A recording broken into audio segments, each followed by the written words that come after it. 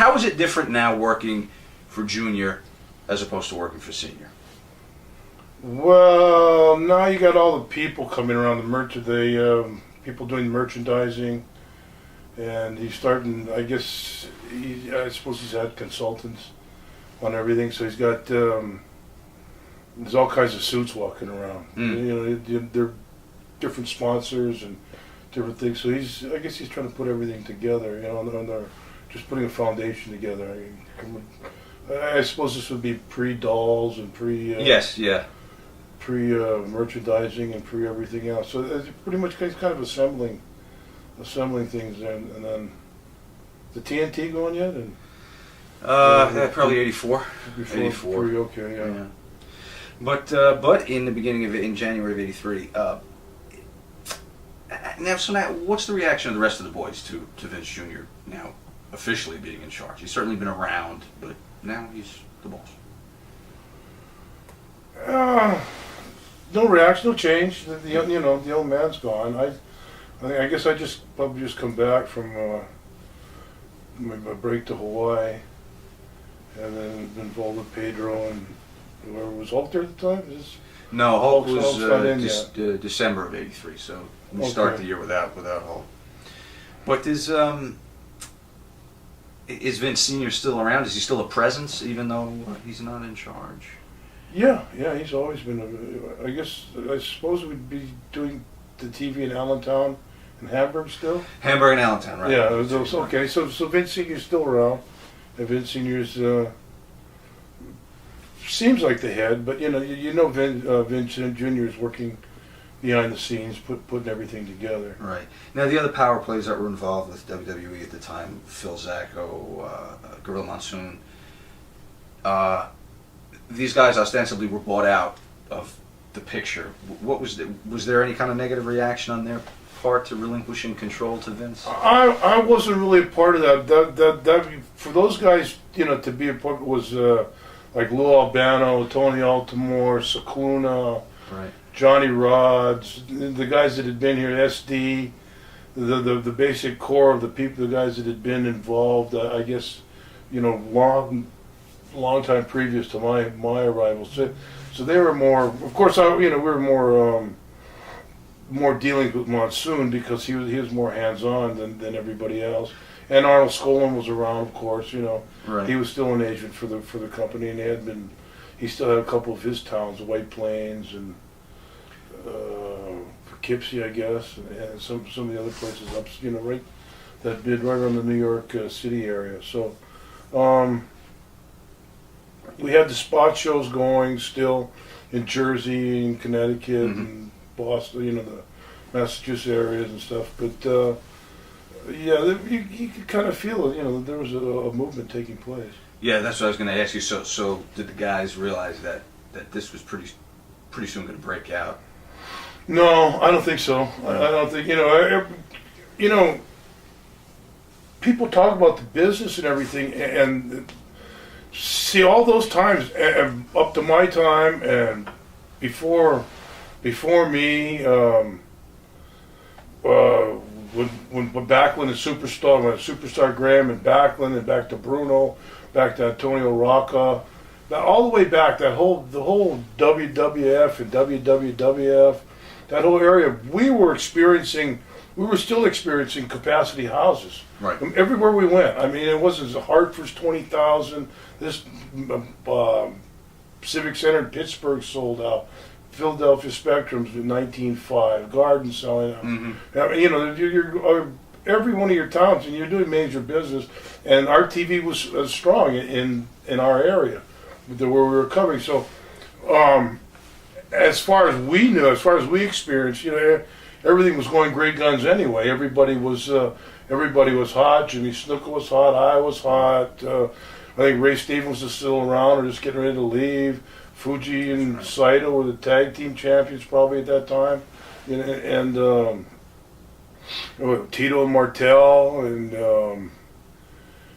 George Steele. It was kind of a transitional crew into from guys that had been there before the 80s or early 80s, and then the new guys that were going to start to come in. So I don't think we had there was a feeling or a sense that was going on, but not a big sense, because our business was still, like I say, the whole time I was here from the beginning, we were selling out everywhere. Right. It was never, a down period or never any recession as far as attendance at the gate was concerned. We weren't involved with the big TVs, the big cable networks and the pay-per-views and everything else that was going on, but as what was in front of us, what was sitting in front of us was a full house every night. So everybody was making their money.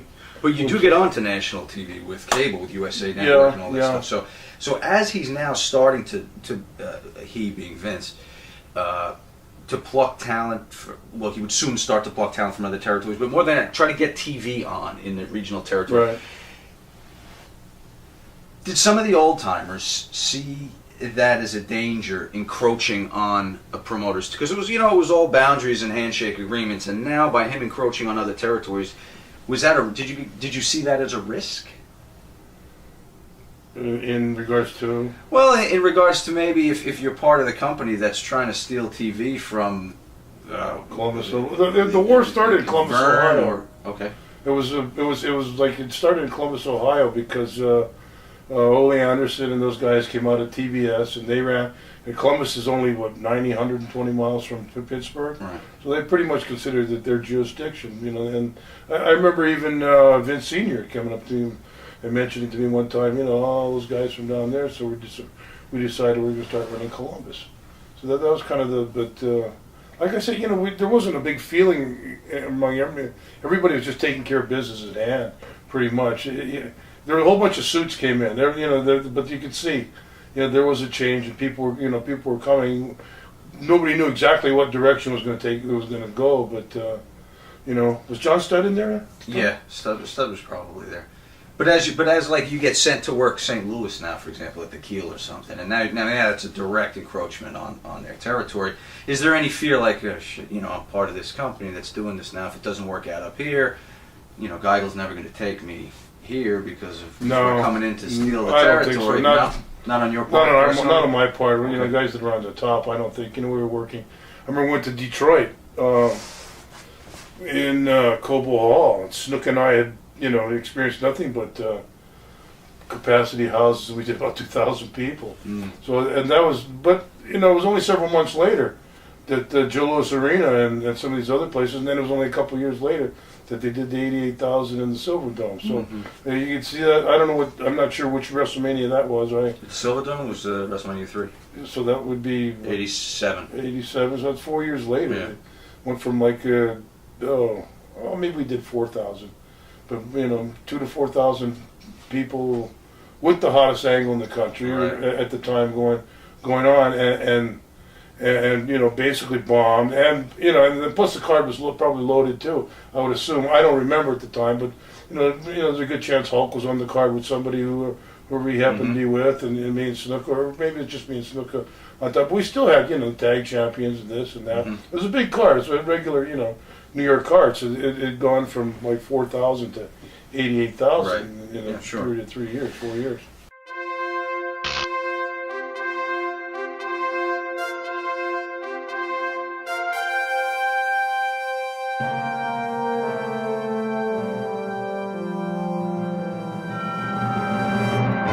Vince's relationship with the magazines at this time in '83. This is before he launches his own WWF magazine. Was there animosity there? Was he compliant with allowing Apter and those guys access to you guys in the garden and stuff? No. They got 86 for a while. George Napolitan, Bill Apter, all those guys. They were pretty much in the outs for a while. Right. I remember I'd run into them. I don't think the wrestlers ever had a bitch with them. Right. Nobody ever, but and they, I don't think, probably saving something down the line or hoping, that something would come back together. I don't think they ever, as a majority, I don't think, or they nobody ever really came out real heavy against Vince. What he's doing this, he's that, he's just right. Everybody just kind of, bit their tongue and kept going, doing their own thing.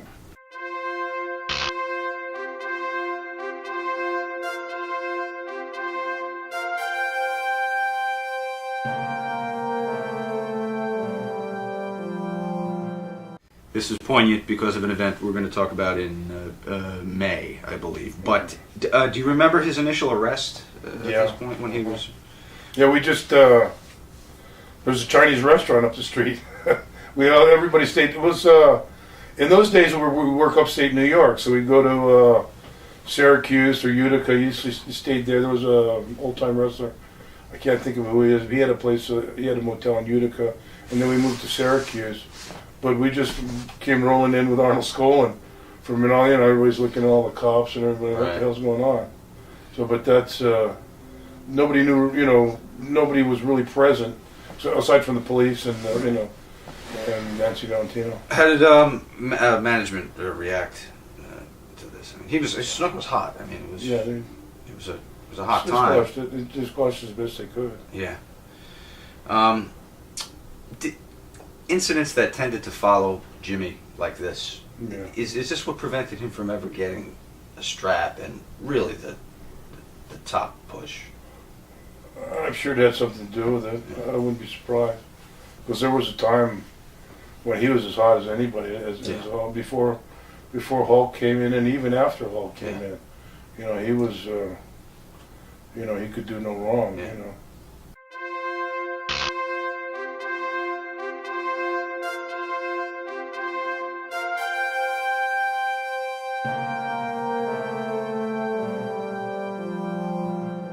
What were the determining factors in them deciding to take the strap off of Pedro? This is the second time I took it, I believe, yes. Right? Yep.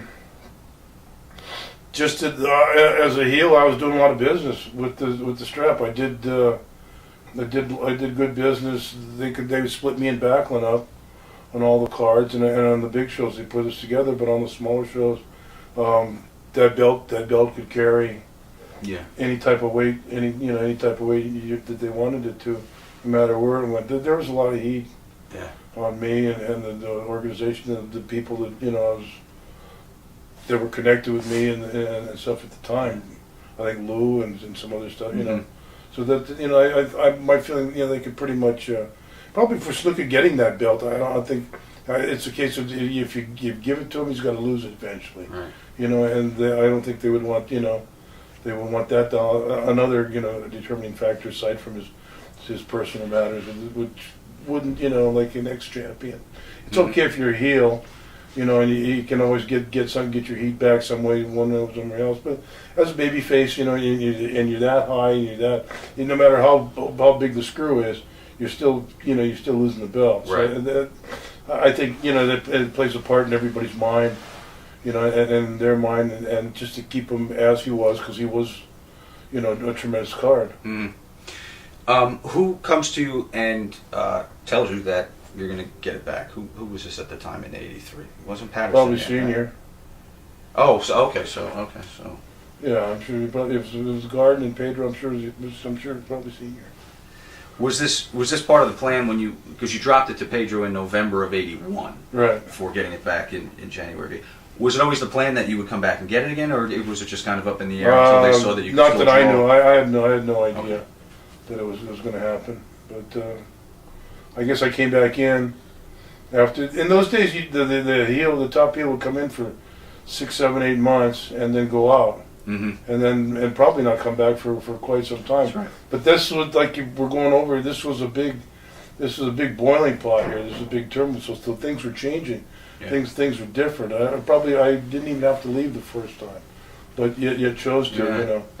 And did the TBS and the Carolinas and stuff with Piper and all that other stuff previously to '83. But as far as I know, it would just. I guess it seemed like the right move for them to make at the time because I still had all the heat I had when I left when I came back.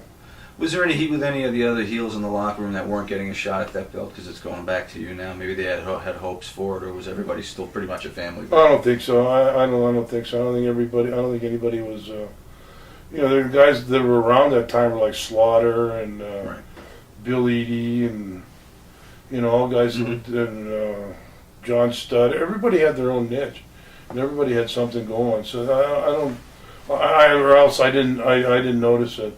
Okay. There didn't seem to be any animosity or any anybody that had any plans. Or there was no outside booking. Everybody pretty much followed what was going. The old man had a book in the office in Hamburg, and that's where he did his booking on Wednesday night after the Allen show, and he'd come in and you're here, you're here. For the couple of big shots, Right. The guy, I want to do this here, and I want to do that there. I'm sure they went over that, and we, go over that in meetings before. But So you go into Vince Senior's office after the taping, and he. Well, it was a little ticket booth up in front of Hamburg. Okay. It wasn't really Makeshift office. office. As far as an office, but yeah. How was Pedro about losing the belt again after having had it for 14 months? Now this is his first pinfall in Madison Square Garden in 18 years. He was with it. I don't think it. I don't think it went over. Over 100% with him. But he was making good money, and evidently they'd promised him, employment down the road, and he'd done well here, having the world championship before that, and then the Intercontinental title for quite some time. He did his role kind of diminished at this point. Was that his taking time off of his own volition after having worked a heavy schedule with the title, or did they just kind of? It just kind of happened. Yeah. Like the Steamboat was coming around. Jake Roberts was. I remember Jake Roberts. I don't know if that was the year or not. But Jake Roberts came to White A little Plains. later.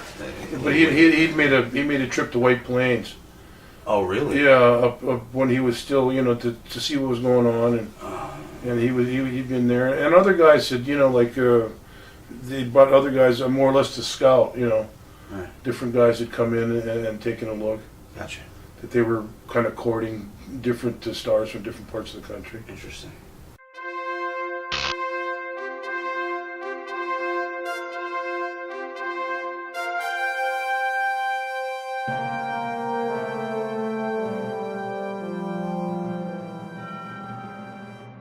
Any remembrances of the old Rogers Corner show when they brought Buddy back to host the predecessor to Piper's Pit, really? Yeah, sure. I've been involved with Buddy earlier in Florida when he was down there booking for Eddie Graham in '79, I guess it would be probably. So I knew Buddy, but I'd known Buddy previously, so he was. So you had a good relationship with him when he came back. Yeah. Did he get along with everybody? Yeah. Pretty much. Yeah. Except Bruno, maybe. No, I don't know. Yeah, I don't know. Yeah, except Bruno. That's the answer. Bruno wasn't around a lot at that time. Only in Pittsburgh, Bruno would show up, and probably Buddy wasn't. They wouldn't book Buddy there. I don't know. Now Buddy's just a performer at this time, right? He's not doing anything of an agent role or anything, right? When they bring him in to do that show. No, never was an agent. Okay. Just strictly. Well, I don't know what information he led to the office or the meetings or anything. I don't think any. Okay. But he was just working. Yeah. He was a legend in his own right at the time. So was he forthcoming with the younger wrestlers, or was he approachable? Yeah, he was well respected. He was a legend. He was a legend to the wrestlers. Yeah. To the guys that had known about him and that didn't even know him. Because before I met him in Florida, all the generation ahead of me. Yeah. Curtis Alkea and those kind of guys that had always spoken, everybody had always spoken, well, not everybody, and Bruno and the, Sakuna and that crew, that dirty, no good, but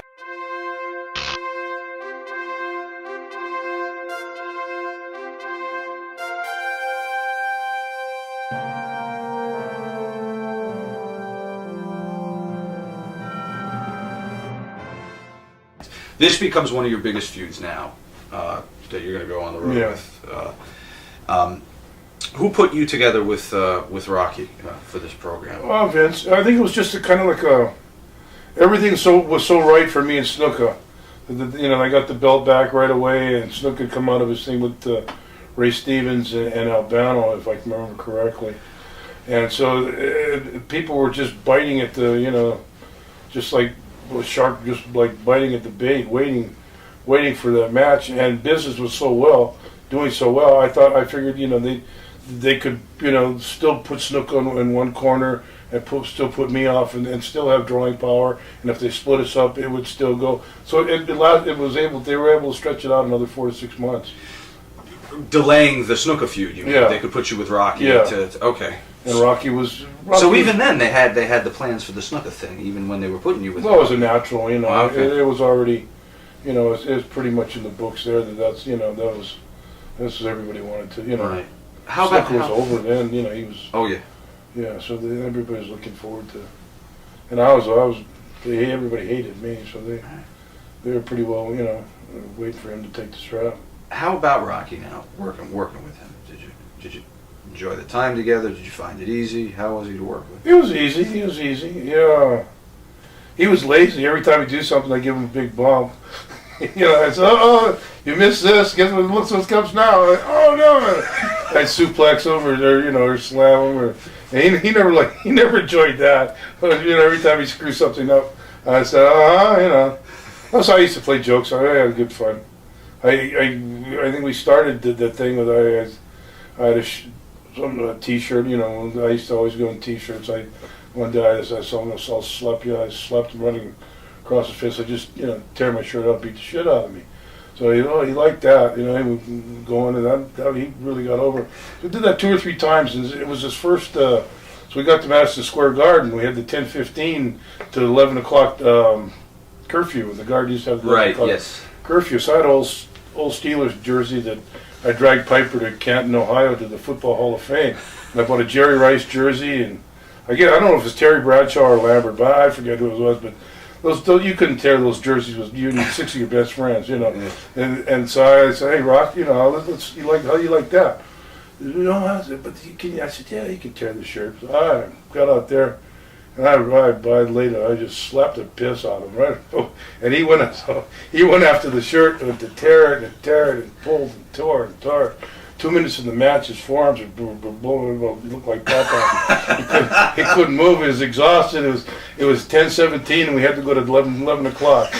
So he was dying. Vince and Fuji and everybody standing in that aisle that you're talking about there. Because I told everybody what I was going to do to him, you know. Everybody's standing out there looking, and everybody's laughing and dying. And Rocky's arms were just, you know, his hands are just frozen solid. So we're trying to tear that. There's a little Vaseline going on there too. I have no idea how that happened, but you know, it was just, you know, kind of a welcome to Madison Square Garden. You know, you drew this house, now take advantage of it. So it's all blowed up. You got 40 minutes to go. Yeah, it's all blowed up, and we got, you know, we're just starting. We got to go till 11 o'clock curfew. Because they didn't want to beat Rocky in the Garden yet. He was new, right? And the Atlas was in between wives or whatever he was doing at the time. So yeah, they weren't getting along, were they? Those two? No. I'm referring to Atlas and Johnson hated each other. Yeah, I was answering that question. No, I thought it sounded like I was talking about his wife. I have no knowledge whatsoever of Rocky's relationship with his wife. So now you must do great business with the shoot in all the cities that you hit, right? Yeah. Rocky's a good card. Yeah, he was, you know, he was still doing the kip ups and the drop kicks, and you know, and if you squeezed him enough, you could get a lot of work up. Right.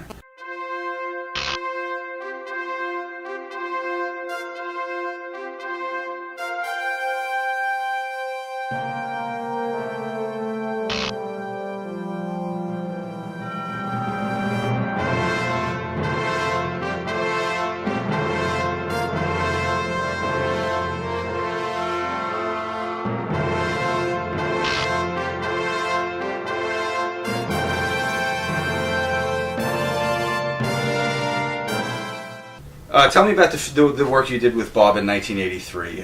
You faced him many times, mostly doing the consecutive months thing in the same cities. What was it like working with Bob? A lot of work, but it is, you know, there was a different credibility you'd have to bring to the match. It wasn't, you know, and I would still go out and do all my wild shit, you know, jumping around and everything else, but then you would have to settle down into more of a wrestling type match, or to get the most out of Bob. And we were going hours in those days, you know, every night. So to get, you'd have to, you know, start it back, kick it back a couple notches, right, and kick it up in different places where you want, you know, and go to it. But I always found Bob Backlund was a pleasure to be in the ring with. How about outside the ring? Outside the ring, yeah, he never. Okay. He kept to his own. He was, he was. That's why I was always kind of curious after that why they, treated him in such a way, because he was such a fine representation as a champion, and as his amateur background and just his own personal life, the type of guy he was, real, actually. A real howdy-doody, clean cut. He hated being called howdy-doody. Right. In fact, they tell you don't say that on the promos. They don't like that. Tell the heels not to. Yeah, don't go there. But you call him anything else. But stay away from that howdy-doody thing. But he was a clean cut, good-looking, hard training, hard-working guy that had a lot of respect for his sport, had a lot of respect for the guys he worked with, a lot of respect for everybody in the locker room, and he was just a class act all the way around. You mentioned the hour matches you guys would have, and you guys worked tremendously together. What do you think you had that Bob rose to the occasion and you were able to do hour matches? I had with everybody else. Everybody else, Steamboat or Morales or Snuka or anybody else I had any type of thing, was another great amount of trust. When we went in there, when anybody else was in the ring with me or anything else, the whole purpose, the whole function was the match. It wasn't me being better than you or you being better than me or anything else. Everybody I had pretty much trusted me. I would think, I'd like to think, and I trusted all the guys I had no reason not to trust anybody I was in the ring with. I don't think, it doesn't occur to me now that at any time did I think, something was going to happen or something was going to try anything else. Mm-hmm. It was pretty much the whole foundational backbone of, most, just about any great series of matches or good feuds or, good things you got going. Me and Steamboat or me and whoever it is, mm-hmm. Me and Backlund, it's, a great amount of trust, mm-hmm. Between the two guys in the ring. 83, we're nearing the end of Backlund's reign, and the writing may be on the wall in many ways. Who knows if he had seen it at the time, but were you considered a viable option to give that heavyweight title to when they were considering ending his reign? No, I don't think so. I think they'd gone with Hulk. I don't know what kind of meetings they'd had or what they. I think that Rocky, that Rocky with the one that the Hulk was in. Yeah, Rocky 3. Yeah, whichever one that was. About 17 of them.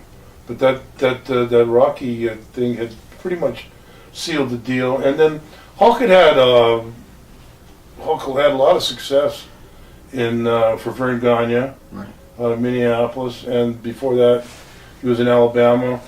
So it was it looked like he was pretty marketable commodity, especially mm-hmm. where Vince wanted to go. That was like we were talking about with the merchandising people and the marketing people, and everything coming in, and Vince going out on a limb with the paying for the TV, because nobody ever paid for wrestling previous to probably previous to 1983.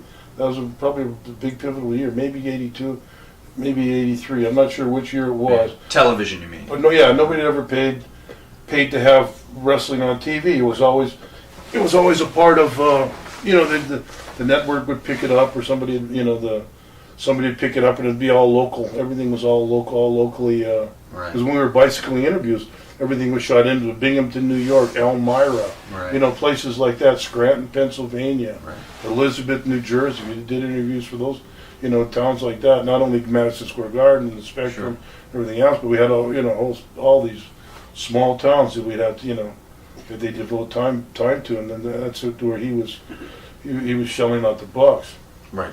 So I think that was a pivotal point for Vince right there. I don't know if it was 80. I'm sure the seed was probably planted around 82. Yeah, 83. Yeah, this was a big time, big pivotal year. 83. But 83 was when it started happening. When the merchandising people, you'd see a whole team of people come in at the Allentown or Hamburg TV. They'd be there for the, watching and taking notes and doing whatever, having their own meetings. And right, their whole entity unto themselves. Right.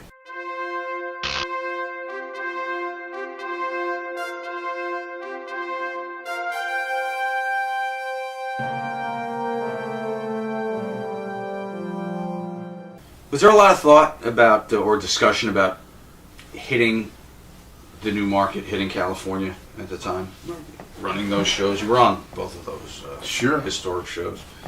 Sure, potential, you know. Yeah. 10, 15 million people in that whole West Coast, you know, from San Francisco, Sacramento. Well, I started up in Portland, Seattle, and Vancouver. We went up as far as Vancouver. Right. So right down there, right down from Vancouver to Seattle to Portland to San Francisco, over to Sacramento, down to LA and to San Diego. Right. That was a whole. Then later they came with Bakersfield and Orange County and a couple other, you know, huge markets there that were, you know, that were profitable. Right. 15, 20, excess of 15, 20,000 people. Is this Vince Jr. now lining up these venues? His team. Yeah. And who's booking at the time now? Would it be George Scott? George Scott was in there for a little bit, right? 83, Yeah. 84, before Patterson. He was in between Senior and Patterson, so He it was. could have been George Scott, yeah. He was kind of the front man anyway. I think, you know, Patterson was still there. Patterson had always been, you know, Patterson was always back, and he had Vince's ear all the time anyway. Even back when he was announcing. Yeah, Okay. yeah. But you could see, you know, going to different, you know, forming a base in Los Angeles, and going out from there to San Bernardino or Orange County or Bakersfield. Let's say with the San Francisco Cow Palace, and then Oakland and Sacramento and a couple of towns out of there. So you could see, you know, you could kind of see it form. You know, you know, you could kind of imagine it or see it. So I'd worked San Francisco for Roy Shires. Right.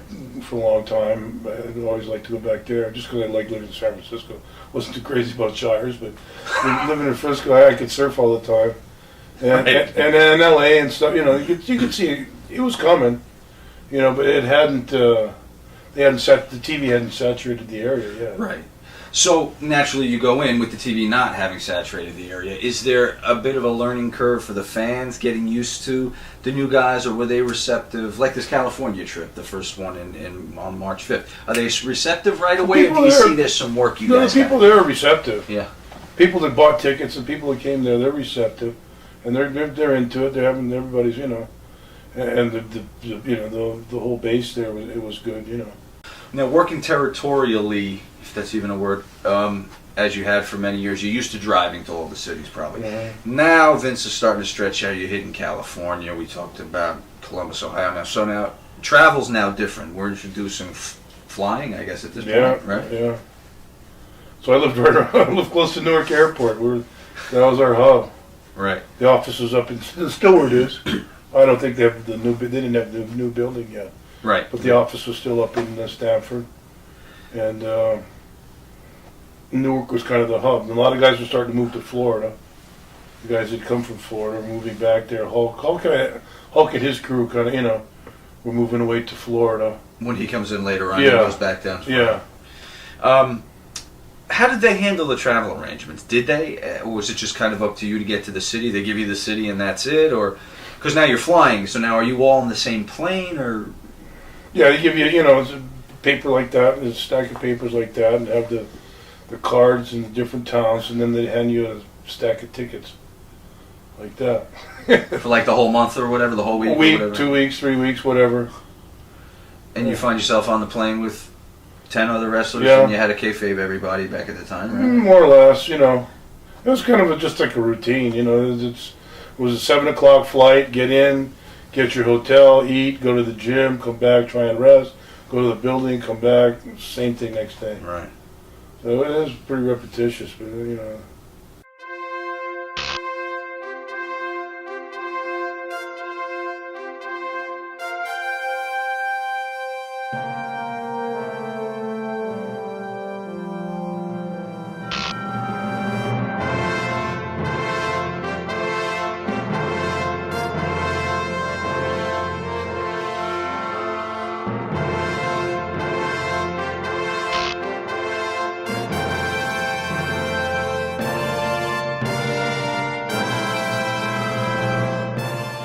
Just another night, right, dude? Just another night. The blade in the finger, and just another night. Here we go. Do you ever cut anyone grabbing them for a slam? Because you used to keep it in your finger, right? Yeah. Did you ever just maneuvering around? Because Sheik used to keep it in his mouth. He's the only person I've talked to that. Terry Funk. The Funk used to keep it in his mouth too. Yeah.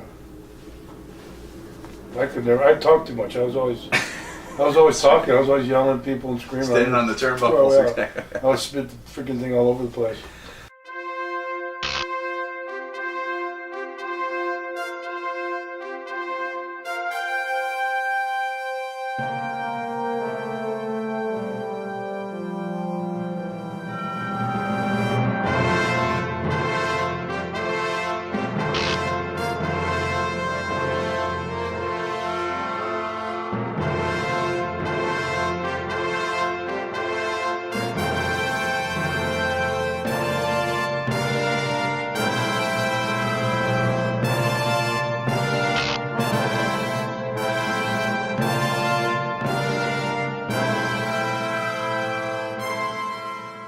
Swede Hansen, the special guest referee for the match. Your thoughts on Swede? Hands like clubs. He was a good guy. His fun suit was fun. He was just passing through, and one of those guys, that Vince would took care of and brought in. He came out of Charlotte. He's a big, rugged guy, and big man.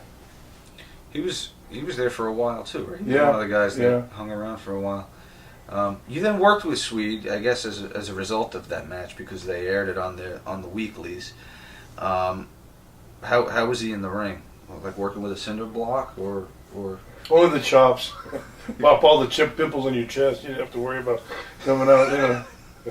He had a heavy hat. No, he was easy. Yeah.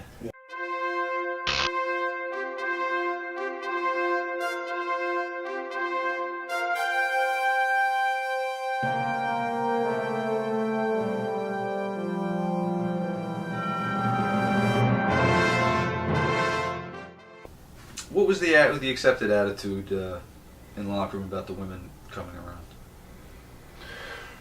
Everybody had been in other territories, the girls would come, they were like the midgets, the girls and midgets, they would come in, do their novelty, do their 2 weeks and go. Yeah, there was no big deal. They were on the card. But those days you had 2-3 shows running a night, right? So there wasn't, they weren't taking any money out of anybody's wallet or nothing. They probably added to the card. I don't know. Because we were doing so well, it would be hard to gauge, Right. Because the business was capacity just Right. about everywhere. So the women or the midgets or whatever, whatever novelty act you had. Not that we weren't all novelty acts, but that's an interesting way to look at it. Whatever sexual novelty act you'd happen to have, they were, I guess, more for the fans, yeah, probably than to try and. They didn't need him to kick the houses up. No, they didn't need anybody to, just to break up the card a little. Just throw a carrot to the people. How about Lillian? She was a tough old bag. She used to beat the hell out of those girls. I heard. She was.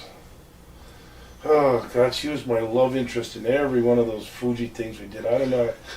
I don't know how they couldn't find somebody. Hire somebody with the, Couldn't bring Wendy Richter in to fill that role at the time, I guess. Yeah, right? But somebody out of wrestling, right.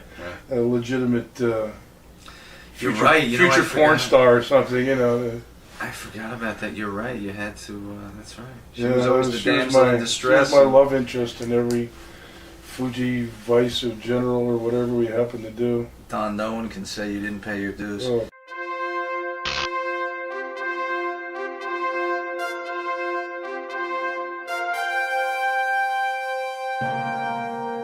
Do you recall any of the details of the accident with the whole thing? I was the one he called. Really? Yeah, and as you prefaced earlier with the Syracuse incident, that with Jimmy, that all happened that one night.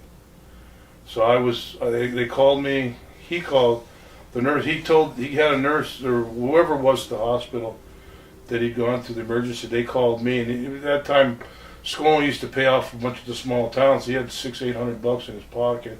I got there, told him watch me to go through his pockets, and his pockets were empty. He was there. He called me about 12.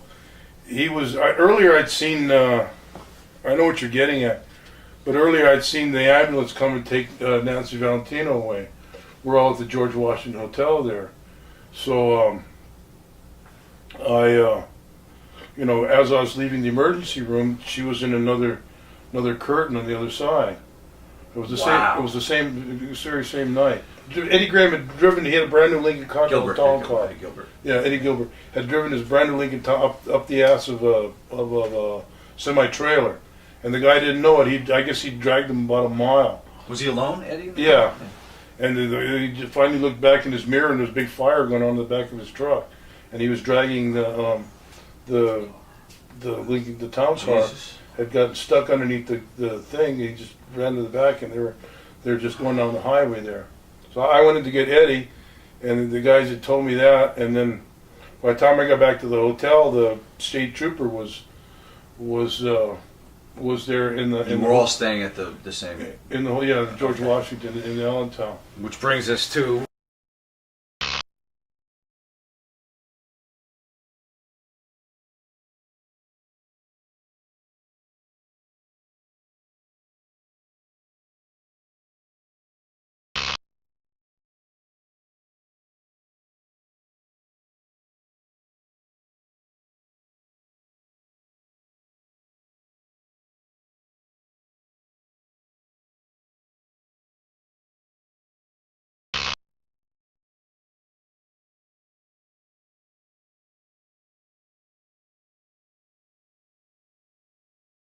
So you return now from Emergency room. Eddie, and now I run into the troopers, and Miss Valentino succumbed last night. I said, what?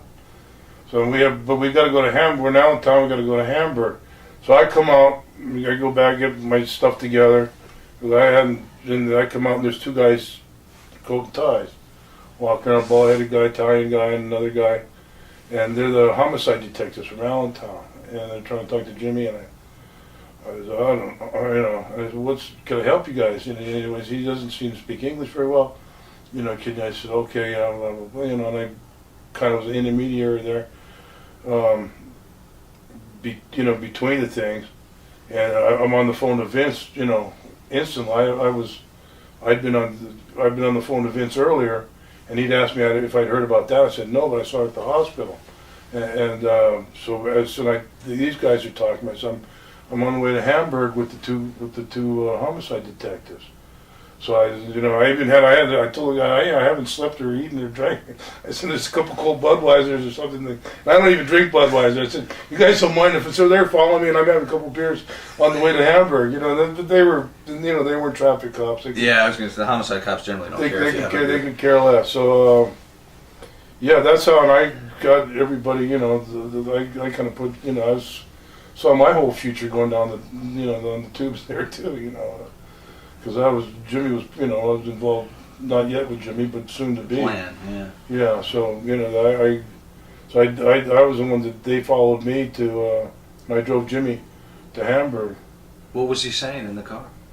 That she'd slipped, and he was, despondent, and hit her head, and pretty much, whatever, Yeah. the statements were. He, and then it just kind of goes away. Right? I mean, he kept working. Yeah. Did you know Nancy? Was she a serious girlfriend or just someone that was kind of she was, yeah. Okay. He had a family in Cherry Hill at the time too, Yeah. Philadelphia. So he was, I had known his wife from Minneapolis many years before. So that was, it was a big thing. But that wasn't really but that's what that whole night was a long one. Yeah.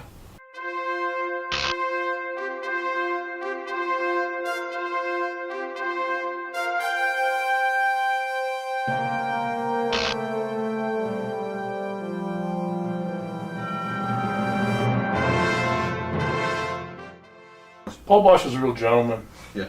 He was, one of the. He promoted only Houston and around Houston, and every Friday he'd go down there, and his payoffs were after Fritz's payoffs. He'd be looking forward to his. if you had a good spot in that Friday Houston show, then that would basically make your week, because between Fritz's kids and his nephews and everybody else around there, Dallas and other places didn't offer you a big. Dallas wasn't drawing worth the crap anyway.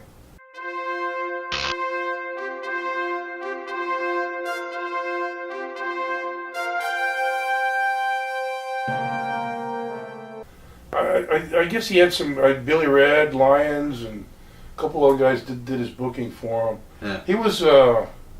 He would catch with Vince or with Koniski. The TV from Vancouver, I think was in there, was pretty strong in there, and Vince would give him guys, and there were some Canadian guys that he would probably, like Angelo Mosca or Dino Bravo, right. guys like that that were strong. And they would get him through an arrangement with Vince was feeding them. We'd go up there. We'd go up there for Sunday night, and you have the ham and cheese blowout after with the Bat's beer in the bathtub after, and he'd have a room. And most of his local guys would go up there, and then me and Adonis would pop through, raise some hell for a little while, and then take off back downstairs. And we did some, just fooling around. He's all right. How important was Canada to what you guys were doing at the time? Was it big money up there? Well, the dollar was a devaluation, but we were doing good crowds. Yeah. The crowds were, and the money was. But plus, I think we were outside of Toronto somewhere there. We were filming out in Brantford. I don't know if it was then or... that starts in '84. Can I get a that witness? the next year? '84. What the hell was that place called? It was the hockey. Brantford. The hockey arena. The home of Wayne Gretzky. Was it in Brantford? Brantford. I'll probably get 50 emails on this. Yeah, it was the hockey, the sports arena, right? Yeah, it was like hour and a half out of Toronto.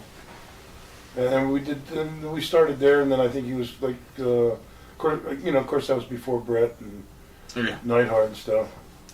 But the old man came to one of the Stu, and he was always a trip. Stu Hart. He was just. I remember, and this guy, he had millions. I think before Vince even knew when millions. What he bought all that oil property and stuff up in Alberta and stuff. He'd had that. Then they had that big Munster house in Calgary. Yeah. With the family. What was that plot of land? I'm just reading. Well, I remember the guys. This is probably a year later, but they bought a bunch of sweet sour spare ribs and stuff. Chinese. There was a Chinese restaurant down the street. So guys would do like a whole day of interviews in there, and then go somewhere. And the guys that didn't clean the meat off the bones, Stu was going and he was cleaning the meat off the bones of the sweet sour spare ribs. The guys had already eaten. He was multi-millionaire. What the hell's going on? But that was Stu Hart. That was him. Yeah. With the flipping the cat turd on the thing and going back and flipping the eggs. I heard about that. That's right. The spatula, he's cooking eggs in the kitchen. Flips the turd on, goes back and flips the eggs and the pancakes around. I went to two Sunday dinners up there. I'm proud to say. That was about it though, just two, huh? Well, I didn't spend a lot of time working in Calgary. I went there to put the belt on Dave. I took a belt from somebody, or the Norman somebody, and then dropped it to Davey Boy a couple weeks later.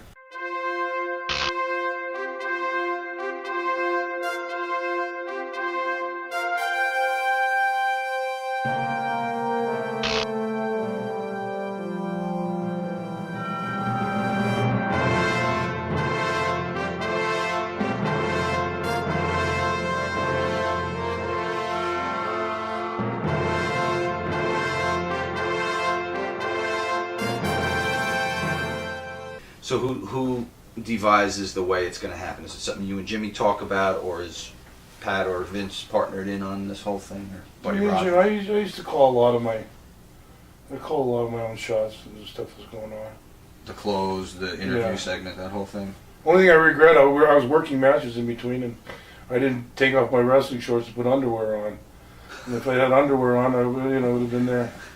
And I heard comments before, oh, he had his wrestling tights on and after me. But Oh, that's funny. it was in between, Allentown, we do 3 hours of TV. And, I just threw a pair of pants and a jacket on over them, and ready to go back in the 3rd hour. And there was a comment that I'd have my wrestling tights under my clothes. Right. No. Okay. But that was the short. But it never really hurt the ankles. Just a point. I don't know anyone that would remember that. Yeah, I heard comments to that, or a comment to that effect, 1 or 2 comments. Okay. To that effect, but not like I said, it didn't really hurt. Well, you guys showed them because of the business you did after that. Did you expect that kind of business to be done by this? Did you know that this was going to be the big one? Yeah. Yeah. At the time, Jimmy, you're standing outside the ring. Jimmy, you said something to him. Do you remember what you said? Something in Fijian, he taught me. Something. Oh, really? Yeah, something filthy about his mother or something like that. Yeah. Now he dives over the top. Yeah. I'm fairly certain clearing the top rope. Mm-hmm. You didn't see that back then. I mean, nowadays they're taking bumps. From yeah, that was an old Mexican, the old Mexican stuff there. He's he was really kind of a impressive physical specimen. Oh yeah, he would gain 25 pounds. He would grow 25 pounds in the ring. I would watch him come in flat and tired, and 5 minutes later, he'd come looking about 225. 5 minutes later, he'd be about 245, pumped and buffed and looking huge. He's always, I don't know how he did it. I mean, I was in the gym all the time. It was always Backlund. A lot of other, we spent hours and hours training and stuff. But he never didn't seem to really, he really put. I know he did it one time back in Hawaii when he was Mr. Hawaii, Mr. Hawaiian Islands and stuff in the bodybuilding. But he was. He'd do that little rubber luthes, the little rubber pulley the luthes had. That was it. And he just. You're kidding? Wow. That was it. I mean, he'd go to the gym and he wasn't killing himself in there. I'll tell you that. Not like everybody else. And he just looked the way he did. I mean, he looked fantastic. It's the Fijian water. I guess. Yeah, he was.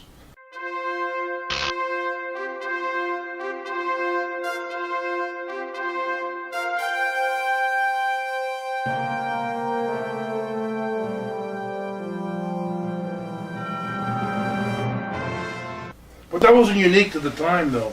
But I was doing with Slaughter and Backlund was doing it. Me and Backlund were doing it. Whoever was with Backlund, Morales. That was you're talking bridging the TV thing. Mm-hmm. We were doing those house shows on a pretty consistent. Hartford, Philadelphia, Pittsburgh, you name it. Up and down the town. It wasn't unique. I mean, the figures. I had no idea. Of the figures and the particular records mm-hmm. and stuff that you had. But it wasn't really unique to have, have the Garden sold out or have the Spectrum sold out or have Hartford sold out. Or, I mean, we were capacity audiences everywhere.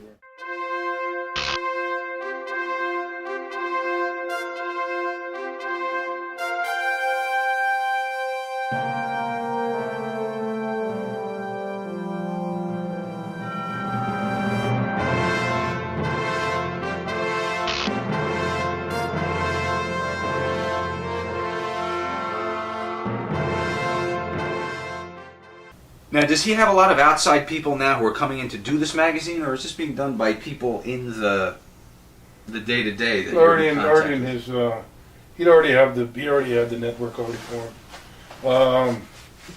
Jeff Taylor? Steve Taylor. Steve Taylor. Yeah. Okay, he was instrumental in the photography and a lot of that stuff.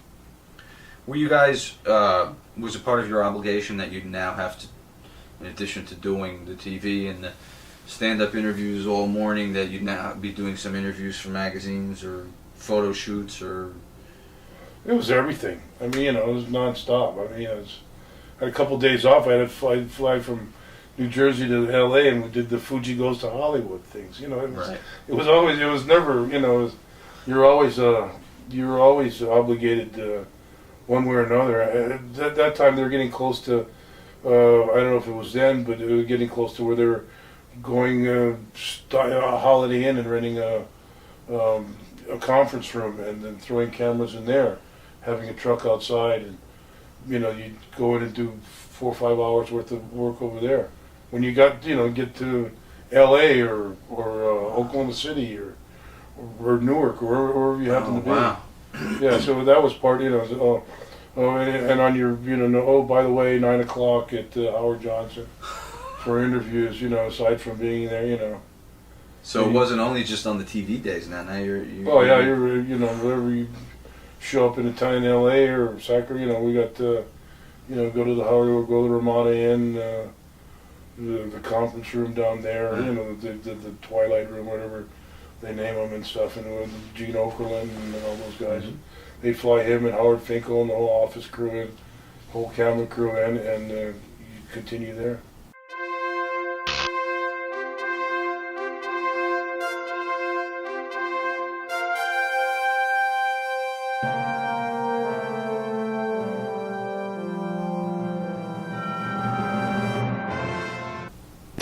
Some of our shows were coming. There was a lot of the garden shows were going out in the USA. And then Snook and I, that cage match was on USA Live. Oh, that's true. Right, they were putting house shows on there, weren't they? At that time, at that time was the highest rating cable network had gotten. I don't know what the point was or what the number was, but it was it was something that caught on. So nationally, and it was nationally for a cable. For a USA channel that wasn't available to so many homes, they did. I think they did a high number. I don't remember what it is. Mm-hmm. Right now, it was 25 years ago. But I mean, in the locker room at the time, now, this is a big thing with a national reach like that. You guys are about to become like stars, like movie stars, known countrywide wherever you go. Is that buzz starting to happen with the guys, or is the grind so much that it's really just another day of work? Just another day. Yeah. Just another day at the office, and I remember Dusty came in one time. We were in Hartford, and like we've been, I saw Philly last night. I said, "Where are we tomorrow?"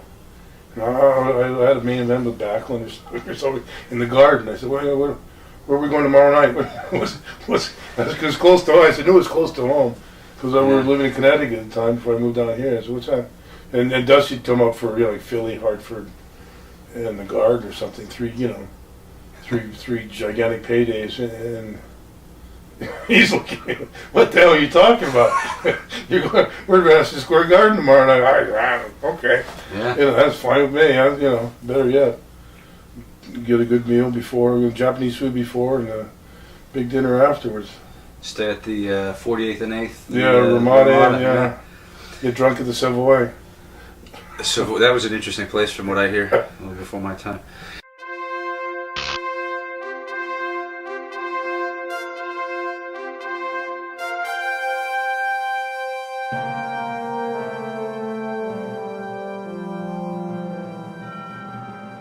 The tag matches were scheduled to go across the territory later on.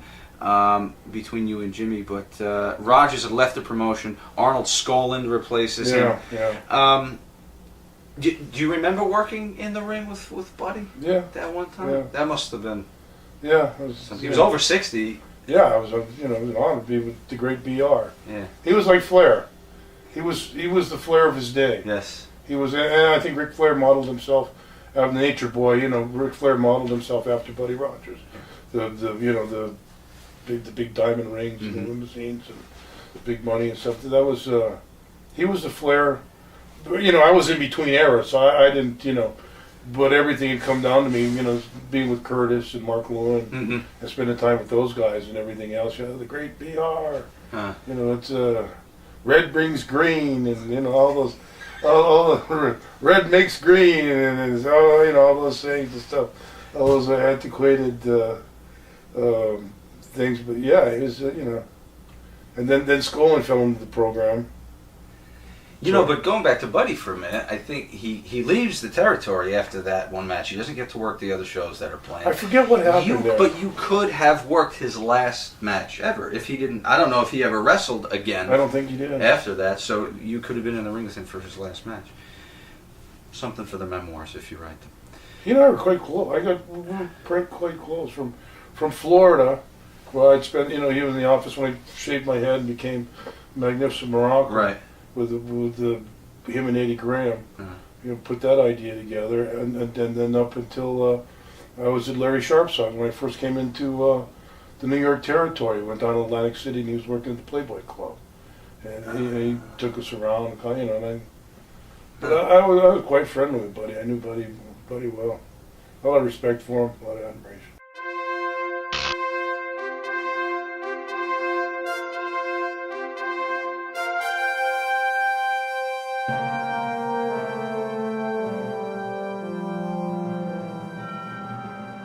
So now this is AWA territory, Northern California. So you're really eating up all the... Are you now feeling, though, as you go across the country, that the pendulum is swinging in your favor and ultimately you're going to win out over all these other smaller... We had, just a tremendous amount of talent just to put into the ring, and then the network Vince had assembled outside with the merchandising, the TV, and the TV people, and the TV trucks, and the commercialization and the sponsors, and I think we're starting with the cartoons and all that other stuff. Was coming on then. We're in LA. We're actually in LA doing cartoons and doing this, and that's another time you fly. You got a day off. Okay, I want you to fly to LA and voice the cartoons. Yeah, or just paddle on a surfboard in dry land. Somebody throw a bucket of water in. That's it. You can go home now. Oh, great! I just flew across country. Oh, shooting the vignettes that they would do in between the cartoons. Okay, I see. Right. Doing those, doing all those spots. I don't know if that was '83 or not, but this was. No, that was '84, I think, probably. Yeah. Or '85. But speaking specifically of the AWA and their position in Northern California, did Vince make it known his attitudes toward Vern at the time? No. Never a concern. They were always a minor league. They're a minor league organization compared to. Vince was spending money. You make money, you spend money. And Vince was spending money. He was sending crews here, crews there, taping this, filming that, doing this. Inserting this, doing that. So it wasn't. Everybody else was minor league. There was really no concern about competition. Right. It was before the TV. WCW and that stuff, Right. Obviously. Yeah. Sure. So, but it was,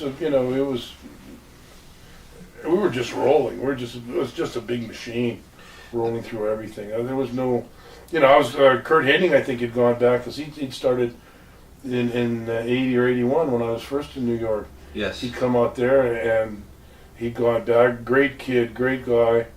Lived up him and his wife and his oldest son Joe was just born, and he was around there, but he was the star for Vern at the time. So if you happen to catch an AWA show, you'd be they'd be stoked to say, hey, all right, Kurt's getting a break over here. Yeah.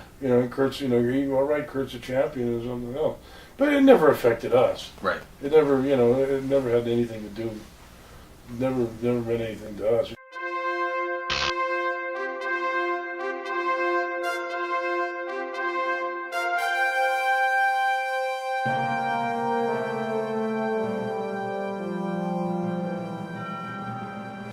Vince Sr. was still the front there. That's how they were able to get in so smoothly. Okay. Because Vince Sr. was a liaison with Jim Barnett and right. and Ted Turner, and Vince Jr. hadn't made it.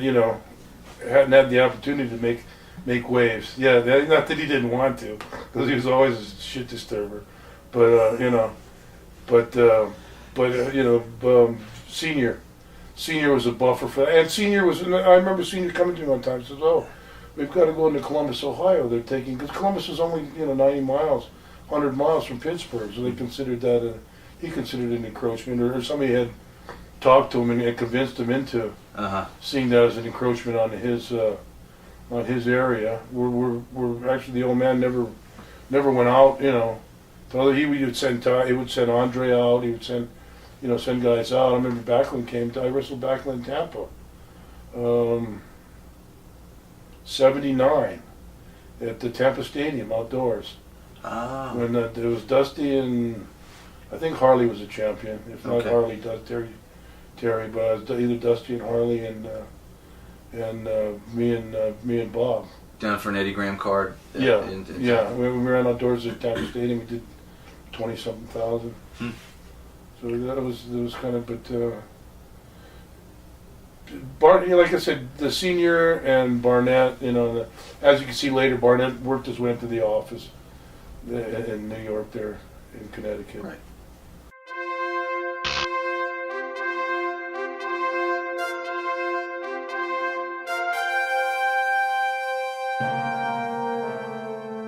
Well liked in the company, I take it he was. Yeah, well, I admired. He's a godfather of my daughter. You're kidding? No. Huh. No, he was a great guy. When he was the consummate manager. He was. Other guys would want, and rightfully so. Lou had been around, and Lou with his vodka glasses and stuff like that, and Freddie had his own thing. But Ernie was for his, was for you. If anything he would boom the interview. Everything would make sure the spotlight was shining on you, and you alone. He would, Well, then the other guys, I didn't say they would do it, consciously, but Ernie would make Ernie was conscious about it, that he was going to make you the focal point of that interview or that period of time. That's how concise he was as a manager in business and everything else. And other guys were out there having a good time, and as we all were. Yeah. And maybe not as conscious as Ernie was Huh. as to the nature of the business. He also, from what I remember, did a lot of the office work for Senior. Yeah, right? He down was in heavily Fort Lauderdale, involved in yeah. the office there. He was- Right, he was in Florida. He was living. He lived in Lauderdale where Vince had his winter home, I guess. Yes. Yeah, so he did. He was Vince Senior's liaison, to get through. And it probably wasn't, you were with Lou at this time though, right? Because you were with Wizard. Yeah, Wizard was my first manager Okay. when I first came in. 81, right? Then I went out. Then when I came back, they put me with Lou. Okay. Why I don't know, but I guess they saw Snuka and they'd had, they knew plans. Fun traveling with Lou? Lou never traveled. Lou didn't travel. Lou made some of the big shows, Right. but Okay. he wasn't on the road. Oh. Not with us.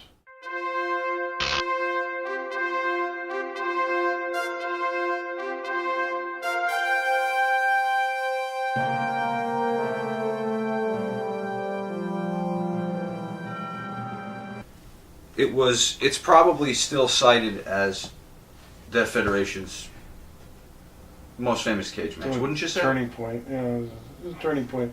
Well, everything kind of fell together then. It was all the pieces that had come together. The USA Network and the advertising and this. It was pre Cyndi Lauper and stuff. Yeah. But as far as it was a pre pay-per-view match, and it was shown on ABC, and all the pieces it just kind of seemed to fall together right.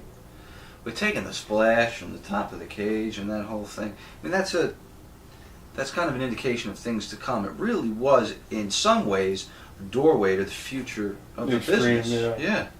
Yeah.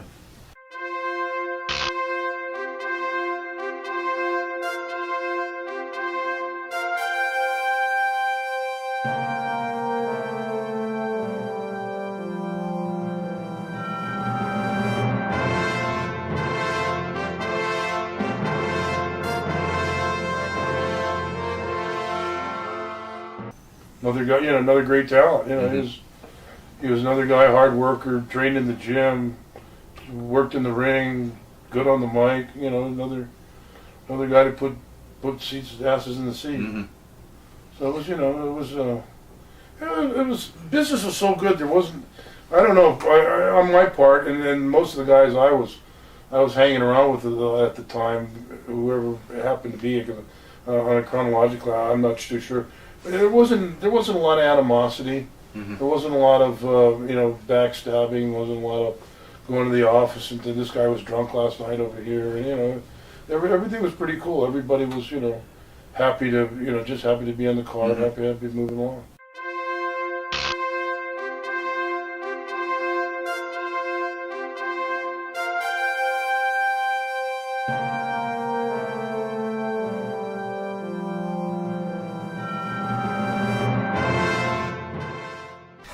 So this is one of those rare heel versus heel match where the fans kind of, well, I guess they helped them pick a side by putting Lou with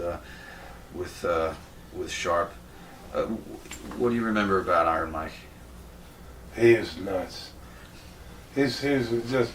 I was in Japan with him one time, and he was going nuts because he couldn't find wax dental floss or, you know, the McDonald's. You know, He was obsessive compulsive. Right? Yeah, it was. You know, his shoes. He would, you know, on his feet over and over again with socks and back and forth, back and forth. Cleaning. And the fact of the cleaning and he would be. He would be. You know, Mike was typically first, second match guy. You know. Right. And I would be. You know. Unfortunately, lots of times stuck on the last match, you know, and I'd be dressed and showered and changed and, you know, got my beer and everything else, and he'd still be in the shower, washing and cleaning. There was a couple times he flooded a couple of buildings. I'm not. This is the truth. He would. Huh? I read something that he would. No, I don't think so. He flooded.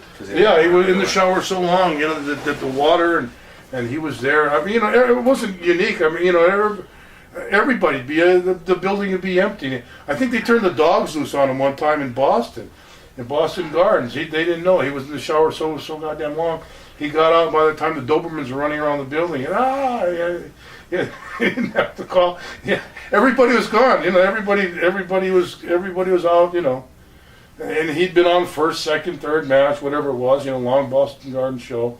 And he's in the shower, and he'd take deodorant, like go like that, take a towel and wipe it off, and take the deodorant, put the deodorant on, take a towel and wipe it off. I don't know how many times he would do that, and he probably had a significant amount of times that he did that. You'd need it, but yeah, but he just, he'd probably go through a thing of deodorant in a week.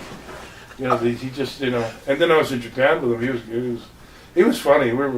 And he was very particular about his clothes too. They had to be folded and always pressed and ironed. And everything. I think it was Dynamite or Davy Boy had played a rib on him in the locker room. He had just for 25 minutes, you know, ironed and gotten all of his stuff before they were leaving to the next city, and it was packed and folded just so. And he left the room from it. They cut the bottom out of the suitcase and put it back on, so he picked it up to go, and it was another 2 hours with the getting the clothes. Oh, yeah, he was. Sorry, Mike.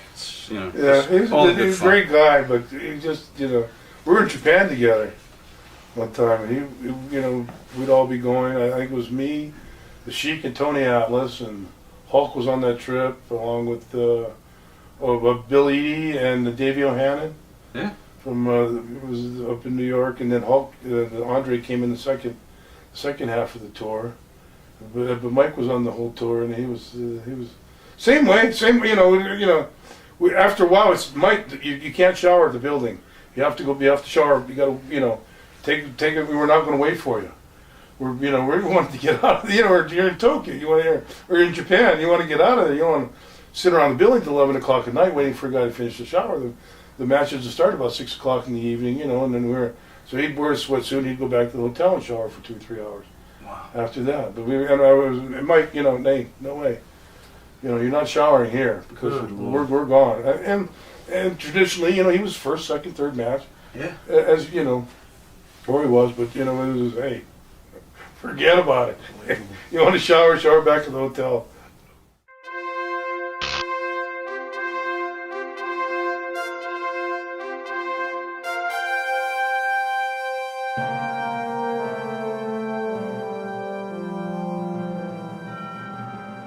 A severe blow to Vern and everyone over there, but a major coup for Vince. Do you remember when you first got the news that Hogan was coming? It only happened a couple weeks before, just before him and the Sheik. You know, he just Backlund dropped it, and then the next show he was with the Sheik. Right. So the boys, we weren't as a majority, we weren't in on it. Right. Maybe the guys in the office, but we weren't. So you didn't hear that this was going to be the start of something, or hopefully the start of something. It was just another guy. I had a feeling it was, you know, because then soon afterwards, all the Cyndi Lauper and David Wolf and all those other people, you kind of tell what was going on. And you know, just the reception he had and the type of charisma he had. He was, he was money right away. Did you feel he was a suitable person to put the company? I mean, in hindsight, of course, you'd say yes, but back then, did you think it was a suitable person to hang the company on? Sure. Yeah. They'd come from 4 years of Bob Backlund, which not to say it was bad, because I have the highest respect for Bob, but it was, it's just day and night. It was a change. With Hogan, it was 12, 15 minutes of, fire and brimstone, and you're out of there. Making big money and, not really working for it. You're working for it, but there's just a standard, Hulk was Hulk, and he did his number of things that worked, and worked well. So, every time I heard "Eye of the Tiger" or whatever the song was, I said, oh boy, here we go,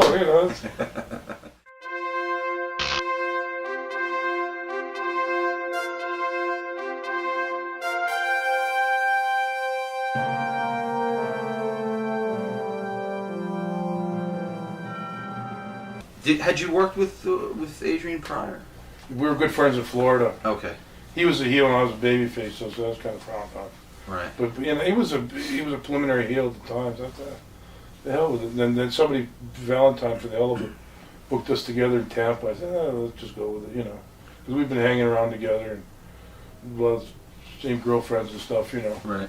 So like I said, he wasn't I had no feud. He wasn't a Patterson or Ivan Koloff or somebody like that I had, that I had any angles going with. Right. So I couldn't see, at that time, the kayfabe and everything else was a big deal back then. But I could just see it as a malicious something by Valentine, just trying to, stir up a little shit. Right.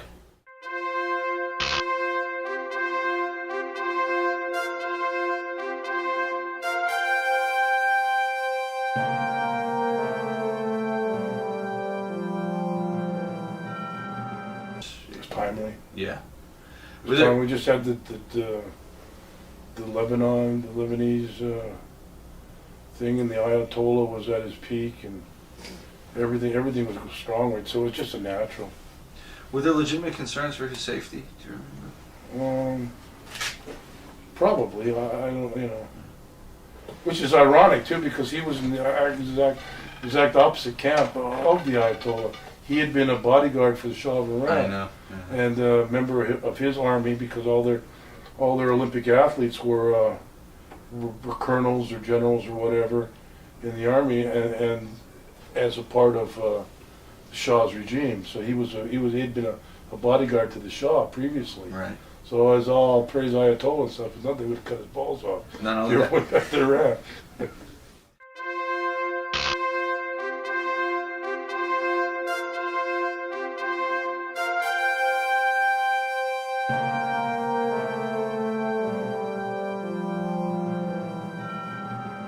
When something big is, Backlund had held the belt almost 6 years. When something this big is going to happen with a change like that, generally, how far beforehand do the other workers know that something's going to happen? I don't know if I knew at all. I don't know if anybody knew at all. I'm not sure. Do you remember being shocked by it? You were probably on the card. Yeah, I was on the card there with somebody. I don't remember who. So I remember it happening.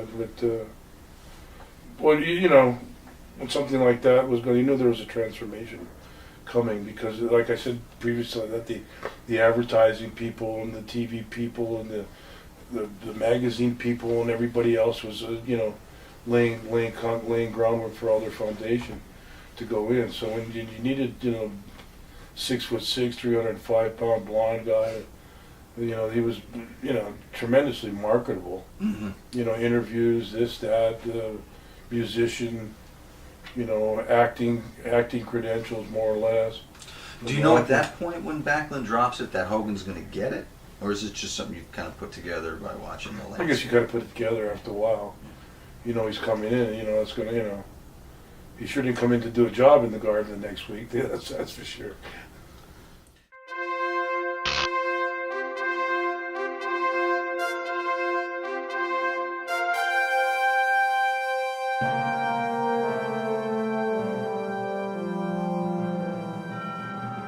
At that time, it didn't seem that significant because we'd already marched through Georgia and put salt in the ground. Everywhere was like Sherman's March to the Sea. You know, we pretty much had control. You know, or on the way to snowballing the whole country and soon to be the whole North America and following that the whole world. Right. At those tapings, David Schultz debuts, has as his manager Roddy Piper, a new acquisition. Piper just finished a huge program with Valentine in the Carolinas, was at Starrcade 83 just a year earlier, and now Piper's coming. Do you remember the initial impact of Piper hitting the ground there? Did he make an impact when he first came in? Sure. I wasn't there at the time, I don't think. I'm pretty sure I'd gone home for a few months. Okay. But you know, Roddy was hot off the TBS when he was doing the commentary with Gordon and stuff there. He just, you know, he was a national figure before he got there. So I think, you know, right by then, and then Vince fed him all the Piper's Pits and the bagpipe guys. You know, he made sure, you know, that he was fit to carry the banner. But you know, bottom line being, he was fit to carry the banner. You know, and he was, you know, the Piper's Pit and all the other things going on. Why did they come in as a manager first? Do you know? You know, Pipe was kind of, you know, he wasn't overly impressive physical specimen, you know, compared to the guys, the heels that you'd had, Stan Hansen and Bruiser Brody, and I don't know, like one of the after Valentine was like one of the first. Patterson, Pat Patterson, Valentine, myself started the trend of regular sized, you know, heels, or not, you know, not the enormous. Right. Not the enormous 6'6", 350-pound guys, just to go with Bruno. And you come in, stomp, 3 shots with Bruno, a couple shots here, and you're out. You know, good fat 6 months, but you know, be in and out, and that'd be it. But that was the change. And just thinking maybe they were just hesitant because of his size and stuff. Okay.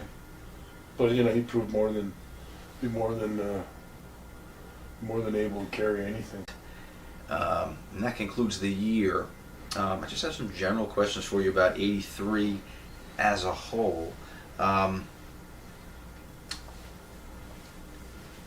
Compare and contrast today's product with 1983. I mean, it's night and day. You could spend all day here, but what's the major difference? What are we lacking now in wrestling that you had in '83?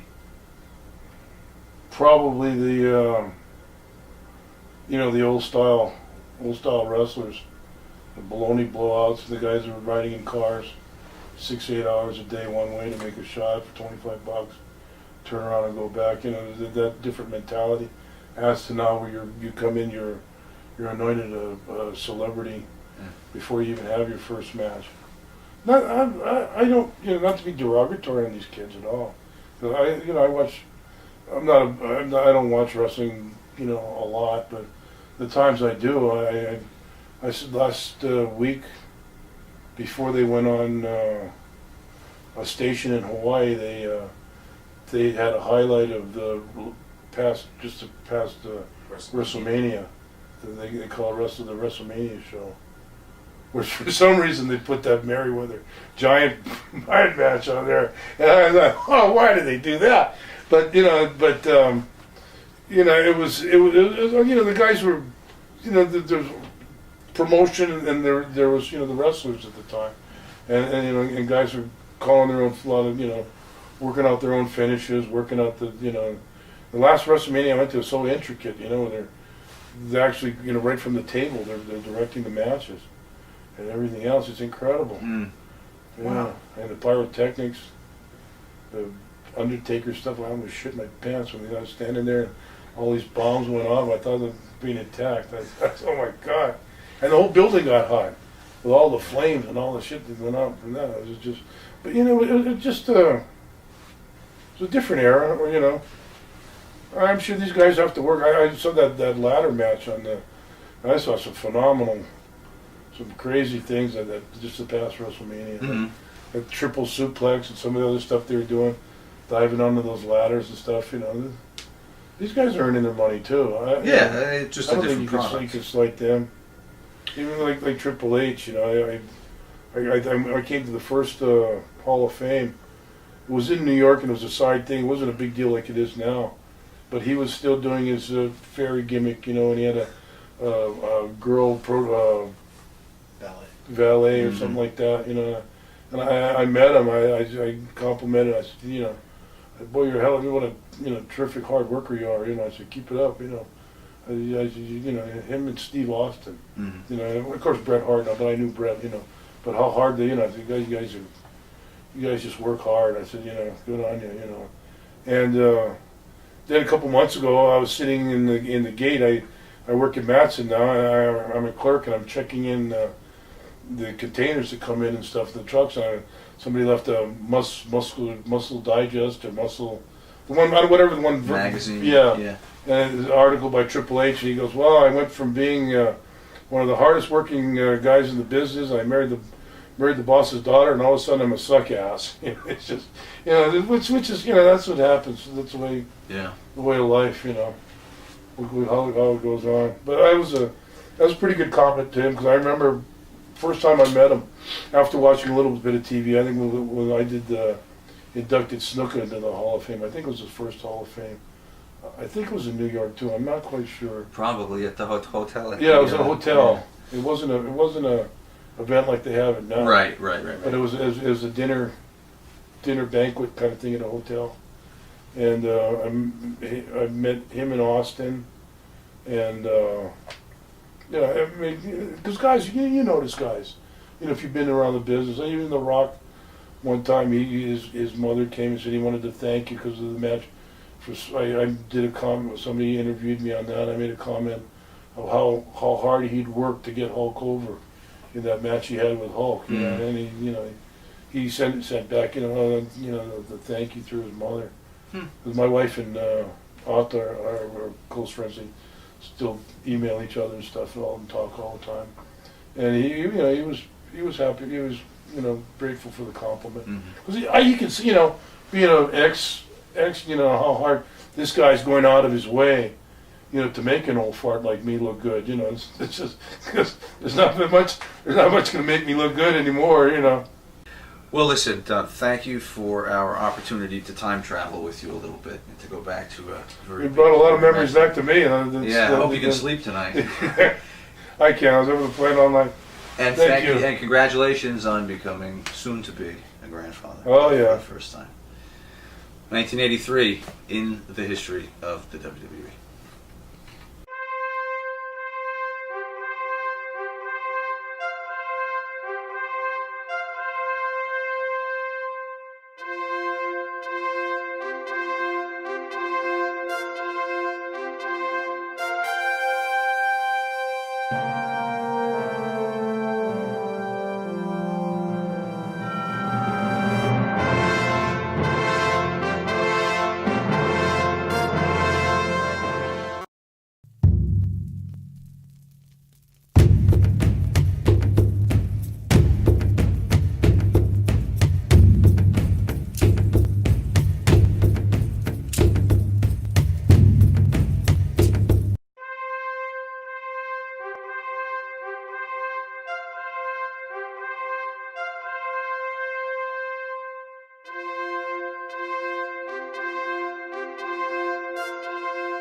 Ronald Reagan was in the White House. The Los Angeles Raiders and Washington Redskins are headed to Super Bowl 18. Say, say, say.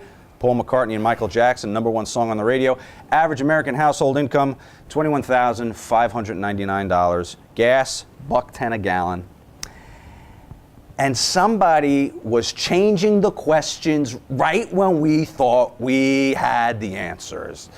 It was a guy that you could arguably, or maybe not so arguably, say was as responsible for the boom of the World Wrestling Entertainment Federation company in the 80s as anybody else with blonde hair. It's Roddy Piper, my guest. Thank you very much. Yeah. Thank you for agreeing to go back in the time machine. Nice. That was nice. Man, come around every place with me and say that. I'll be your representative. Cool. You need anybody? No, you're really good.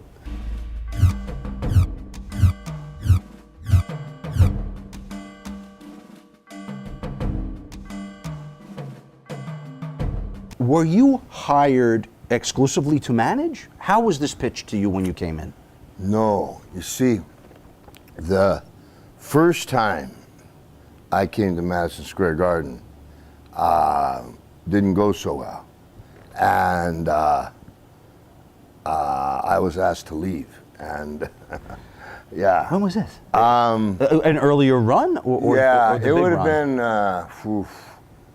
been, best guess, maybe 73, 4, 5 in there. And I was working in Los Angeles, the Olympic Auditorium, and against the Guerreros, and up with Frisco with Roy Shires, you know. It's a ranch, not a farm, it's a ranch. Shires, I mean, the TV spitting. Jeez, man. And one time, Jay York, remember Jay York, he just came and filled the place full of candles and was doing meditation when, Roy Shires, whoa, baby Jesus. So Senior brings you in Yeah, 73? no, I'll get around to it. Okay. I'll explain these characters to you as we go along. Roy Shires, anyway, I was working for, and I was selling out the Cow Palace, you know, and Mike LaBelle and Vince Sr., you know, every Monday, all the promoters around the world, they would call and brag, like, what did you draw? You know, who would you have on top? Who would you have on top? And so there was a whole network there, and and they keep hearing the same word in different territories, they start to notice you. And so Vince Sr. said, because there's this kid playing the bagpipes, drawing all this money, I want to see him. And so they flew. I'll tell you something I've never told anybody. I think I'll tell you this only, and it's a shameful part. It's a shameful thing on my part. I've never told anybody this, but it'll be good for all you guys that are about to try. I hope this helps you. It didn't do a damn thing for me. So business advice? Is this business advice? Yeah, Okay. business advice. The truth of the matter is, the very first time I was invited to Madison Square Garden, I was living with Killer Brooks from Waxahachie, Texas. Yeah, hair every place, little cigar except top of his head. And we made a great tag team partner. And so I'm selling out, because I forgot I was selling out Portland, like 28 weeks in a row. Come to New York. It's a true story now. So I went and I bought a better jacket. I mean, nobody had any money. I bought a better jacket. I wanted to look better for New York. And I had Killer come up to the airport in Portland, Oregon. And I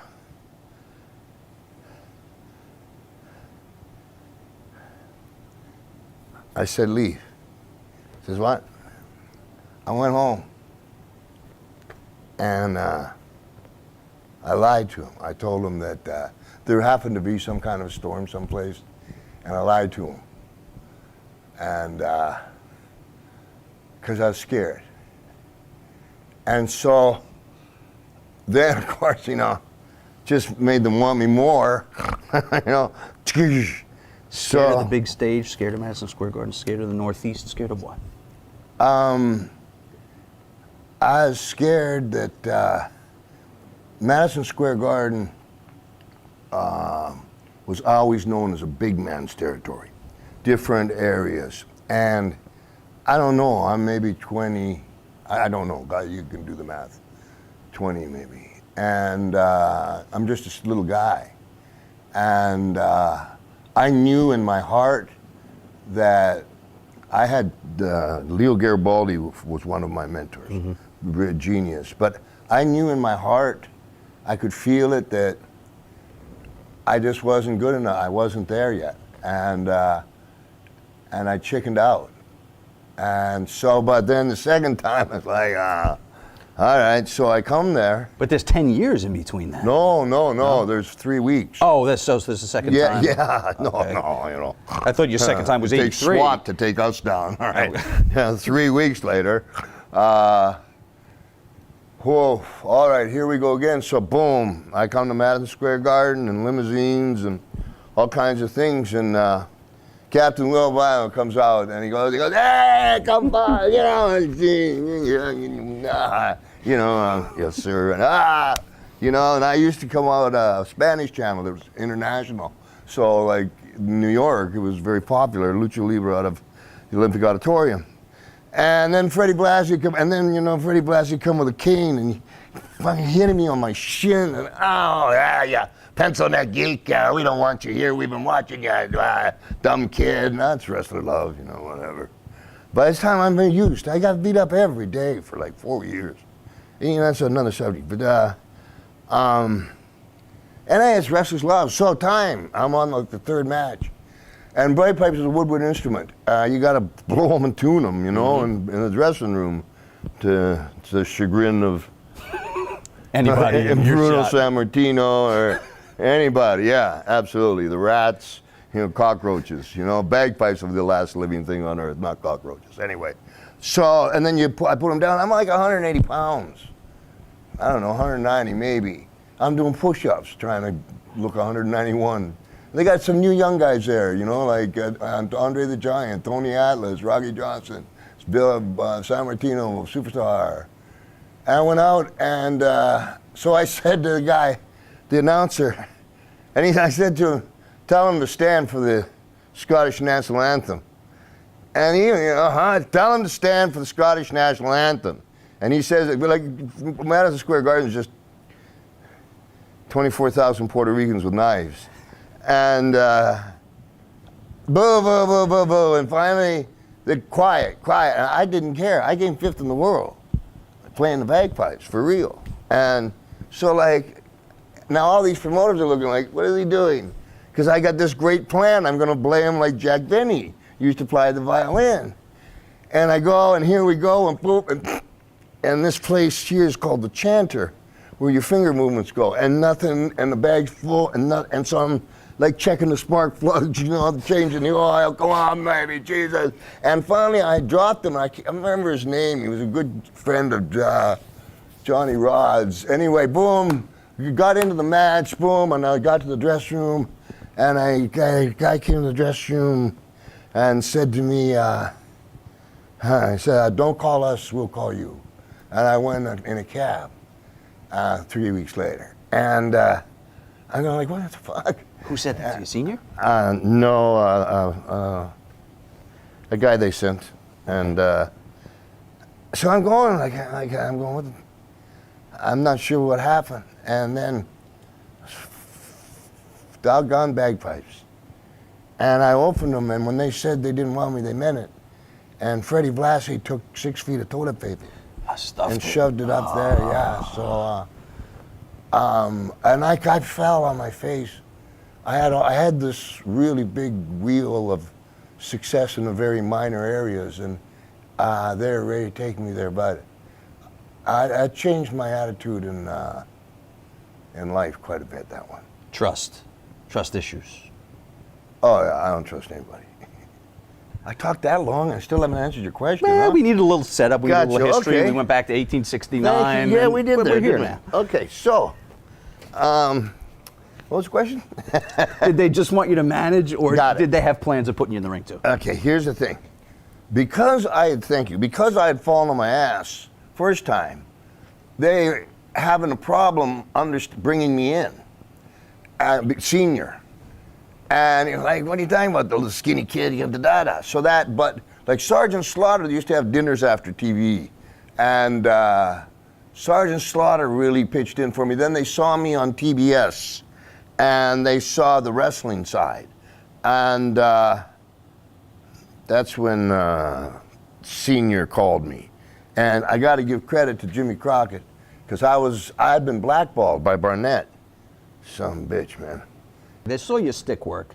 Yeah. And they knew your value talking. Yeah. Did Vince, you said Senior gave you the call, right? Even though Yeah. Junior had bought the company, I guess he had Senior because of the relationship with Barnett, maybe? Why did Senior make the call? Senior called Jimmy Crockett. Oh, Crockett, okay. And right. I was doing TV, and Jimmy Crockett, man, I was doing TV, like you had to do like 90 interviews, 2 minutes, 54 seconds, and then go to Raleigh. And he says, Roddy, I need to speak with you. He brought me in the office. He said, I just got a call from Vince McMahon Sr. He said to me, use them, make them what you need, and then when you're finished with them, I'd like to come out. Told me straight out. Like most promoters would have just used you and kept that as a card and really made me do things put over Steamboat, Flair, which I would do anyway there in Briscoe, but really take it out of me. And he didn't. And I did the honorable thing as a wrestler. I quit immediately and went up to New York. Did they tell you you were going to wrestle? Or did they Well, just you want see, to- what it was is I was the Bruno Sammartino Zbyszko. What happened there was that created Starrcade. Do you know this? Well, I know the Zbyszko Bruno incident. You're talking about from 1980, the Shea Stadium? Yeah, because this all in my ADD-ness comes around Okay. to your question. When they did $500,000 at Shea Stadium, well, the South got pissed. I'm not joking at all. So they wanted an answer to that. And that answer was the very first pay-per-view in history, Starrcade. Well, in that pay-per-view, I made another really grand piece of work for myself. I put a dog collar on and then gave the other thing to Greg. Greg, yeah. Yeah, like he needs weapons. The pay-per-view Starrcade really showcased for Senior the kind of I need. There's the guy I need. Okay. As my main, or one of the guys I'm looking up. So it was the front. ring work that was the real Yeah, draw and for you. Yeah, and I had to go through all the paces for you. So because he had the tainted vision at first, because I fell on my face. Right. And then he went, so the South's going to rise again. Starrcade, dog collar, give me him. Okay. Now, when you come up, they put you with Schultz and Orndorff. Is that your choice, Yeah. or is that their design? I wouldn't hang around fucking Schultz for, a pot to piss in. All right, man. so that's clearly Vince's.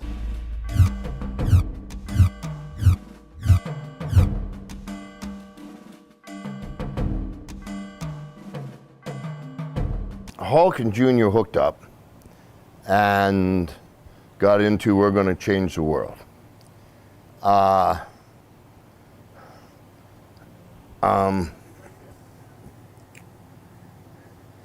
This was their problem. New York, big man territory, third generation promoter. It's the way it is. You can't tame it. It's the law. All of a sudden, Rick Martel, who's a really dear friend of mine, and I used to live with, share an apartment. He also lived and shared an apartment with Hogan. And he told me and he told Hogan when we didn't know, he said, hey, you guys should hook up. Because he was friends with Hogan, big, like from the heart, and also myself from the heart. And so when I come to New York, there was a bit of a peace mat there. That's what made it so hard.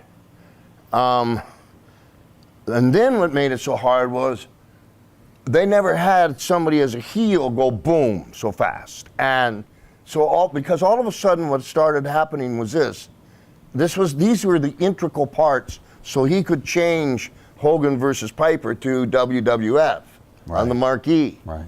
So, I never hear thanks for the name, Anyway, and Hogan and Piper were already packaged. You didn't have to, but okay, here we go, and it's the war to settle the score. We'll have Piper do the job. Why? He's a champion. You want to come back in a tag? Why the fuck you want to beat me for? Right. No sense. Now, the Hogan No. that walks in January of '84, straight out of Vern. I mean, this is before Cyndi Lauper and all that. We'll get to all that. But here's Hogan just coming in, and we don't know if it's going to succeed or not, right? Compare that Hogan's demeanor, humbleness, with the guy a year later that rode the '84 into '85 thing. Was it a different Hogan, or was Terry the same from January of '84 straight through? Well, I think that all of us got a little rougher. Mm-hmm. I think all of us, everybody's playing for keeps. Hogan, with myself, I have never had a face-to-face confrontation outside the ring with Hogan. Nor has I've heard him say things behind my back. But that don't mean nothing to me. Stand in line there. But there's a definite honor code of competition, It's kind of like war having the Helsinki Agreement or whatever, you know. Only 4 bamboo shoots under the fingers. Honor Among Thieves? Yeah, kind of. Now, Mean Gene also debuts at this Yeah. same taping that Piper comes in. This is a hell of a taping. You got Piper coming in, you got Hogan coming in, you got Mean Gene coming in. How much credit should we give Mean Gene for the on-camera product in the 80s? Good question. Really good question. The guys I had gone through before Mean Gene was like Marty out of Minneapolis. Used to have the little glasses, Marty. Can't remember his last name. But and then Frank Culverton in Portland.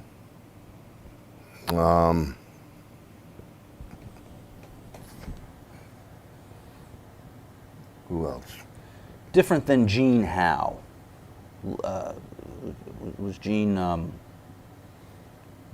the prototypical announcer in many ways?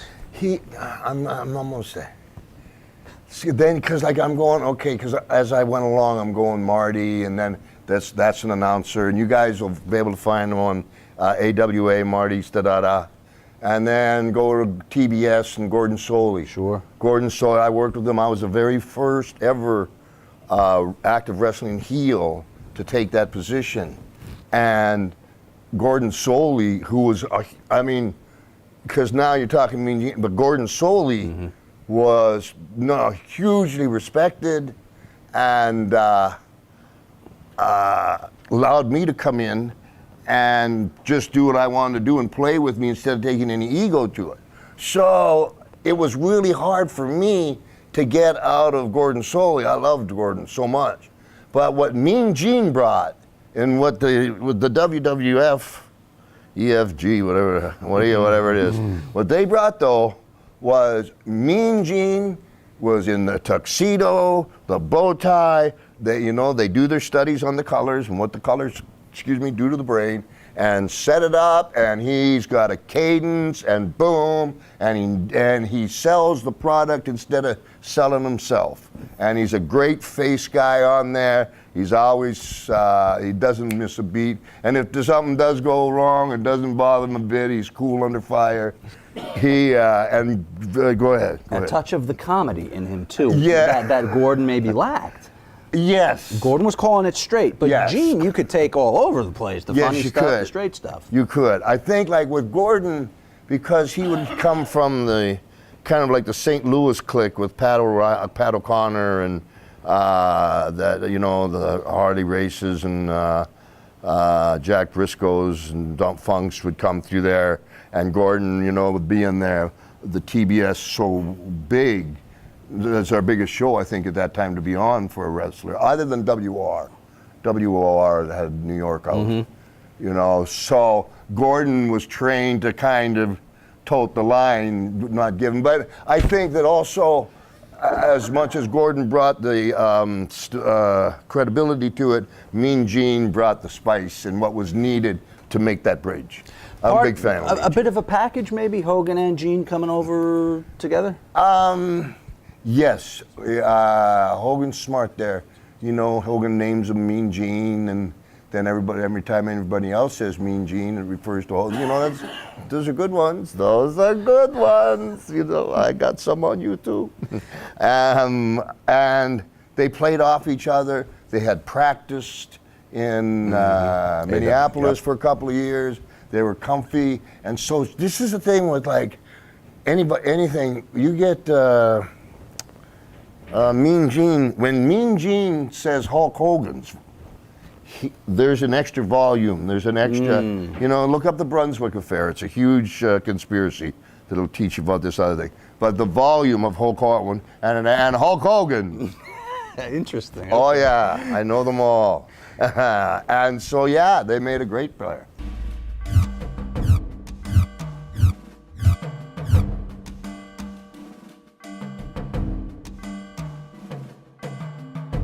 How much is known by talent at that time? Kayfabe doesn't exist now, but at that time, how much is known by you guys among each other that there's going to be a switch tonight? Hogan's getting the belt. This is the direction we're going.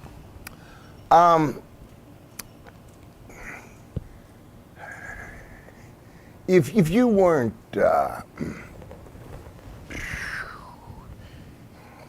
if you weren't deep enough into it to be into a certain circle and didn't know that, then you one should quit, or two, they're about to fire you. You know, like it's like, hey, it's like, okay, let me get this straight. They're pushing Hogan, and that guy's friends got 440 hostages. I don't know.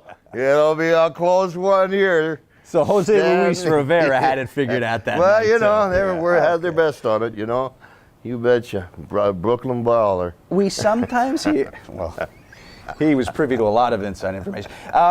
We sometimes hear about a double-cross rumor that Vern made a phone call to Kaz the night before, the week before, whatever, and said there's a lot of money in him having a leg broken that night or something to that effect.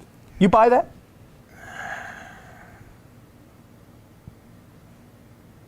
Now, Hogan fucked him, walked out. He's going to be the golden boy. For my old friend's kid who wants to run me out of the damn place. Well, the only thing that I got to be sincere and authentic here is why isn't his leg broken? Somebody gave me the offer, you know. He'd at least have a bruise. I suppose, so what's either, yeah, he couldn't get it done, or no, he didn't do it from principle? That's what he'd tell you. Oh, Muhammad said, you know, don't turn them in today, turn them in tomorrow. You know, I think probably though I think probably there might have been like, yeah, you should break his fucking leg. I'll give you 50 grand to break his leg. So 50 grand to break his leg? Oh, then, you know, I get 8 times and you buy 8 by 10 picture of me. And probably something like that might have been thrown out. Just a flippant comment that wasn't serious. Yeah, well, ribbon on the square, you call it, you know, Gotcha. if it happens to get broke, you know. We got a deal.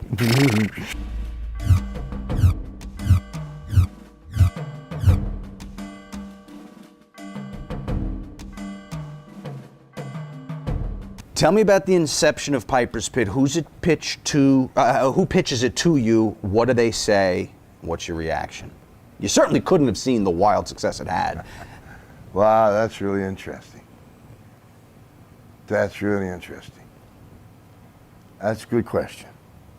With all due respect, I think that something needs to be cleared up. One of the things I'm doing now is I'm clearing up my name of a lot of things. But this is what was going on, and like who come and pitched it to me, right? So you help me remember that. We're going to put that over in this block, okay, right over there. This is what's going on.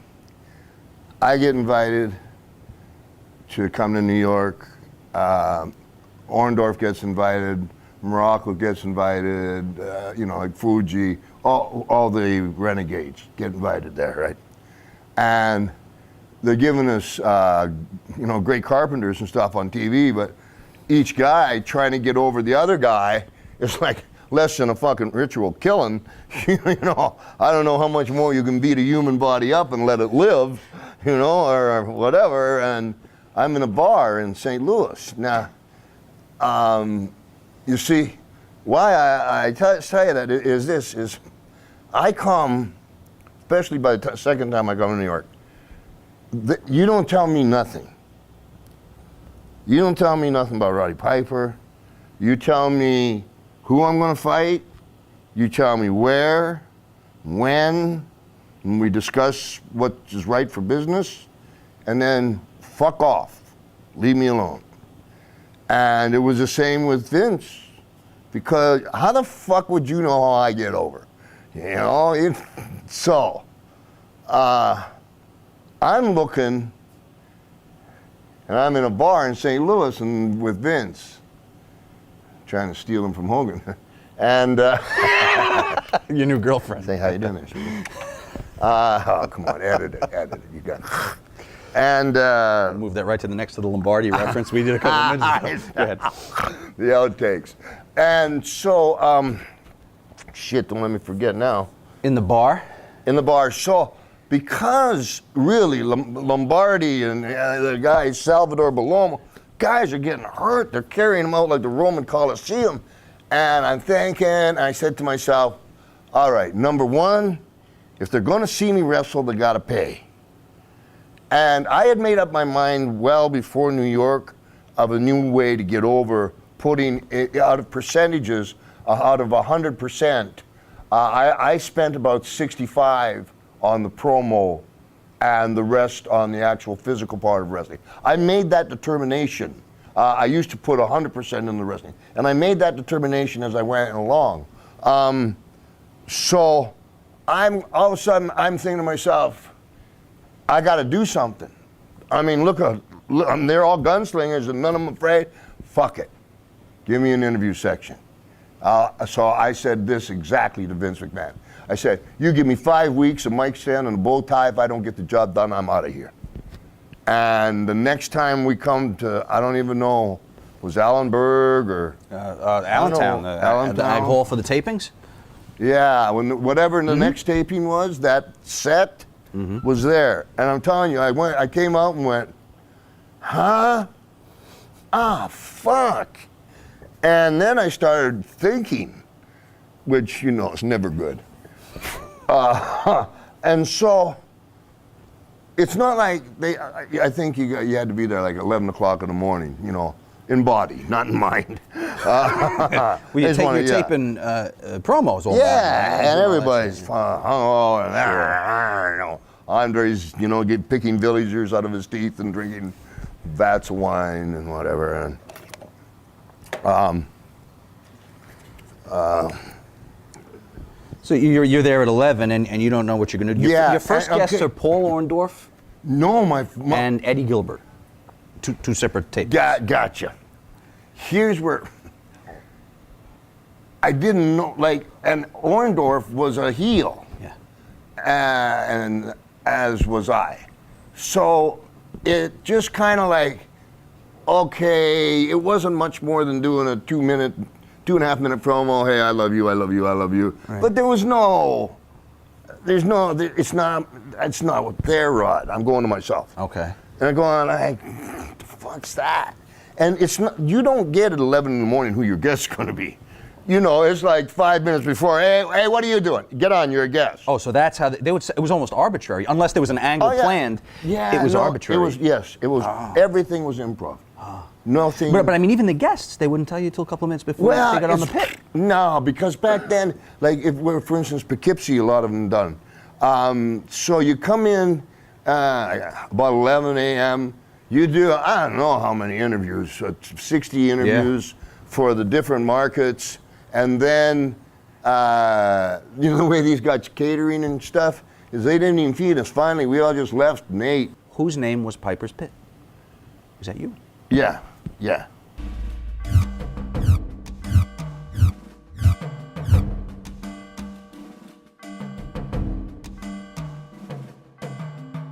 We're invading a big NWA territory here. Oh, man. This is and a big I'm having a horrible problem with it. Okay, tell me. Well, like personally, you mean about what he's... Oh, yeah. Man. Okay, gotcha. Because not only personally, but business-wise, I drew the line with Don Owens. I told him no. And they booked me again, no. They booked me again, no. And this is where this whole bullshit about, pardon me. No, that's just a weakness. This is where a lot of things that I want to start to clear up, or, you know, Piper was hard to do business with. That's not true. You had a code that you worked by. Sam Muchnick, the home of the NWA, so to speak, and going in there, I didn't want to go. And here's where, like, you know, Vince, you didn't, and not only Vince, just you guys, you didn't go and work for Don Owens for 3 years and him feed your family. I worked on top in LA for 2.5 years, 3 years in Portland, and 2.5, 3 years between Charlotte and and Atlanta. And so it's like, here's a couple things got to be cleaned up. Is one, you didn't fucking make me, you know, and you don't even know what it goes into making me. Did you make? Were you vocal? Were you vocal? I got blackballed. I made a magazine, and I put it in the locker room, and it had a crest on it, man. Whoa, I had a lot of heat for this. I had a crest on it, and the crest says like a quarter, but it says "You fuck a Muslim," and it's got two guys standing, and you just so like I'm standing, I'm the wrestler, I got tights on and boots on, and this hand I got a belt, and I'm smiling, and the other guy's standing there, he's a promoter, he's got a suit and tie on, and in this hand he's got a bag of money, and he's smiling, except for the promoter, he's got his hand on the balls of the wrestler. They're both smiling, one's got a belt, one's got the money. And you leave this out in the locker room? Yeah, but I got busted. Because that damn Jay York programmed me. And so I got busted, and I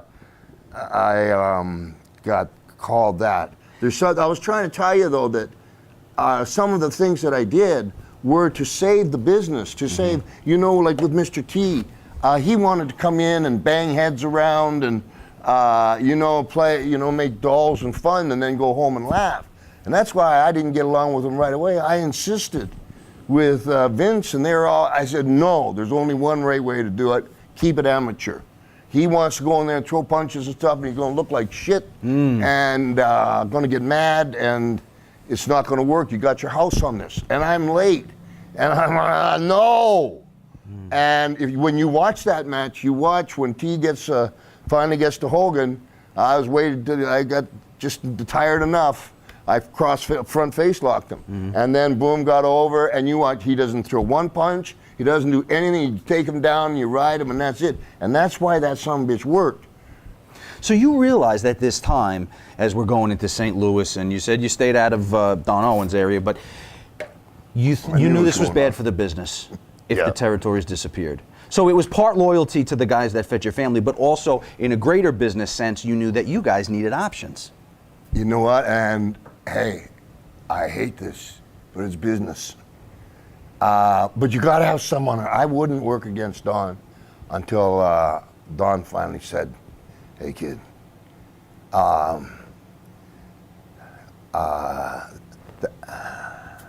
did he give you a blessing? Don Owens? Did he say, go ahead, yeah. Go ahead, go in? Yeah, because I was getting a lot of heat. You can do a lot, when you draw a lot of money, you can do a lot wrong.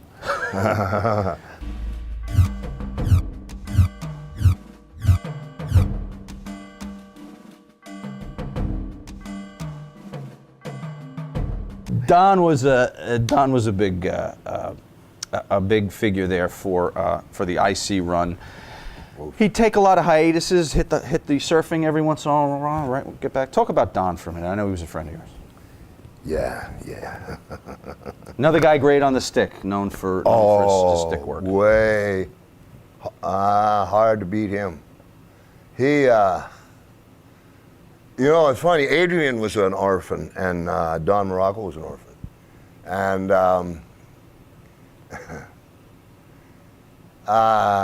both of them are men's men. Holy shit, that's crazy, man. Don's pretty mellow. Well, Don is mellow. He likes to hang, and he likes his fun. I was just trying to tell something I could think of that I could tell you, but... Statute of limitations is up on all this stuff. What are you talking about? Well, okay. Let me try. Whoa. Adrian Adonis, man. Whew. All right. So, you can look it up in the Fresno police file and newspaper. Don Muraco and Roddy Piper and Ace, Bob Orton, with the broken arm. It was probably about 1.5 years into the broken arm. Just put the fucking cast on and shut up. All right. You don't know how much, this is by 94. You don't know how much attention we had. And we were in this Mexican restaurant, and they were being real sweet. And we're gentlemen. We're not trying to be rough guys or nothing like that. But you know, more tequila, and there we go, and then closed down. So, boom, we drive and we see a bar, because obviously we meet for alcohol. At least. At least, and go in the bar, and Adrian and Don go in the ladies' room, and I stay out, try to get some beer, and I don't know, somehow a construction worker got knocked off a chair, and Adrian and Don came. I said, let's probably go. And so we went, and holy cow. We had to rent a car, and we were coming around the corner, but it was a little rainy. And as we come around the corner, there were train tracks, and son of a bitch, that car we started losing it, and under like the front tire of the car's here, and the back tires are here, and we're losing it. We're coming across the corner, and boom, a track rail comes there, and a track rail there, and now and we got the wheels here, and track rail in between. So we get out with our engineering skills, and we look at the son of a bitch, and Muraco and I get behind the car and say, hey, Orton, yeah! Can't hear nothing. Said, listen, drop it into drive and hit the gas, and we're going to pull it off. Yeah, okay. Orton drops it into drive, and like, you know those little round pebbles by the train track? Gravel. Gravel, yeah. It's like 22 bullets hitting. Start, yeah, what? Yeah, all right, bad idea. Ooh, ooh, train. Oh, it's on the track. Well, fuck, this should be cool. So we all stepped back a good 5 feet for our safety. And so, I'm not kidding you, man. Alamo didn't get the car back that night, huh? Well, there was foul play someplace, but I'll just get it done here. I don't know. That train was on, there was 6 tracks. That train didn't miss that car by that much. And so we missed it. Yeah, it was okay. on like, that's why, because when we started skidding in the car, there was so many tracks. And I don't know. So anyway, somehow Bobby gets away from us. We don't know how or why. Well, why we know. Orton, Muraco and I, brother Don come in, the hotel, SWAT, helicopters, Black Hawk down, and it's swarming with police. And we're going, what are you talking about? No, somebody stole the rental car, of course. That's why we took a cab. Now, while this is all happening, it gets way better in about 30 seconds. All the rooms have, like as you walk in the hallways, they all overlook the lobby. Mm-hmm. So you with me? How you doing? I just take a nap. Yeah, all right. So, because there's so much ruckus, one customer opens the door and holds like the door with his toe to shout down to the lobby, hey, shut the fuck up, I'm trying to sleep. And the door gets away from him and locks. Now, Bobby Orton likes to sleep in the nude. How he got in the room before us, we have no idea. Now, cops, boom, come up. The other, here comes the horses. Cops come up. One guy takes out whatever that kind of gun is, and it shoots the tasers with the little thingamajig, like the wires? Little flags. No, not wires, like little flags or something. I didn't get it. It's a darts, though. Dart, right? yeah, right in there. I won't use the language because it's not necessary, but he you stupid. Now, the cops think they just shot a guest at the hotel. They have no idea Orton's with us. He comes down, now they're fucking panicking. They're going left, the horses, the tanks, to bring the flares, we're out of here. And they needed to make an arrest. So they arrested me. You? There's Yes. a naked guy that won't be shot, and they took you? For vagrancy.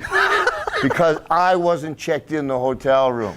And the next morning, I didn't know it, but like every talk show, it was all over. And I come and I'm, bail me out. No, really? And I'm just, and I'm willing, and there's all the boys that got the paper open. It's got like, who do they think they are? Or who does he think he is? And there's my picture on the paper. And Wow. Good stuff. that's Muraco.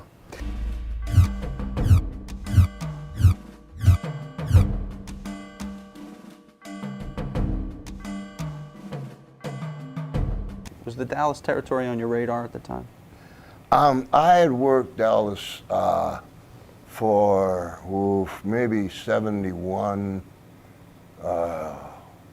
71. I'll tell you what they used to do. Like Amarillo would use you for 6 weeks doing jobs, you know. Amarillo would use you for 6 weeks. KC would use you for 6 weeks. Dallas would use you for 6 weeks. And you might be able to do a double, but at least it kept faces fresh. And I actually went from Dallas to LA where all the rest of that started. Did you know the boys? The kids? The Von Erich kids? Oh, yeah, well, maybe I was 16. I stayed in the Alamo Plaza Hotel. I'm the only guy to ever get kicked out.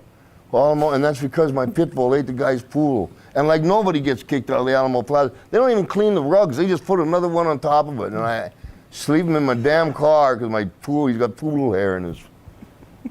Anyway, the boys were in school and they would hang around. We would hang and run around and drink together and Kerry. I'll tell you a true story. Kerry Von Erich. Love him so much. You know, I don't know how many people know this, but Kerry Von Erich, his right leg from the knee down was an amputee. And because Kerry, he was riding his motorcycle with flip-flops on, boom, and he lost half of his leg. And like an incredible athlete, and he went as Texas Tornado, and so he had boots on, and he wouldn't shower with the boots on. But with me, because I'd known him, he'd heal a room with me. When heal a room means one guy gets the room and 2 guys split it, you know. And he didn't mind taking his leg off with me. And when we come, this is the Marriott in Miami. Oh, God. When we come in the door, room service, you always put the chain so the door stayed ajar, or the lock. Yeah. Because then you just lay down in the bed and call room service. You don't got to get up and open the door. I don't really know what we were thinking, but there was allegedly a joint around, and there was a window, boom, and it opened, and somehow we both went out on the ledge. I don't know, maybe like, I don't know, a little longer than my foot. And I remember having to push back because the wind was really strong up there. And it slammed the door, the thing was one of those where you cook it like that, it's got 2 brackets, and boom, it slammed it. But we didn't really mind it. And we were just talking for a long time and looking out, you know, and then Big Boss Man and Kurt Hennig, you know, just came down for a beer and, you know, pulled us in, and out of all those guys, I'm the only one alive. I was going to say, yeah.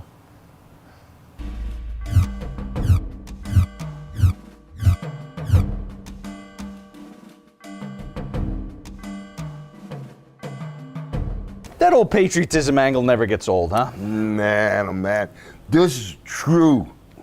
I'm very close with it. My family calls him Uncle Bob. One of the few wrestlers I've had to my home. And so, Uncle Bob, Sergeant Slaughter beats the Iron Sheik, right? He makes everybody in the arena stand up to do the Pledge of Allegiance. One of the people that's watching is President Carter, and he makes his whole cabinet or whatever stand up and do the pledge with Sergeant Slaughter. How cool is that? And he's met 7 presidents, I think. Slaughter has, yeah. Yes. You think he was a better heel or face? Oh, I think before Iran, he was a better heel. After Iran, and then, you know, we got going in Vietnam and from, he's a better face because, you know, but it's hard for him. He's a big guy. And so he can, and he's a great wrestler, great worker. But in matching him, you know, it's like you get to be Big John Studd, Sergeant Slaughter, you get, you know, Hogan. You get that category, and you start limiting yourself a little bit. You got to establish your style to be able to work anyway.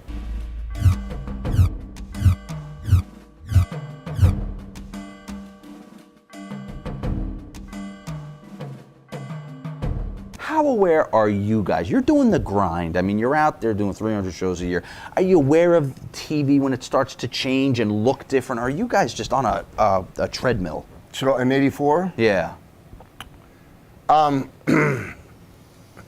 In '84, without a doubt, worse than a treadmill, but had been on that treadmill for about 14, 15 years, you know, and strong, and wouldn't get tired. Mad Dog was another one of my dads, and made me run, you know, biggest fear of a fighter, any fighter, running out of air.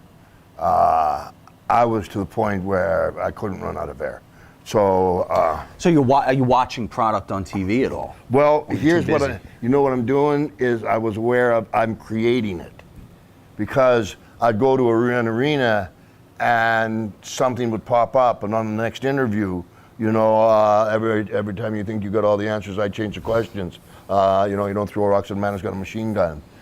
So you were creating them, especially between TVs. And then I drove a lot by myself alone because I have no friends at all. And I'd drive with my knee, and I'd have the radio on loud rock and roll, and I had all the stuff and the lights on, and I'd have non-alcoholic beer here, and I'd have a yellow legal pad, and you know, I'd be writing and go, oh, raining, son of a gun, and you know, and the next day I'd look at them, like 12 of them would suck, but oh, there's one, you know. And what people don't understand is hundreds of thousands of hours went into changing. I changed it. And I made I don't want to miss.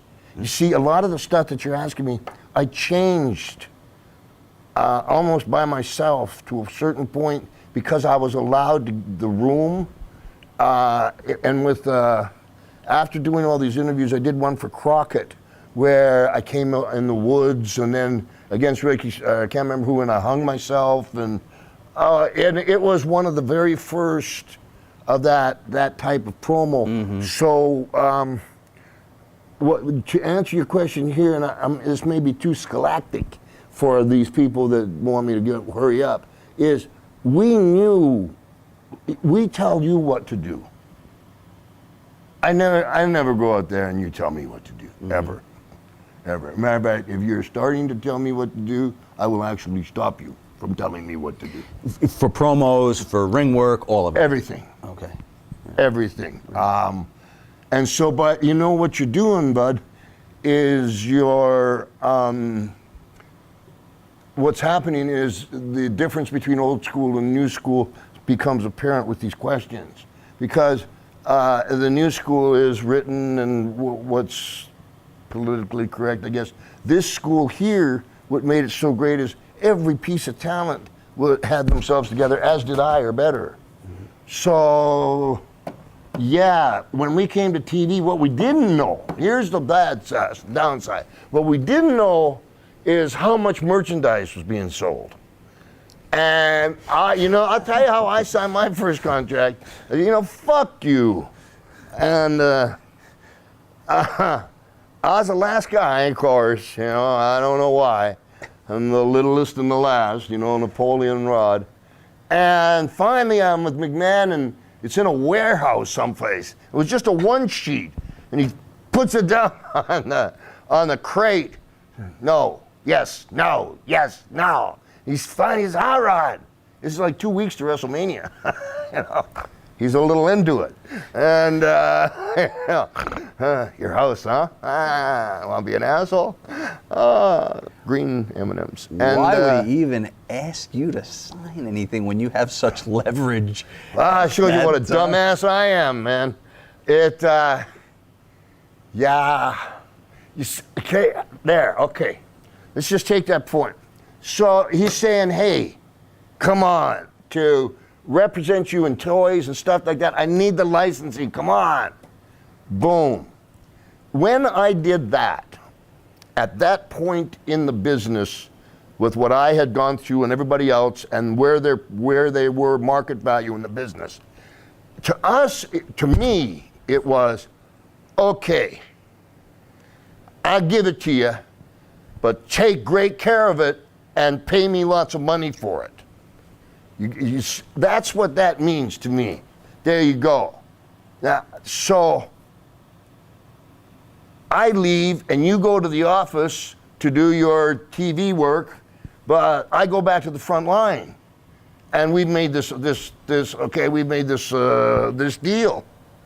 But wait a second, you're not taking care of me. You know, I'm the hottest heel in the world, and you want to break it down and pay everybody the same, or whatever your systems are. Or, you know, you get 0.00 of, you didn't make Roddy Piper up. You didn't make, matter of fact, anything. So when I signed that piece of paper, it was like, you know what, you're a lucky motherfucker. Because last time I didn't feel very welcome. Lucky you signed it at all. But, because that's the old school of scaring us. Don't let me, and when hey, just stop me if you don't want it, okay? Because, but as fearless and all that stuff as you're supposed to be, when you get kids, and they had different ways we don't got to get into now of jerking you around, and it becomes a whole different level. The stakes are high. The stakes are high anyway. So now TV's moving. You're doing some stuff down at Video One in Baltimore, right? You remember Video One? Yeah, was that lovely TNT? Hollywood studio-like Was it setting. like TNT? Was that TNT was down there, yeah. So that's a good example of what I was talking about when I'm talking about the slick look. You're a guy who came up, the NWA, serious business. We're going to go out. This is the real deal, blood, sweat. Now I'm on the Johnny Carson set. What is this? Yeah. Was it hard for you? The old school guy? Or were you just accepting, hey, listen, this is where it's going. We're doing talk shows now, I guess. I don't know. I still have a problem.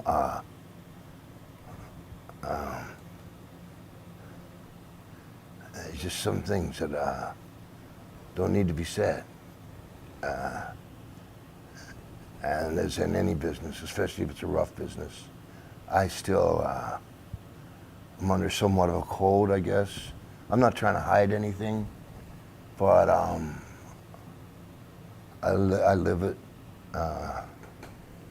It's a lot of that speak when you're spoken to, sissies cry, we're broken, if you can walk, you can wrestle. Here's a big one that I used to hear a lot, man, was, well, if you're gonna die, kid, die in the ring, it's good for business. And they meant it too, because I first 4 years in the business, I didn't have a number, nobody knew me, so I was expendable.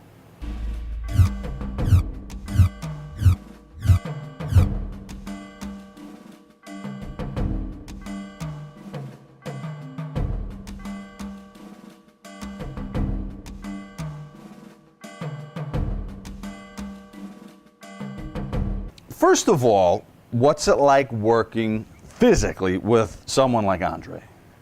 Wow, he always found us. Because they say he liked you or he didn't. I don't know what side of the fence you fell on. I hear you. There's a lot, boy. While it's sounding like I have ADD, your questions are so good, but unless you understand, okay, let's take them one at a time here, champ. Did I wrestle with him a lot? Was that what you said to me? What was it like working with somebody of the stature of an Andre the Giant? I must have wrestled him 75 times.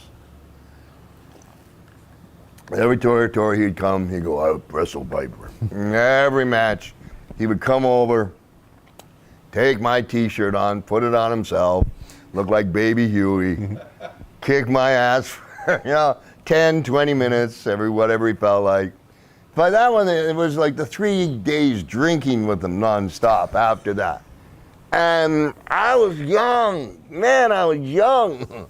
And it's just like, and the car would be like this, going down, like he'd be in my car. Going, I remember one time there was a guy that honked, and Andre, I said, Andre, you're gonna hit him. He said, oh, boss, he moved, you know, and there's his fucking head like that. Ah! He moved, man. All right. Shoosh. I don't usually talk about these kinds of things because it ruins it for you. But I think I can make you understand. Andre the Giant is such a big, powerful man. When he's in front of a lot of people like that, for his credibility, it's hard, it's impossible for him to accept you or I am going to hit him in the stomach and he's going to fall. He's a giant. Mm-hmm. All right. And I've seen many guys, great guys, work with my Iron Sheik, which he didn't like, but you know, but the guys go to hit him and he doesn't, and the Giant had hit him and they'd rightfully so fly and etc., you know. And basically it was a midget tossing match. Well, I was also raised by Mad Dog Vachon for 2 years, and that's part of the Andre clique. And he would sell for me where he wouldn't for anybody else. It's hard for you to even say the word sell, isn't it? Yeah, it kills me. It's just, interesting. Okay. Yeah, it's. But so here's the thing: is guys would come up and get on it, slap him or hit him, and boom, and they'd hit. Andre'd hit them and they'd fly. So Andre never felt comfortable, and what I would do is, I was tenacity would be the word. Is I'd get my elbows up to his hair and get into his eyes. And once I could get into his eyes, I could get him in the throat. And when he hit me, sometimes I would go down, but I would still keep the hair in my hand. And I was fast. So I'd be fast up. So eventually, he could find a corner where he could lay his bum down there, and his eyes, and he can't see, and he's feeling tap, tap, tap, tap, tap on the hair. In his heart, he feels comfortable enough that the people that have paid the hard-earned money to see Andre again can believe and go, come on, Andre, don't let this little piece of shit do that to you. Mm-hmm. All right, now there's a lot of education there it takes to get that accomplished. Okay. The reason Andre the Giant bled for me in the garden was, I remember the match, and I remember being in the room with Vince, Andre, Schultz, I can't remember who else. And Andre said, for Piper. You know, and Vince went, no, Andre, yeah, boss. And Andre insisted upon it. And the reason that he did that was for all the times that I put him over, it was a sign of respect that he gave me that back. And it was Andre that insisted upon that. And he just wanted to give me a little lift. And did you recognize it at the time as an honor? Right. When I was in the dressing room, when he first mentioned it, it went like, no, he goes, no, boss. I knew right away.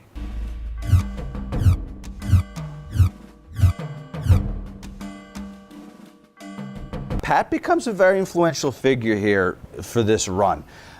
Later on, he's out, and you know, Louis, his partner, everyone knows. At this time, 84, yeah. Is it a climate that he's comfortable enough being who he is? No. Pat, no.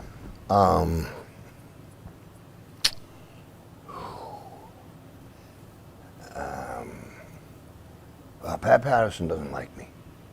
Pat doesn't like you? No, not at all. Okay.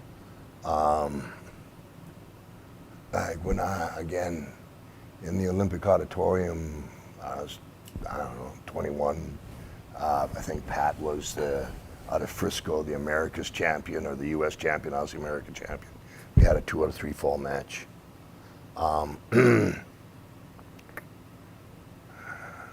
like, what's the question, sir? I just want to know, well, if Pat was comfortable enough being who he was in his lifestyle then. But I'm curious to hear the genesis of this heat that you had with Pat.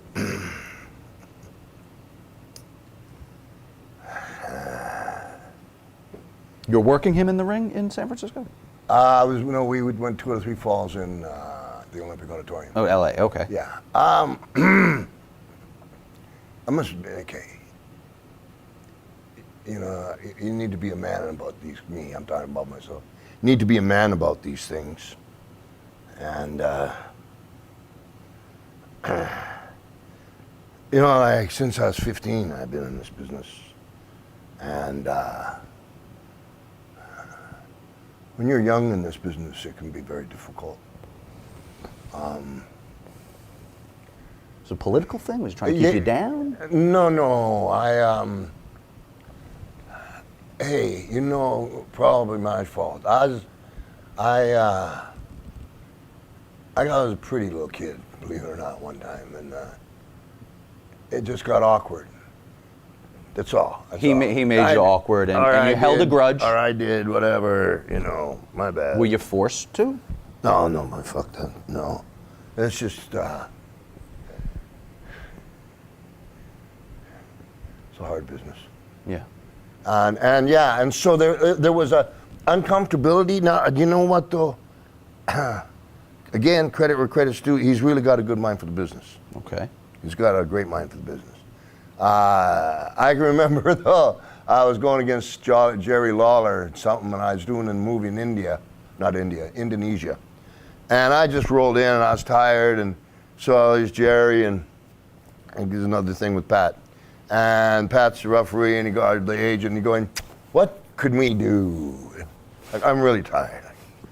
What can we do? Like, he's got 69 things in his head. He's just bullshitting and nothing's coming out because he wants it to fuck up. It's a really old school trick. It's like, oh, I can't think. Well, then nobody can think, right? It's just like this. Like I go to do an interview.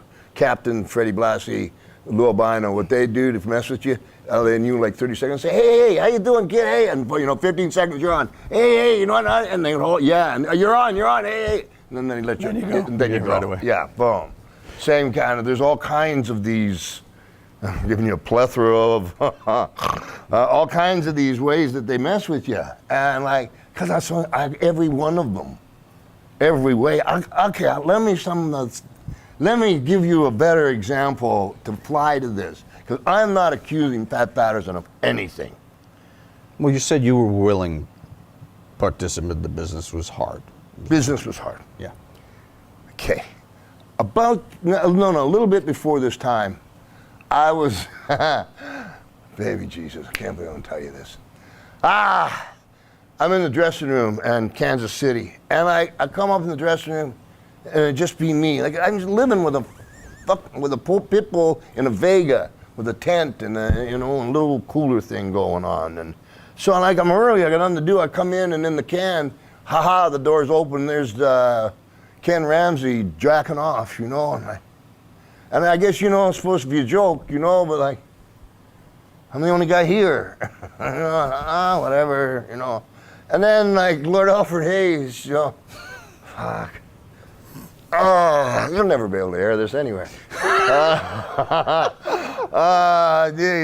Alfred Hayes, it's true stories, man. Alfred Hayes he had a big schwanz on him. I'd say he's hung like a fucking elk, wasn't he? Yeah, and he would go and he'd get it running like this, and he'd run around, literally going, Roddy! It's like, oh, dude, come on, needs get that ready. shit? Well, fine, but like I got nowhere to go. And then, like, Ken Ramey, I don't know what Ken was doing, and he's packing the nickel 45. Everybody packed back then, too. Yeah. Ronnie Etchison, unbelievable guys. So, Bobby Orton Sr., Randy Orton's grandfather, I wrestled him, too. What was I telling you about? Well, we covered a few things. Just the Lord Hayes' cock. Okay, yeah, thank you. Thank you very much. Just want to see if you're listening. Oh. Okay, so now, Bob Geigel, who was the president of the NWA, Mr. fucking Geigel, wants to talk to Rod. Like the guy at the door doesn't even want to talk. He doesn't even believe I'm a wrestler. You know how honest I am. I'll do push-ups, fucking A. So, I am thrilled. And there's Mr. Geigel, and like behind is all the lockers. They're little stalls, you know, I had one, whatever. And there was a massage table, like right here. I'll just do it from here for convenience. But I'm listening to Mr. Geigel saying anything, you know, Mary Poppins, yes, sir, I am Mary, you know. And I'm listening, I got my hand here, and I'm listening, and while I'm listening, I don't know, something's wrong. I'm listening to Mr. Geigel, but it's Mr. Geigel, so I gotta figure out the wrong thing later. Right now, but he's not saying anything. One tackle, what was it, sir? Yeah, Roddy, yeah, Piper. No, R-O-D. What is that in my fucking hand? And I turn, and it's Lord Alfred Hayes' dick.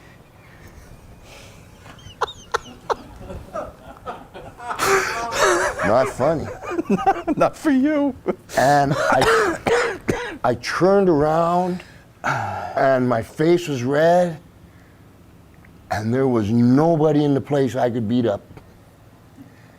And I was on How the much street for 2 ribbing years. was there like this? With Every day.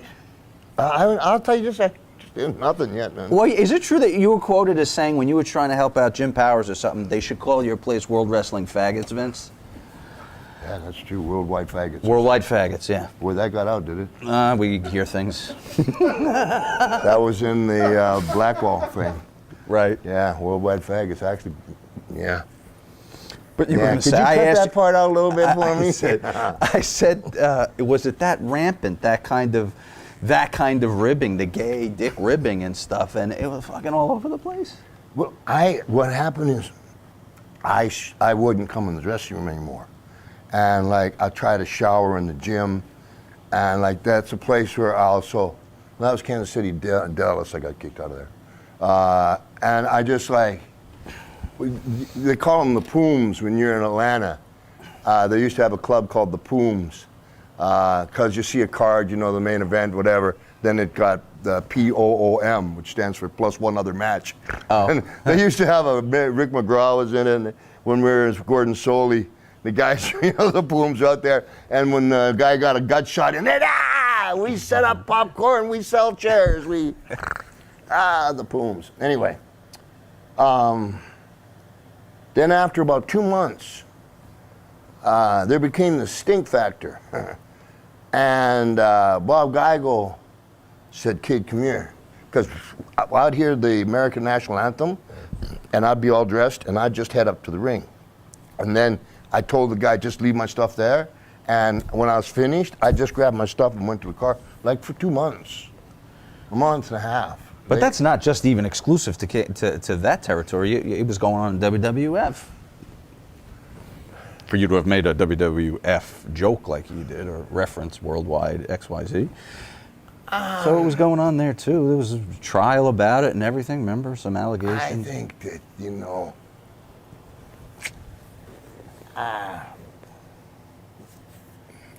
I'm just referring to that Pat and I didn't have a chemistry. Gotcha. You know, now, but listen, I'm dad. I'm a dad. And I'm not afraid. I'm not afraid of anything. Well, I'm afraid of everything, which makes me afraid of nothing. If I thought the label belonged to a company of mistreating anybody, I'd be all over it, as I was. There was a circle in there of dads. You know where this eye poke come from? Let me tell you this story, and this will clear this up. I've done that eye poke for everything. You know everybody, the Three Stooges, right? Bullshit. There was a guy named Horst Hoffman, and he was from Germany, worked with Gagne, Billy Robinson, Horst Hoffman, Jeff Ports, and Larry the Axe Henning, Kurt Henning's daddy, who was my first match. These guys started talking about the night before and how they had underage girls. And they kept talking about it. And Larry Henning said, listen, I heard about enough of this shit. Horst Hoffman, the shooter, boom, boom.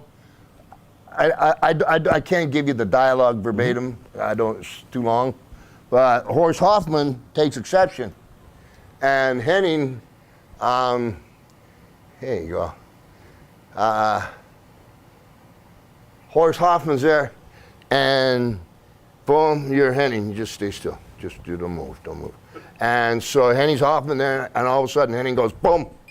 Hoffman goes, ah! That was the end of it. That's where that came from. You saw it. I was there. Yeah. Boom, ah! And don't you ever. So similarly, in WWE at this time, 80s, 84, there are some dads there that are not taking kindly to ring boy allegations and stuff like that. And a lot of it's happening from lower, inside. It's got guttural there for a little bit. But like the dad guys don't put up with it. There was a good watch system. Listen, that's a tough one, man. It's like with the girls, you know. I have so much respect for them because they'd come in the dressing room. There's no dressing room for them. There's no shower for them. There's nothing for them. I don't know about that issue there. As long as don't hurt nobody. I know I don't. Unless you had your feelings hurt really bad. If you have, you'd never do that to anybody. You can't get rid of it. It hurts too much.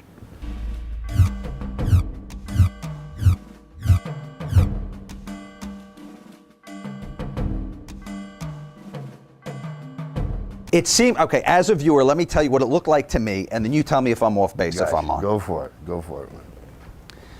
Chief or whoever's in charge of sending the guy out goes, oh, Christ, I don't know. Frank, go. And you said, what do I got?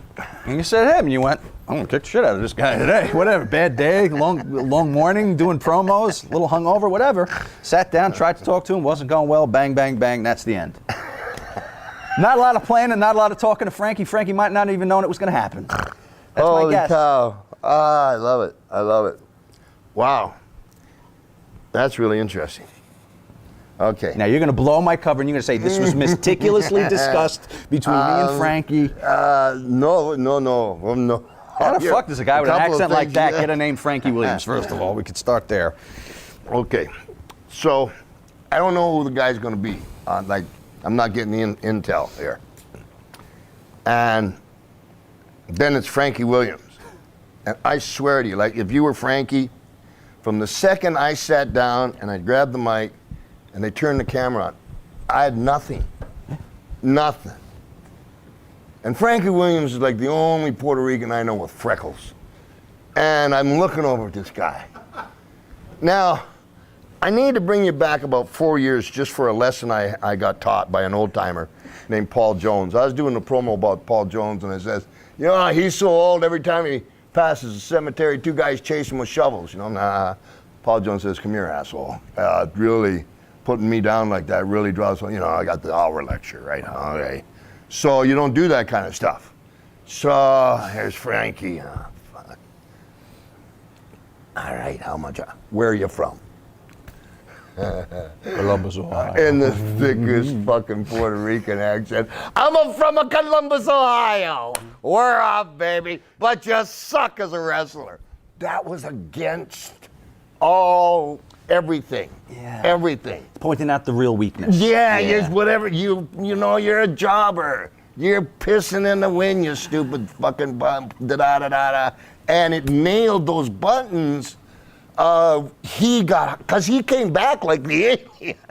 If you remember, you get rid of him, you go to close. I was just saying that today. The most unbelievable thing of that is the jobber comes back and steps on your closing line. Because he was that pissed. And he was pissed. And the only reason we got the closing line was it was hot off the camera.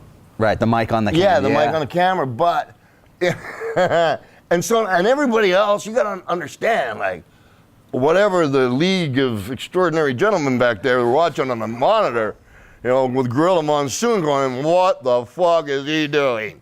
Yeah, you want me to go in there and do what? That's how, and everybody's going, oh, if, sure, I'll do one. And that was the attitude. Yeah. And the fact that Frankie Williams came back, you can't figure that one out.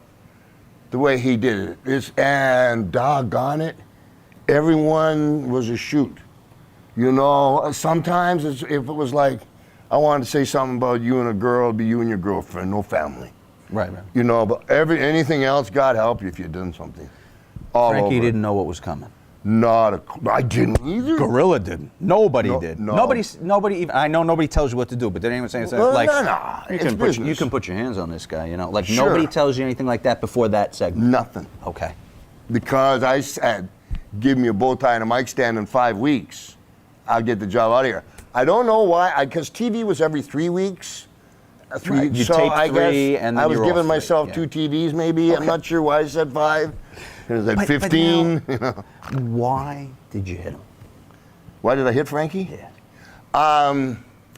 That's a psychology issue.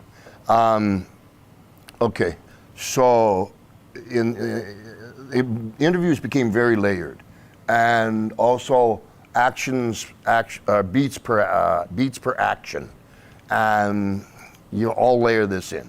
So once you get in there and it becomes real, like Frankie Williams all of a sudden goes, what? Right. Okay, you got to stay in here, and it's a scary place to stay, but because then it keeps going, and I'm looking at him, and I can see he ain't going, and so I know I need to lay on him a little bit. And whatever's going to happen, but at least I got him, as opposed to trying to come back here and, oh, I'm sorry, and play the chicken, oh, I didn't mean, no, fuck you. Mm-hmm. And it also set a precedence because I changed the forms of interview from listening to Dick the Bruiser and Super Billy Graham, all fantastic, outranked me, every one of them. But they would say, I'm going to rip your lungs out, I'm going to pull, but they never did it. Mm. So I found out, don't ever say anything in an interview that you don't back up in the ring. And that gives you a credibility that's second to none. So with Frankie, when he wanted to get all mad at me, oh really? All right, it's got to get to the next place. And then when he came back, we really picked it up and boom, tag. And that looked like a little stiff knee lift. A little bit. Little MMA so to take me there. behind the curtain after this. Holy cow, you could have heard a pin drop. Specifically Frankie's, he waiting for you? No, he's got a towel around his neck, and he's like, what the fuck was that kind of thing going on? And the, even Gorilla, it was quiet. It was, you know, it was horrible. And I guess, you know, they finished the TV, they finished the TV, and then they had a meeting after, and Vince went nuts. On you? No, went, sign him, do it, roll with them. Because this is still your trial period, right? Yeah, the 5, okay. you know, and so they go, oh man, boom, roll with it.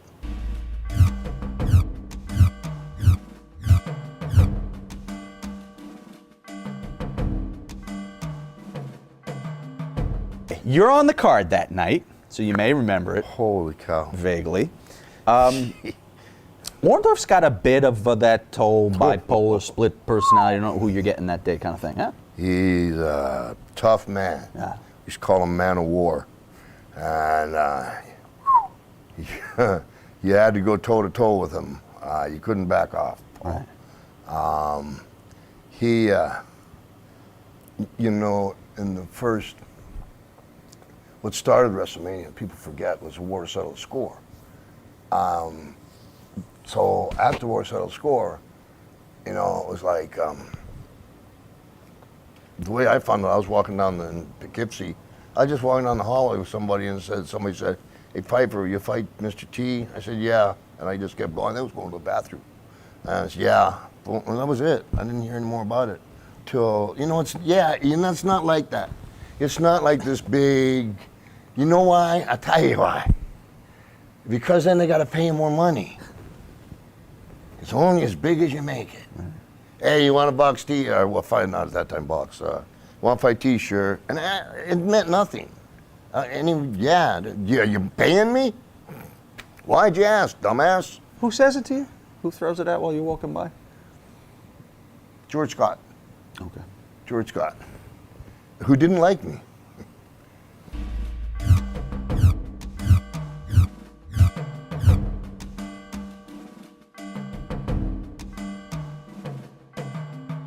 Who thought that he was going to be good enough on the stick to make him a mouthpiece?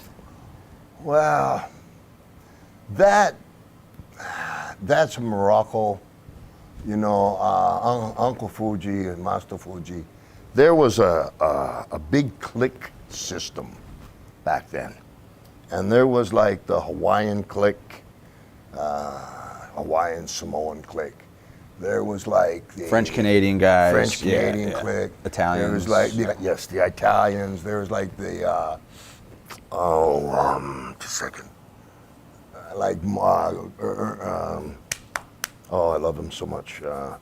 Gorilla Monsoon and Arnold Skolin. And these were very, very strong cliques. Whoosh. But I wasn't in a clique. I could go to any one because I bounce around. Yeah, because they all saw me as a kid. They knew I wasn't a stooge. Right. And Fuji was in that Polynesian clique. Oh, huge, yeah. And so it was important, and they have the, take care of brother Fuji.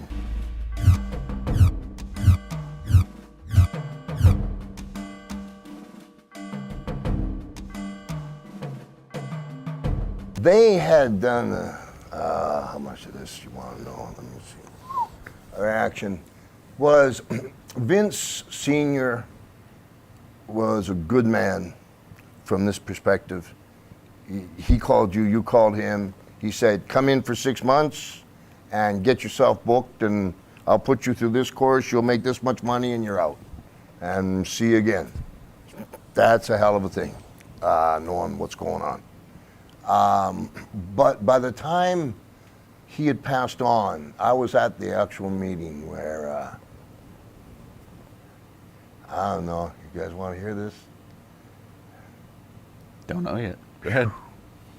So, Allentown, Harrisburg, they're trying to get all of us to sit down about like 11:30 in the morning.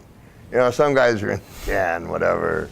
Andre was trying to get some wine to open his eye. Like, could we get you seated? Yeah, fuck you. And by about 2 o'clock in the afternoon, and I gotta be careful, but just tell you the truth. So here's the ring, boom, and here are all the animals. And there's Vince Jr. facing us 10, 15 feet to his left is Barnett and Senior. So Vince opens up. Well, I suppose you know why we called you here. And I think it was George the Animal says, yeah, we come here to wrestle. What are you doing here? And Junior got embarrassed. He lost it, and his face went flush. And this is a magic moment, man.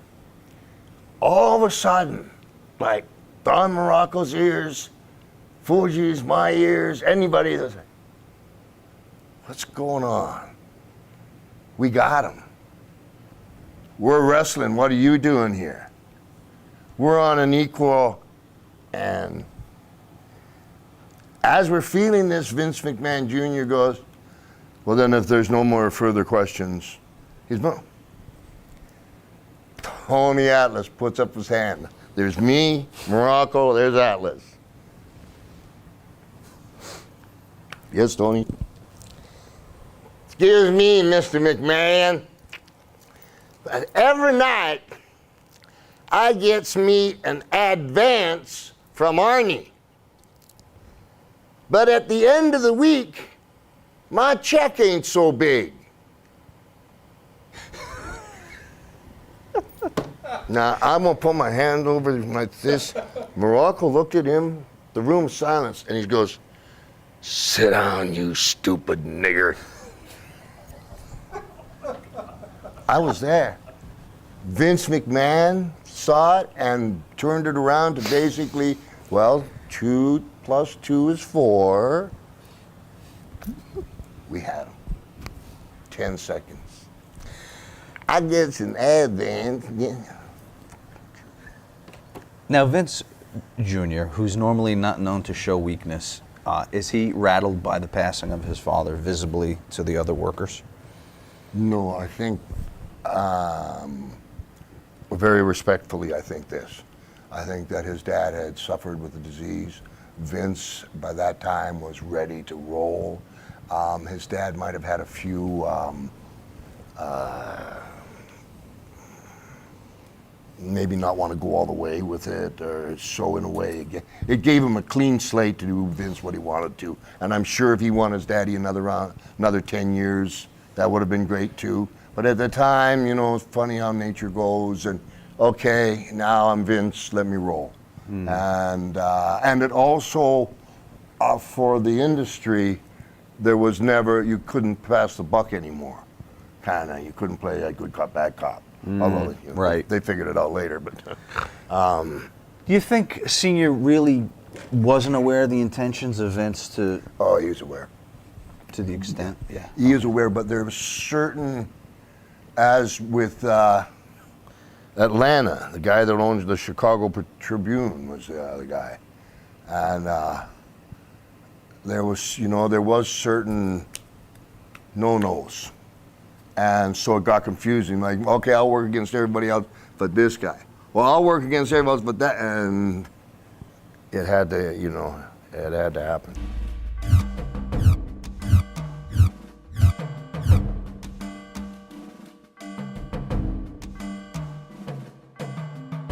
Why there? You're working at it. Was that TNT? Yeah. Why that spot? Because that's kind of off the loop for you guys. Yeah, must have got a good price on the rent. That probably that. I remember, whoa, man, it's crazy. But it's tailor-made for you. A show like this, really, all the pieces came together to help Hot Rod shine. This was perfect for you. It's a great show. The doctor examining the bone, going, and Vince. Yeah. Bob's arm. Yeah. Oh, baby Jesus. How about for that? Would they tell you beforehand what you were going to talk about with Vince when you were Not a a guest? clue. No. Really? Wow. No, you're so involved in it. When you're a pro and you do it for a living, you're so involved in it. You just know. You're everything that you're doing. If I'm doing something for myself, I'm making sure that it fits within the parameters of what's going on with everybody else. So if somebody else is wearing a green T-shirt, I'm not going to pop on a green T-shirt, Gotcha. And now that takes a lot of trust, though, because if I'm the producer of something like Tuesday Night Titans, I'm Vince. And I know I could give you the ball and it's going to be fine. But let's say Tony Atlas might need more guidance of Tony. We're going to need you to come out. We're going to talk about bodybuilding. I want you to pick up the weights and he would need more hand-holding, wouldn't he? Absolutely. With Tony, KISS, keep it simple, stupid. And I just pulled his name because we talked, but I'm sure a few guys that strong boy. But he, really, he's got that laugh. Let me also, so there's no lack of respect. With Tony Atlas is very simple. He's a big, strong, black guy that likes to laugh. And likes to have women walk on his face. And, oh, cow, walk. No, baby. Stomping. Yeah. We had Tony here. stilettos. That was a fun one. I bet you, but he's got that market covered as far as I'm concerned. Yeah, he's about the only one. Yeah, righty. Al Hayes as the sidekick. Al Hayes, my goodness. Perfect man. fit. for that kind of as the Alfred- straight man for Vince's ribs and jokes. Alfred Hayes, I loved him. He never swore. He taught me the piano. He taught me where to put the fork. He taught me about England and Scotland, and he would correct my grammar. We would talk about Shakespeare. He was a real lord, whatever that means in England. I'm not saying I'm just saying he was a real lord over there. He was a skilled European round style wrestler, and he just had a little bit of a nudge for young gals, you know. Other than that, he's bravery beyond belief, never swore. Remember one time, we're in some club, a bunch of big guys, and they're playing pool. So Alfred Haig come up and he put down, I don't know, like 2 quarters or something, whatever. And they finish their game and they just go in and Alfred goes, "No, it's my turn first, sir." And this guy, he says, "No, sir, it's my." He wouldn't back up. He didn't swear, he wouldn't back up. Boom, like, Sarge and I are watching like, "God, just we dare you." You know, and he took, he taught me, in this dysfunctional family, he taught me honor, he taught me class. He was a gentleman. He was a gentleman. Other than dropping his dick all over the place, chasing you all over. Other than that, gentleman. And the span of years from that, there's probably 11 years from just jumping with his dick to him educating me to the world.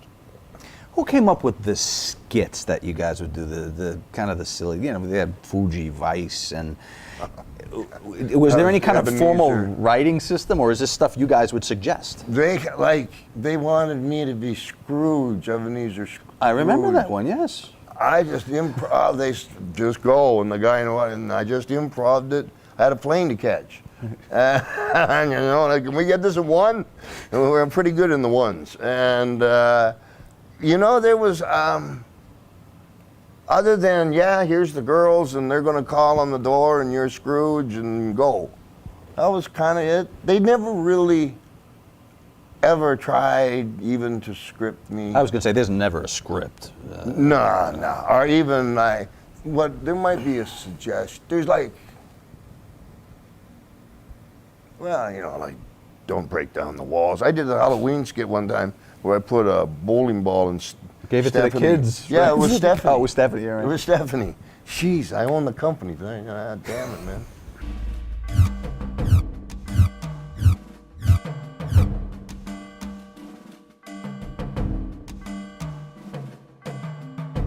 Now, this, I first want to say, this was taped on March 28th, and it airs on June 9th. Why is there 3 months in between the taping of this and the airing of this?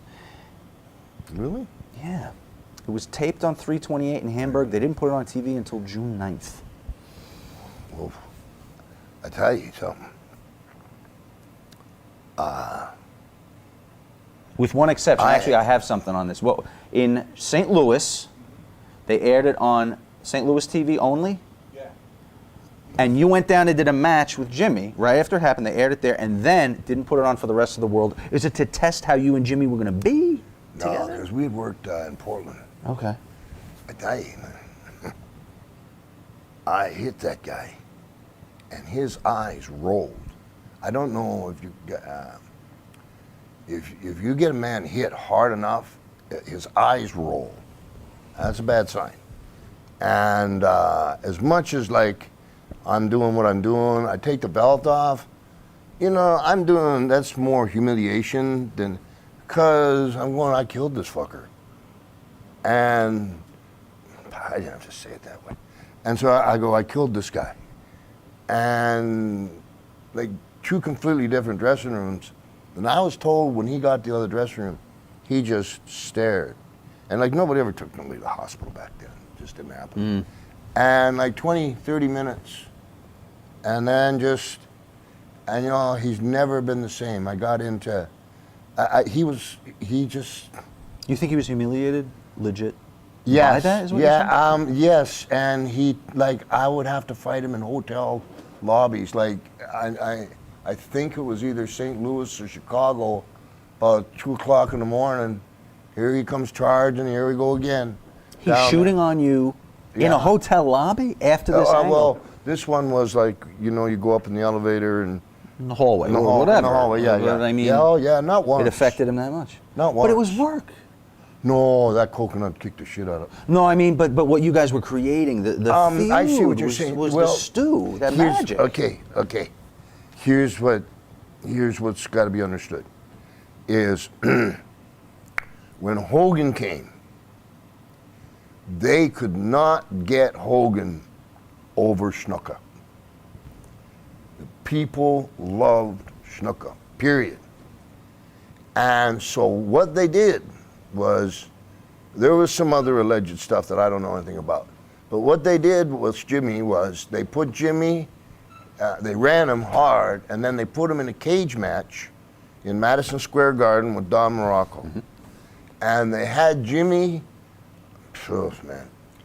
right to the top of the cage, and he's standing. And then he squats down, his little monkey toes hold on the cage, and then he stands up, and then he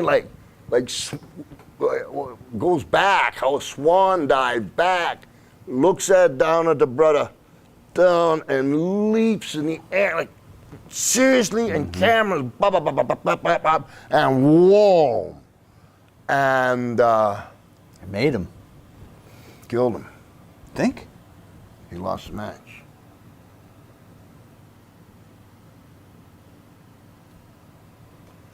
Muraco got out of the door. Yeah. They had him do his best stuff. Lost the match. Got Hogan. Give him now to Piper. Piper will wear him down. Take care of him. That's fact. Before he goes out to do the pit, obviously there's going to be an altercation because there's the stuff is there, the coconuts, the bananas, the whole thing. Yeah. Go ahead, sir. You go for the ethnic thing, as Piper does sometimes. Yeah. Is Jimmy aware of what you're going to say, A, and B, is he aware he's going to take the shot? Jimmy's not aware of what I'm going to say at all. Okay. I must admit it was kind of weak, because what I said was, go to the store and get me stuff from Fiji. That was the basic neutral order. And bananas, pineapples, and coconut. And like, okay, banana, monkey, I can do that. I'm going, pineapples. And it was really weak. Like your women, round in the middle, furry on top, whatever. And I don't know 100% for sure. I'm not sure if I ever had a coconut in my hand before then. I'm not from this country. They have no coconuts. They don't even ship them in. Why bother? But I mean, I don't know, sir. I don't know. But I do remember this.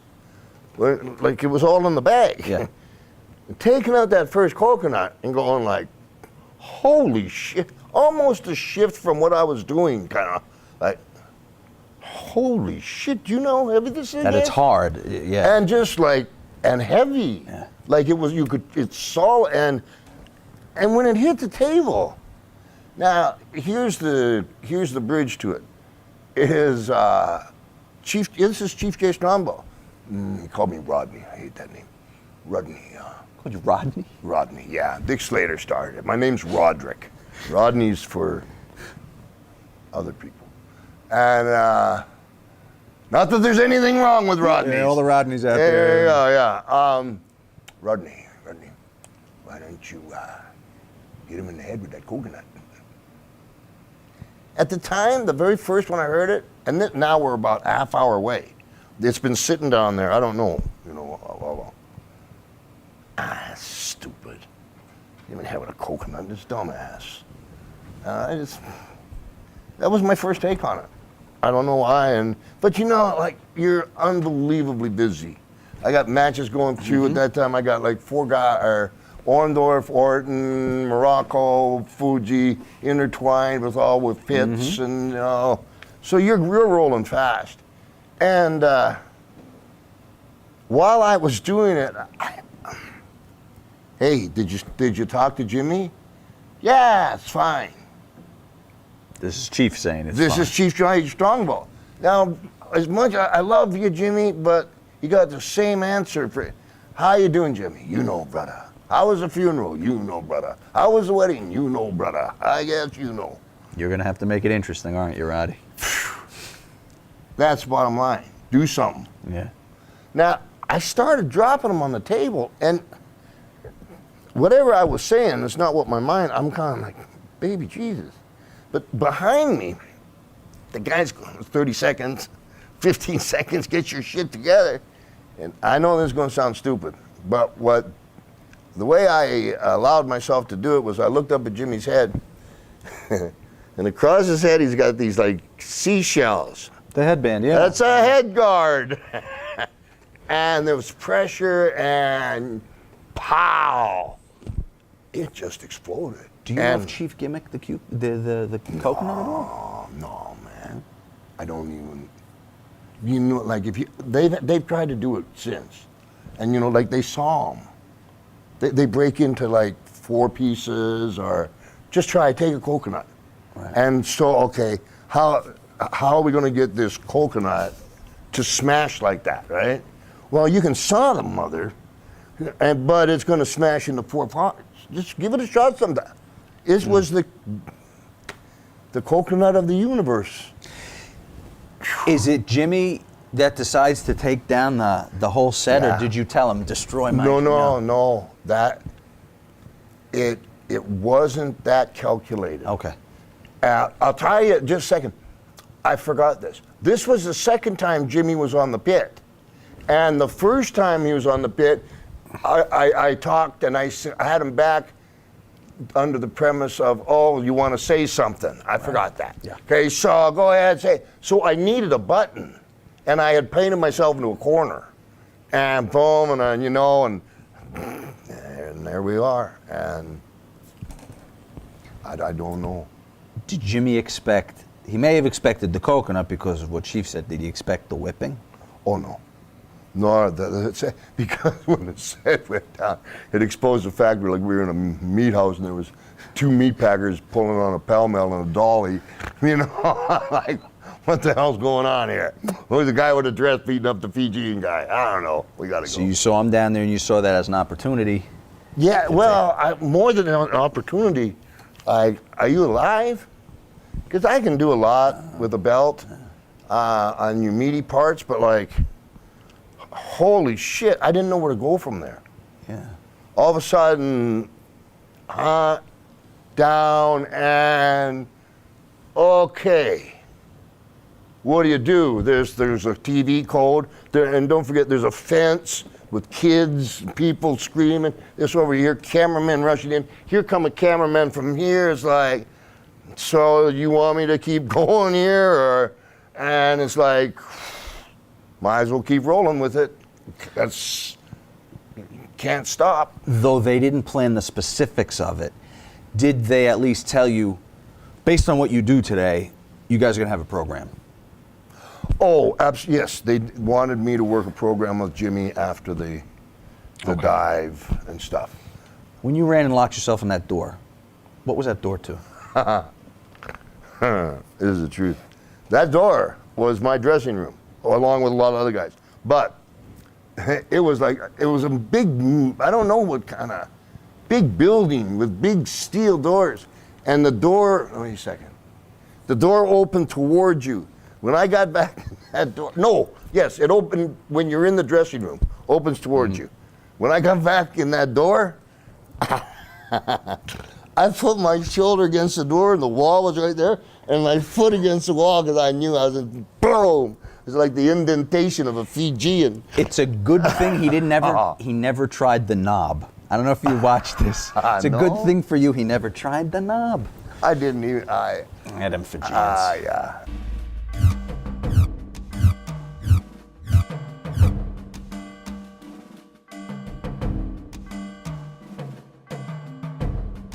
let's take Cindy and Lou. True, they met on an airplane ride, and that was the genesis of the discussion to be in the video? I believe so. Albano to be in the video. Yeah, David Wolf, her manager, was a huge wrestling fan, as was Cindy, and I think that they were a fan of Captain Lou. And Cap at that time had the rubber band and stuff going on, and Cindy with the girls want to have the hair kind of orange and blonde, and she was hot. A lot of people, she doesn't get enough credit. She was instrumentally, she was huge to the winning of WrestleMania. She was huge. But at this early point where it's just her early appearances on there, sometimes with celebrities we talk about, we hear that they either get it or they don't get it about wrestling. Yeah. They come in with a bit of an attitude, look down on it, or they get it and they know what they got to do. Did she get it? Yeah, right away. And her boyfriend, right away. Boom, and loved it. Did you like Dave Wolf? I did like Dave Wolf, and we did some business, but we had a horrible falling out. It was a really tough time. Dave Wolf was the one who was instrumental in getting me They Live, the movie. I don't know if I've ever told anybody that one. But we had a falling out and haven't spoken since, only because we haven't run across each other. I would love to shake his hand and say hello. Is it he that picks you to be involved in this whole thing? Whoa. I think that that part was, well, you had the Piper's Pit that was just a fit for her to come on, like going for it. But you had to go back to the office, being Vince, and say, well, who? Because Hogan was the guy. So, like, whoever we want to mess with this whole piece of business, we want to come out the end of it with Hogan. So we got to be smart enough to, is it Paul Orndorff, Orton, Schultz? Who's it going to be? Okay, who can handle the job? Him. And then it goes from there. Wolf is an outsider to the wrestling business. Who's allowed in to make some creative decisions, like when he grabbed that video camera, if this is true, and ran out and said, let's shoot some promos real quick for WrestleMania. I think the ones where you're training and you're on the street, like he was kind of involved in putting those things together. Yes. Very rare that an outsider gets to step in behind the curtain. I guess because he's Cindy's boyfriend, it's a little easier. They want Cindy for the draw, but he was respected in some way. Yeah, Vince didn't like him. Oh, he didn't? Not at all. Okay. Not at all. Wasn't respected by Vince. No. But he had good ideas, and he had a positive heart, Dave Wolf. And he also was Cindy's manager. Yes. And so he was giving his blessings for Cindy to be on Piper's Pit. And I think that Dave Wolf once saw the lineup, probably thought that with the kilt and the whole thing, girls just want to have fun and maybe the best fit. Did you get along with Cindy personally? Yeah, I never had a problem with Cindy. A little problem. You hesitated. Yeah, a little problem, but we resolved that. You subsequently go into music videos with her and then the Goonies videos. So, yeah. So there must have been a simpatico. Respect you as the performer that you are. Yeah, I did a commercial for her that she was in, that she directed also later on, and then on Raw. It was, I don't know what it was something where I gave her an award, not, the last year or so. But we've become more, she considered me like a womanizer. As a shoot, really? Yeah, yeah, Just you, huh? In that locker room? Yeah, I guess, I don't know, you think every woman wants to be with you, and she's ringing me out one night, but the truth of the matter is, she's a wonderful lady, really is, and the amount of MTV at that time with the War to Settle Score, I think came out with a 9 share or a 9-1, the highest, I don't know, forever for them or at that time. And all these celebrities, I had Geraldine Ferrara, who was running for vice president Roddy, you're not fit to wear a dress. Twisted Sister, Rod Stewart, Little Richard hands me a Bible as I'm coming in. Yeah. Adam's supposed to be with Eve, not Steve. You know, that's a true story, man. Andy Warhol taking pictures of my feet. Yeah.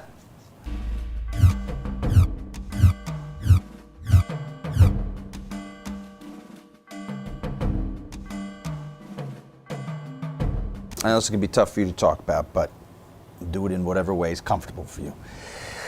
It becomes apparent to a worker that it's time to bleed. Is there such a thing as going too far with it? When is it something that should be used? Is there a time in the match where you're like, this is it, I gotta get my color now? Take me through the process of bleeding. There's a lot of different theories on that, and there's one huge drawback. The real old timers, they just like to be busted open. Then you take the hair and you grab the hair tight and you slap down over the eye. Depends how much money you're making, I guess. So I guess the actual way that it's got is a little irrelevant to the questions.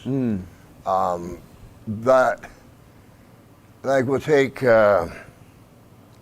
let's take Ric Flair in a championship match against Jack Briscoe, and it came back and it went an hour through, and this is the rematch, and it's in their Kiel Auditorium in 45 minutes. Briscoe's been getting the dog kicked out of him, boom, and the world champion Ric Flair gets busted open and he starts bleeding. The caliber of match happens, that brings a reality and a heightening of senses to the crowd and to the wrestlers that definitely increase the entertainment value, because it increases your adrenaline and things are getting more serious, because there's no such thing as fake blood that I know of anyway. Now, when is the right place to get something like that? Yeah. Again, let's take a couple that we use Ric Flair as an example. Let's use Abdullah the Butcher. See, this is where, there at the 45-minute, coming back off of a 60-minute Broadway, 60-minute time limit.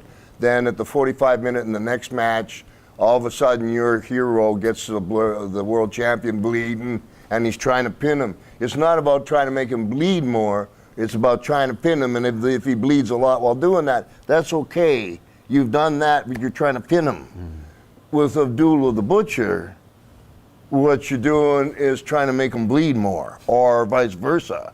There is no, other than running out of blood, there is no win to it.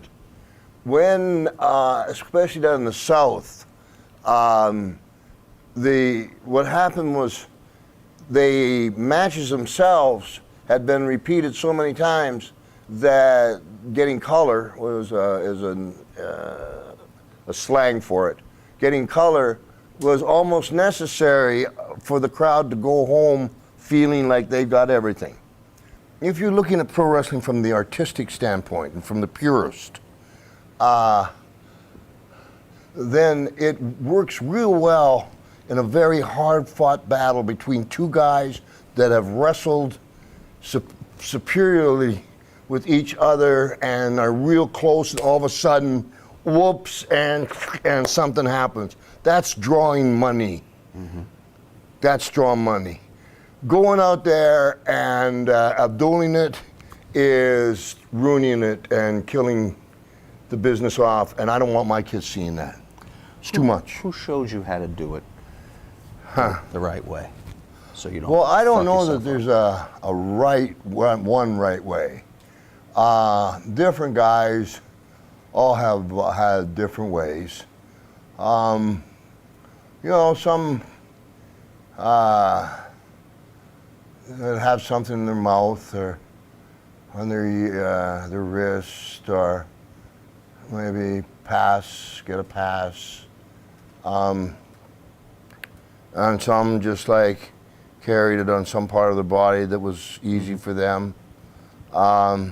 What about cutting the gig, choosing a gig? I mean, that's all stuff that someone's got to tell you as a young worker. Yeah, the very first time it happened, actually, the only time, well, let's see, the time that I was actually directed to this is what's going to go on, I was maybe 16, because I was working for Paul Bosch, and there was a guy named Jack Lanza with the Claw, and I think he was going to go against Fritz, and so they put me in there and had me get squashed with the Claw, and that made me bleed. Now, they were way up on the food chain. When those boys came back, those gentlemen came back, they said, "Hey, kid, what a kid." They said, "Thank you so much," boom, boom, boom, because you got white meat like that, they doubled the house. That's good business. You know, I got a guy that's eating donuts, just, there's no art there. Wrestling is one of the greatest arts. Someday people are going to realize this. It's all psychology. So, again, with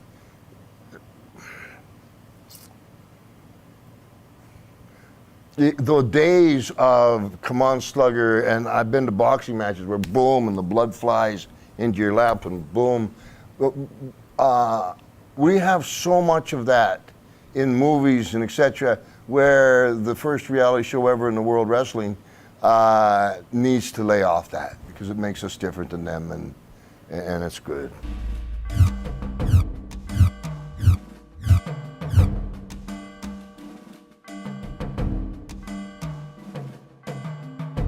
Now, at a time where Vince is tearing through all the territories and undoing the NWA, basically, Lou Thesz appears as a guest on the show and talks about his storied history in wrestling.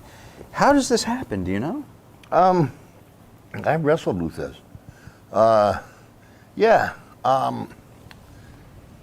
You see, about this time period, everybody's scrambling. All the independents are scrambling. Wow, they weren't called. All the territories were scrambling. The alliance was scrambling, and nobody really knew where they were going to leave off. It's an extremely smart move on Vince's part, because in putting Lou there, it's the same thing as putting Brock Lesnar there now. And to have Lou talk about his storied history, then it becomes, it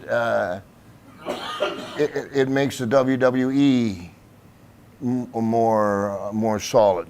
For instance, again, it was Hulk Hogan versus Roddy Piper versus Chavo Guerrero, and then all of a sudden, those guys are still drawn, but you just slap on WWF. And you go, oh, and there's Lou Thesz. And so there's a credibility that comes with that. And he can go back and review it. And when Mr. Thesz, one of the world's greatest, was on our show. And so it's all part of a campaign of building and who you're associated with.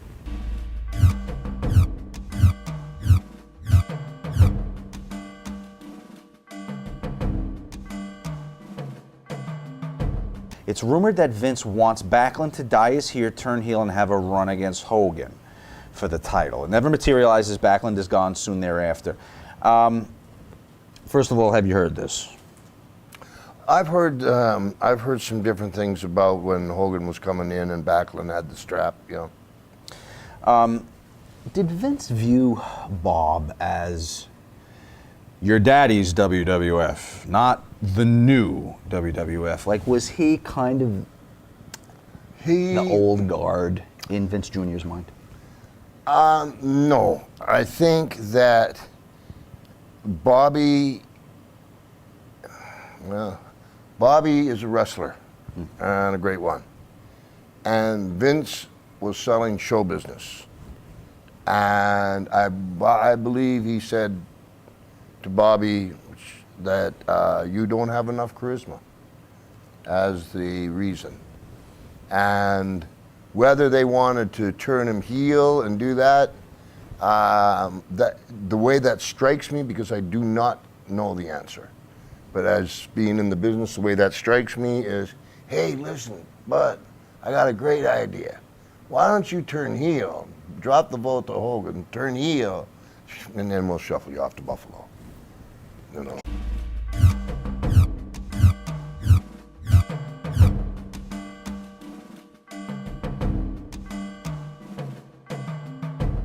Unfortunately, George Scott, I think George Scott's a hell of a man.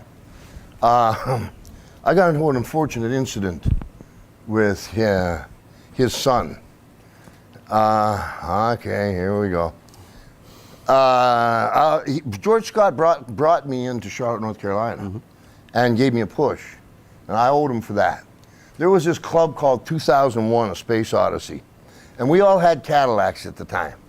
And Jack Briscoe, George's son, got there somehow. And Jack Briscoe had a cast on his leg. And George's son said, we're all outside, and he says to me, window rolled up, I'm the reason, my dad's the reason you're here. So I hit the windshield, and I got through the windshield, but he lunged ahead. So Jack Briscoe, whose leg was bad on a cast, was hobbling into the passenger side of my Cadillac.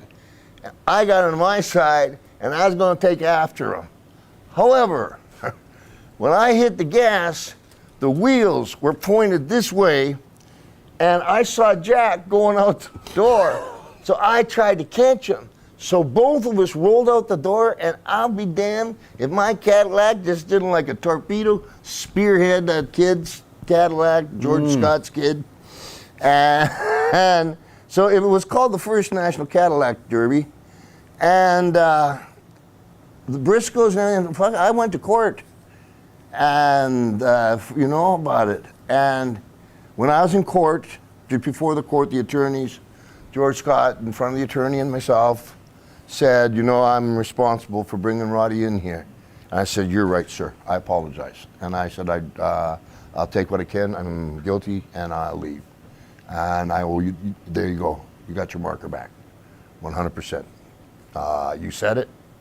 You were correct. You did bring me in. It did give me a hell of a push. That's the marker. You got it. So, but when he came to New York, his son's name was Byron. Well, he came to New York. But Byron had a big mouth and shooting his mouth off and was bringing that up again. And that got Rod angry. He comes too, the kid? Yeah, because it was like, and let me just really loosely, because I wasn't there on the bus, but like the kid was just trying to find out what he wanted to do for a living or whatever, and George came from Charlotte to New York, and his son kind of came along. I'm not sure what capacity, just, you know, maybe he was going to try to learn the business or something. Right. And he went out in the town drinking and shouldn't have done that one. She's once again mouthing off about you. Now we're in WWF. Yeah, now we're in WWF. And you know what? The working Charlotte and Atlanta at the same time was hell. And so when we got into this league, everybody was pretty amped up. I mean, like, you wouldn't... How much is George responsible for at this time? WrestleMania? Yeah, shortly before, 84. Is he working in concert with Vince, or is Vince kind of trusting him to do the matchmaking? I think that it was for lack of a better word, but with respect, kind of a honeymoon era, honeymoon time.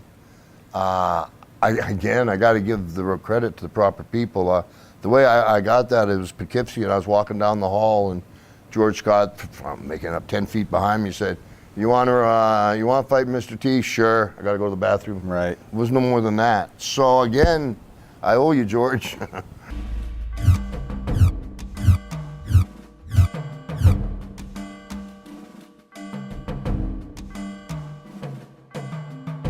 First of all, why are they paired with? They're obviously not going to have any involvement in the angle that you've got going with Cindy and them. Is that all that?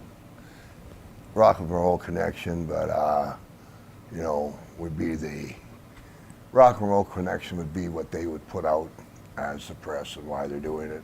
However, one of those fellows in there is a snake.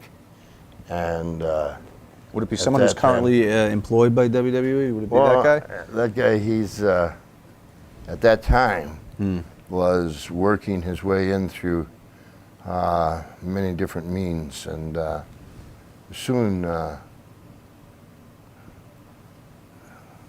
he'll know it.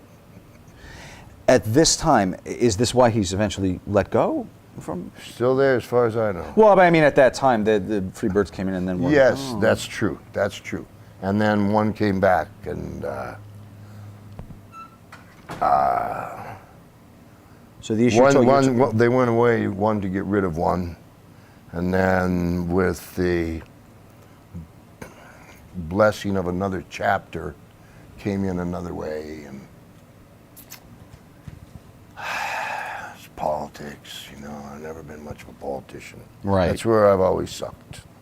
But I'll tell you something, and I'm ashamed to say it. This didn't not too long ago. Maybe 2 or 3 WrestleManias ago, I was with Duggan, and I don't know, I was going up something, and this fella I'm talking about said, hey Piper, you got an interview? Ah, fuck. I run over, and hoo, and it was a rib. So I thought to myself, next time you get some gas, I want to burn his clothes, but I'm going to wait till he's in them. I'm not joking. Is this? Did your heat? Was this the source of the heat? Had stuff happened before this, or you were angry? I'll tell you, the first time I met this guy was in Atlanta, and his buddy was puking, and I'm taking a shower, and he comes in the shower, and he says, have you ever been pissed on by anybody in the shower? I said, not by anybody that's alive. Now what do you want to do, asshole?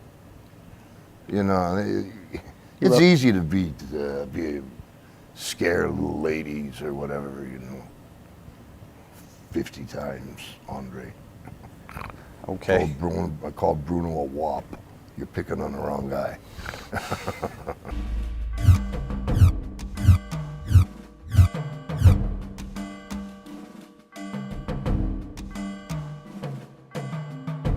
Is it known to all that he and Hogan have that relationship, or is he just kind of treated like another worker? In the 84s? Yes. No, it's known. He's prominently, wait a second, not prominently, but he's always on, I was going to say in his dressing room, but his right-hand man, and obvious, and, you know, help him around with stuff.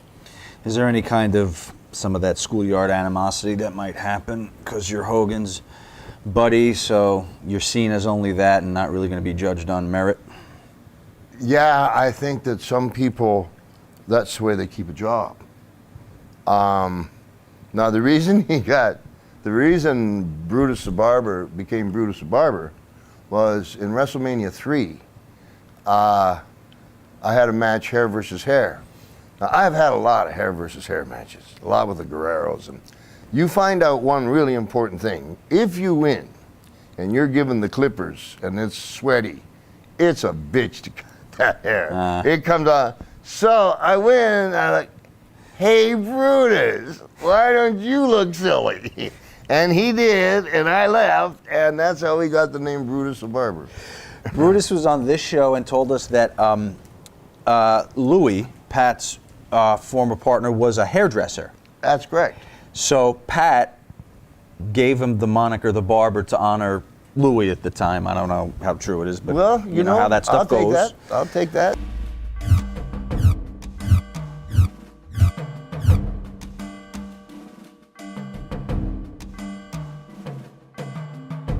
Who gonna beat that junkyard dog? Who gonna beat that dog? Who gonna beat that junkyard dog? Who gonna beat that dog? Ted DiBiase will be down there, and Hacksaw tell me, you know, sound like Zulu Dawn. Who gonna beat that junkyard dog? Who gonna beat that dog? And Ted DiBiase's a great wrestler, but you know, he can't street fight real well. He gets knocked out 2 or 3 times on the way to the ring to get Junkyard Dog, and then, you know, please come back, Junkyard, and get killed on the way back. But Junkyard Dog was He's just a really good man. And he had a beautiful heart. He's a man that caught on in his part of the country and was the biggest star there ever. And sometimes, you know, it's like little boxes, tiny boxes. I don't know how that song got so wonderful, but you know, and who gonna beat that dog? And it worked for him. It gave him more money than he would have, I think, if he had done something else. You know. Was he tough to work with stylistically? Little. Well, you see, there you go. He didn't work at all. I guess that's what I'm going for. You know, you really can't. Like Like wrestling a couch. Yeah, yes, a heavy one too.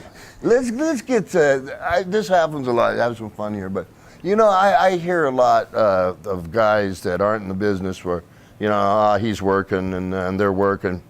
The terminology work is only applies to two people from professional wrestling that are inside the ring. Outside the ring, it's called lying and manipulating. There's no such thing. Oh, he's working. No, he's fucking lying. Right? If you're in a ring, one tackle, drop down, get it again, you're working. Your wife wouldn't accept, honey, I was just working. I just working. It didn't even hard or nothing, you know. So good. So dog. Whew. He was in like a giant fetus position when he'd sell, like just huge and like big elbows and hanging every time, you know. And then he'd put the eyes up, and then the Zulus would just come on, here they come. Oh, spear 'em, oh, white men. And he wouldn't, you know what he would do? Oh, good Lord, baby Jesus. He would go, he had a sense of humor because, who did he do this to? I think it was Ted DiBiase. Ted DiBiase was beating the heck out of, you know, when you pan the NCAA crowd, and you, and I love him, you know, and finally the dog puts up his head and looks at the people and goes, help me. Oh shit. Boy. Yes, you know, who gonna beat that junkyard dog?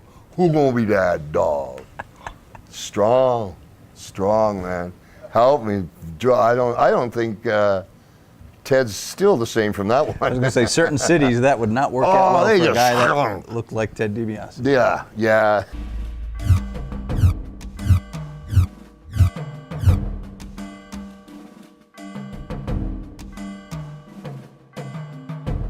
Rick was a guy that I think it's probably the first. It started a very bad trend in wrestling deaths. I think there may have been more before that you could school me in, but I think that was the first really high-profile situation. We have many after that.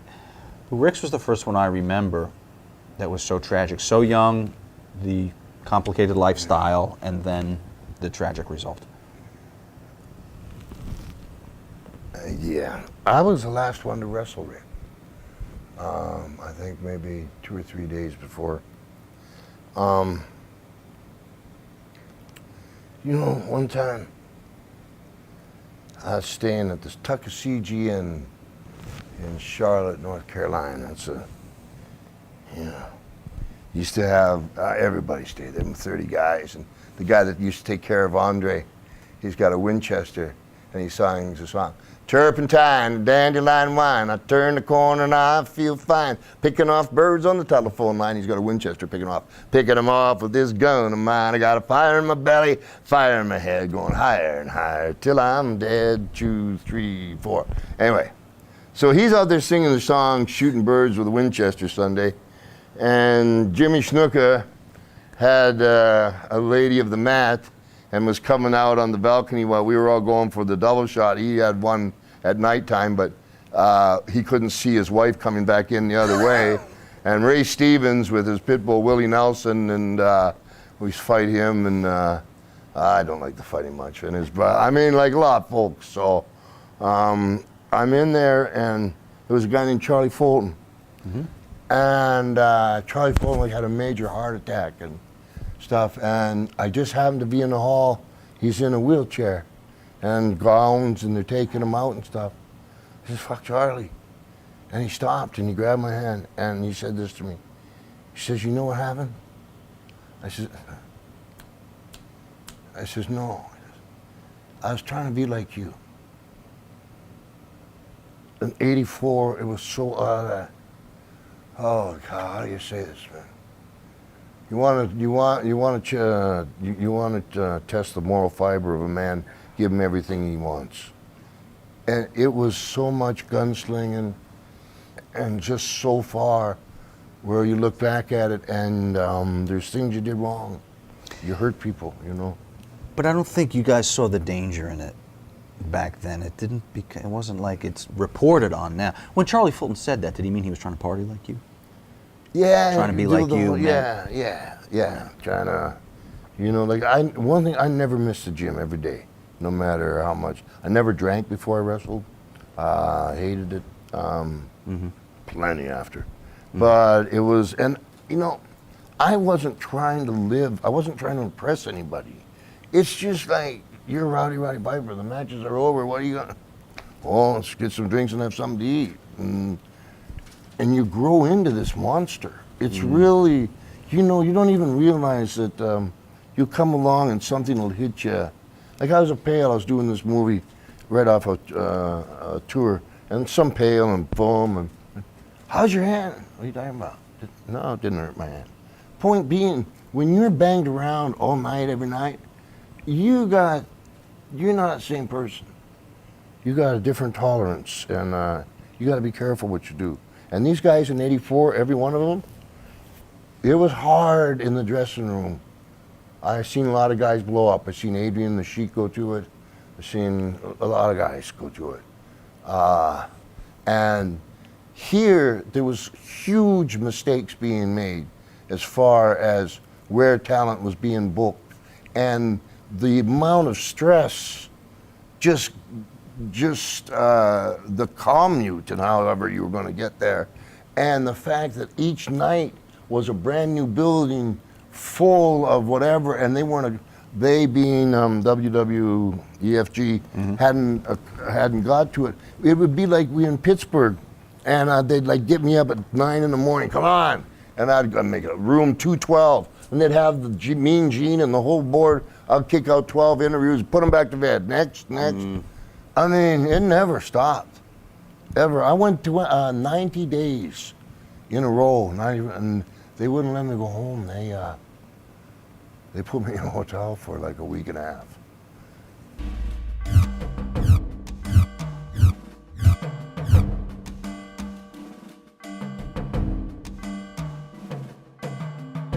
Talk about taking over that territory. You guys get like Dynamite, Brett, and Yeah, you know Davey what? Boy. I never worked Calgary wrestling. Oh, right. No, I tell you, first of all, I thought Stu Hart and I had met, and he said names that it was impossible to know, and said that he was my cousin. Yeah, no kidding. Yeah, sure, Stu. And when do you want me to show up at the territory? You know, do the bus ride. But now, I think it was Wednesday, they used to do from Calgary, Saskatoon, which is 500 miles. Bus ride there, bus ride back. But before that in the day, they used to take the train. And there were some of my relatives that were employed by the CNR, Canadian National Railway.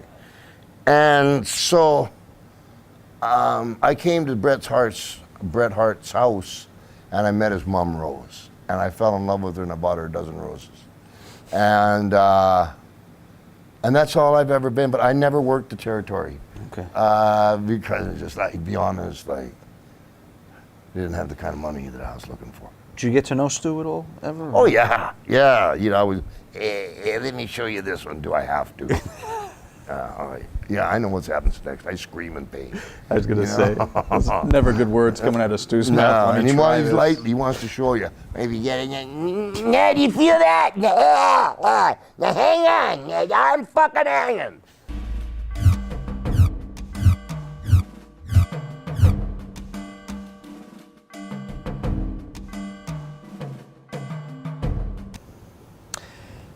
Were you aware how hated you were at any time during this process? You got the coconut, and then coming off the heels of this, when everyone finally, the very passionate New York fans finally come, some from countries other than the U.S., come to see Jimmy, give it to you, you break his neck. Are you aware of danger ever, or you just you hear the crowd and you know that it's the payday you need? That's interesting. I'm done. I'm in Mexico City, and it's a little bit of a tough town. And I've got my Halliburton. If you know what Halliburton is, steel back in the case, day, yeah. it was the thing to have. The badge of honor. There you go. So I got my Halliburton, and I'm getting out of the arena. I wasn't on last, and getting out of there. And I run out, and oh shit, I'm in Mexico City. And I look for light, and boom, and I take a turn, and there's a alley maybe that big. But I've turned and I've committed to it. At the end of the alley is 3 guys, one low, 2 high. I ain't turning around. And as I come to this situation, you know, I'm ready to. I got my plan. I know what to do. Now, one of the things that the old timers teach you is walk slow. Walk slow. Walk slow. You don't want to fuck with a guy walking slow if you don't have to. He's got something going on. He's comfy. He's not. And my point is this. 3 more guys. Walk slow. And by the time they both stood, thank you, and I went. And they knew. So It was how you carried yourself. You were able to get through it. Yeah, very much so. It's that when you're doing it, first of all, you know you can, one, and you almost try to mask that with gentleness or daddish. So like if you know you can really fuck somebody up, it's not important to you anymore. There's no, and if you've been really messed up hard, you know, been beat up, which I have been many times. So, like riots and stuff, this is a strange thing. You're a nice boy. What are you doing after this? No. Not working the San Francisco territory in 1972. That's what I'm not doing. I know shit, man. Well, how was I supposed to know he was going to be boss? Damn. Exactly. Shit, I had a pair of knee pads and everything. Sometimes it works in guys' favor. What did you know? God's sakes. I know, damn it. You were young. But here's the thing, Yeah. is with, like, even when I got stabbed, I went after the guy. And he still had the knife. It's, especially back then, it's not as controlled and sweet, and it's a show now, and good for them. Back then, you meant it to a certain thing, and foreign countries, you fucking mean it. And you walk the walk. You know, if you're Jimmy Hart, I can get it, but if you were really a first grade A top professional, you better not be afraid of fucking anything. And have that attitude. And it can be mistaken for conceit, but what really, simply put, what do? We strip down to our underwear in front of 93,000 people and then make them scream. How? Yeah, well, when you do that for a living, it's hard to get scared.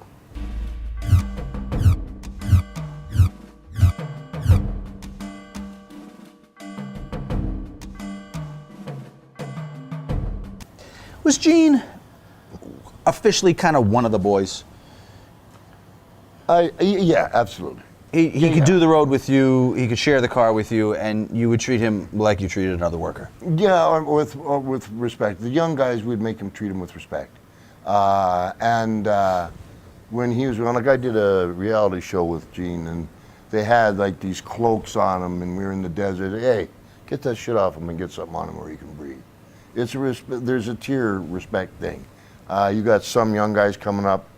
and Gene's and interviewing them, you better have respect for them. Or I'll give you an example of wrestling justice.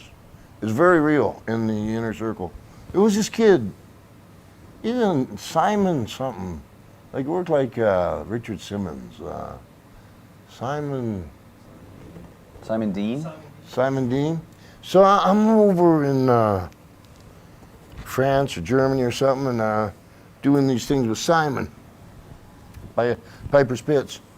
And I'm in the dressing room, and Simon says something like this: "Hey, I think we should do this, this, this, and this on Piper's Pit." Okay. And he left, and I left. Now, the inside circle heard the disrespect. When he came back, everything he owned had the shower on as hard as it could go, and they kangaroo courted him all night. Witnesses, boom, confessions. Next morning, I went to bed. I get on the plane, I'm boom, and Undertaker finally, of all people, goes, "Hey, dude, like, what'd Simon do to you?"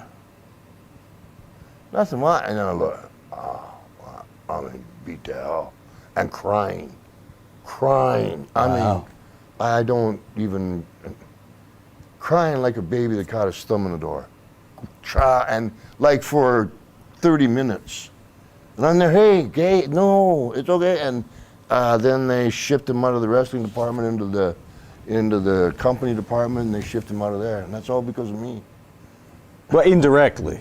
Well, what it is like they won't let you fuck with me, nor would I. I'm sorry. They won't allow somebody to disrespect me as I wouldn't allow someone to disrespect somebody that I should be taking care of.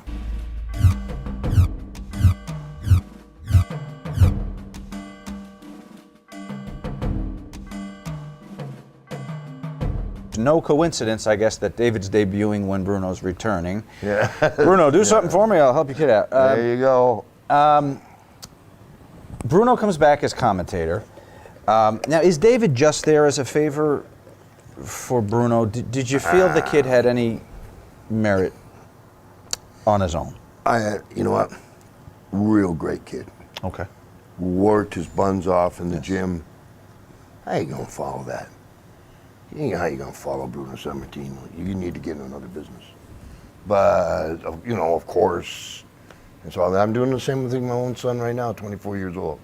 Go do something else. I mean, it's Bruno Sammartino. It'll be over your head your whole life. So at that time, I'm sure that David wanted to be it, and I'm sure that he saw it as, oh wow, I can be famous like my dad. Not that that's wrong. Mm-hmm. And again, David's a great kid, but it is a favor because Bruno in the office didn't get along at all. So it was What was the locker room perception of David? Was he ever taken seriously by the other workers? He was taken with a certain amount of respect, having to grow up under Bruno for that, and he was a respectful kid. He didn't try to throw his weight, which was good because they had a bunch of guys that wouldn't give a shit. But he didn't have the frame of Dad, and it's sad. There's a lot of second, third generations that if you're the first one on, it's like how you gonna beat Moses when he goes parts the Nile? Mm-hmm. I don't know. It's a tough gig. It's a real thing. It's tough. It's a real. Everything we're talking about here. 84. When you're talking about 84, everybody was the real deal. To, however you want to define that, meaning like, there's nobody there you would want to push around or try to. And there was nobody there that didn't stand up 110% for the business. There was nobody there that missed a shot. We're talking the higher echelon there. So it was a very stand up, what'd you say? You better, Larry Henning, palm guy. Yeah. How'd you get on with Bruno at this time? I loved him. I had to do a Piper spin with him. And so He didn't take offense to the Italian stuff ever? You know what he did? He didn't know what I said. On my way, my car tire got flat, and all the way here it went whop, whop, whop. Holy shit, his eyes lifted, the comb over stood up. It's a long friggin' night, I'll tell you. But worse than that, like 26 years later in Toronto, I have my son Colt. And Bruno's an unbelievable man. And I said, excuse me, Mr. Sammartino, this is my son Colt. Bruno looks at my son and says, your dad called me a whoop. First thing out of his mouth? 26 years later, Bruno. And he started laughing. Oh. I have way too much respect for that man. Good.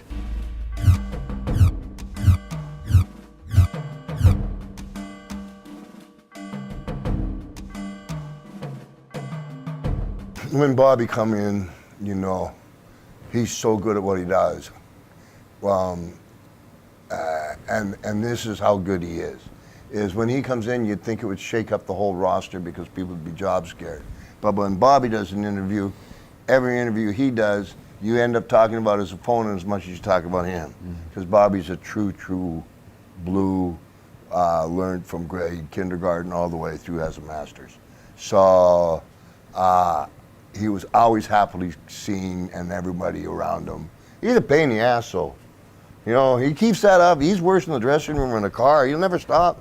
He got funnier stuff in the car. So what we see on TV is what you guys were getting in the locker room. Oh, it's worse. He says, I asked Piper, what comes after a sentence? He said, parole. Just bomb, but it just never stops, man.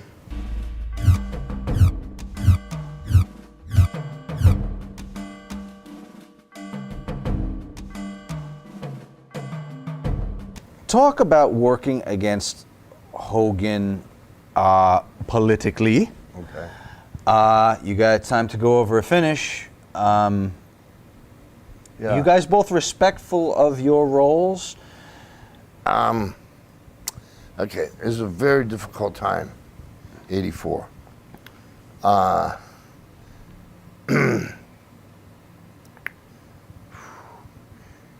Hogan's there for Hogan. Now, all of a sudden, what we have here is failure to communicate.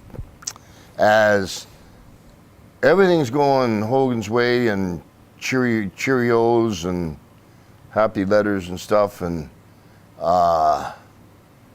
then there's Roddy, the bad boy that's fueling the fire. But also, I've got lunch boxes and ice cream bars and bath towels. And so the first time you're going to put me against Hogan, I think the first time was a war to settle the score. And what they wanted, Hogan was a champion. And what they wanted to do is they wanted me to take a dive for Hogan. No. First of all, it's going all over the world. My lunchbox has got to sell too. Now, again, remember, New York territory is a 6-month turnaround. One good guy, that's their mentality. But it's like fighting City Hall. Now, I tell you, I don't know anybody that's gone in the garden and said, no, I ain't doing it. And in WrestleMania with Mr. T, I knocked Mr. T, but he's a pretty salty guy. Muhammad Ali, who I had hip-tossed about 10 years earlier, pretty salty guy. And, Hogan, Orndorff, a lot of potential variables there, variable word. And, But if you say no for the right reason, Roddy, doesn't a promoter have to go, you know what, he's smart. It will keep the value of that lunchbox high for me as the promoter. Okay, but here's the thing. For what Vince had no respect for was, I was already over before I got to his territory. So, okay, there's Hogan, the first time we're going to meet, and right away beat me. When in 5, 7, 8 weeks, I'm the hottest heel they've ever had. I've got doctors and lawyers watching. We've spread, and we're on Saturday Night Live once a month. We're doing all kinds of, and just that. Here, let me give you the best example too. At the end of WrestleMania 1, everybody's gone, you know, you can imagine how many people are outside in the garden. And we go to where there's a circle, it goes up like this, and your limousine takes you up there, boom. And so we're all done, and we're waiting for everybody to get out, trying, and we come down, and our car's gone, our limousine's gone. There's no cars. The only thing there is there is a policeman on a horse. And Bobby and I have walked down looking for it, and I swear to God, Bobby's standing up. I'm at where the horse's head is with the policeman. Bobby's on the back, and the horse is going to the bathroom, and when it hits the floor, Bobby goes, shit. And it's us. Outside, 2,000 people. Right. Why? No shit. You know why? Because he doesn't realize that it's the bad guy that draws the money. They had already had a pre-planned party for T and Hogan, and they were all into that. The guys that made him, they didn't even give him a fucking ride. But Vince McMahon, second generation, around the business his whole life, learned from his father. How does he not know? I know that. I've never been in the fucking business ever. Because I think if I had to figure it out, because Rod said no. Oh, so it was. And then when I went and did They Live, Vince came to me and said, I'll give you the same amount of money and give me 4 weeks, I'll have you another movie. I said, not with John Carpenter directing, you won't. And when I went, he sent a message he said, you tell, through my lawyer, you tell Piper that Hogan and I are the only true blue WWFers. And that's what started the dissension between Vince and I. We actually do like each other a lot. But back here, when you're riding high, and you do begin to say, no, you can't job me to Hogan yet because we got more to do. Yeah. More to do. Rather than respecting that you want to extend the angle, he got angry. Yeah, well, yes. Now, from his point of view, he put everything he had on the first WrestleMania. So I suppose he wanted Hogan to beat the hottest guy he had to make Hogan not hotter. But he got like, and I finally said to him, Vince is driving me, I said, fuck, man, you tell me.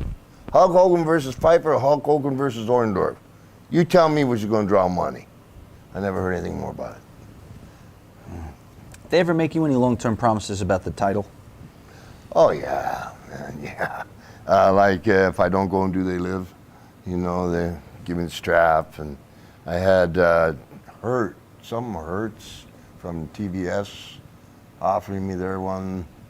But like, it's funny because it's really interesting. They go out of their way, the WWE now. I don't know, I'll make it up, every 6 weeks, somebody will say, Roddy Piper, the greatest wrestler never to hold the WWE Championship. And it's made a martyr out of me, but plus it's like, it's the kindest thing you could say. Because you didn't need it. Come on, you give people titles so they can get over it. And everybody deep. So and now they found out what they've done. So it's cool.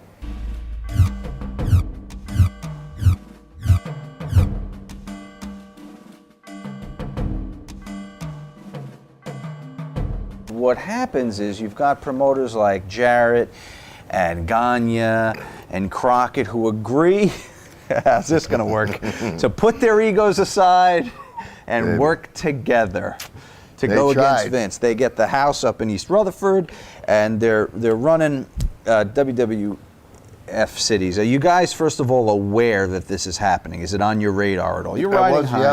Yep. Koloff was one of the guys that were signed to him. Do you have a pen on you? Just on you? Don't I have one right here. Just a second. So, Eddie Einhorn, he had football teams or whatever. Sure. And just leave it. Okay. And so he gives him contracts. I'm positive Ivan Koloff was one of the contracts. Okay. I don't think at that time I was on the big head drawing list for him to give me a thing, because Koloff had gone through the Garden as a champion, and I had still done more West Coast, and I was working. So they weren't actually reaching out to me too hard. They didn't, huh? Not Surprised. too hard, no. More like, Ivan was hot then, and Billy Graham, and, people that had. They actually got been- Backlund. They Yeah, got Backlund that's right, at the that's time. right, that's Zbyszko and So this is what happened. Flair. Finally, every move Einhorn, he goes and he'd get cut off by WWF, and and when Eddie Einhorn first started, he needed employees. So as a guy came and begged him for a job, and he did a great job, and he got right in there with Eddie, and shadowed him and got everything Eddie did, and this was his name.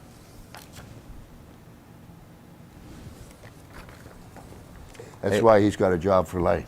A long-time WWE employee, I will say. That's why he's got a job for life. He was sent there. Really? Yes, sir. That's a fact. Everything. I don't know, you just give it to the mouse and it carries the note over. Wow.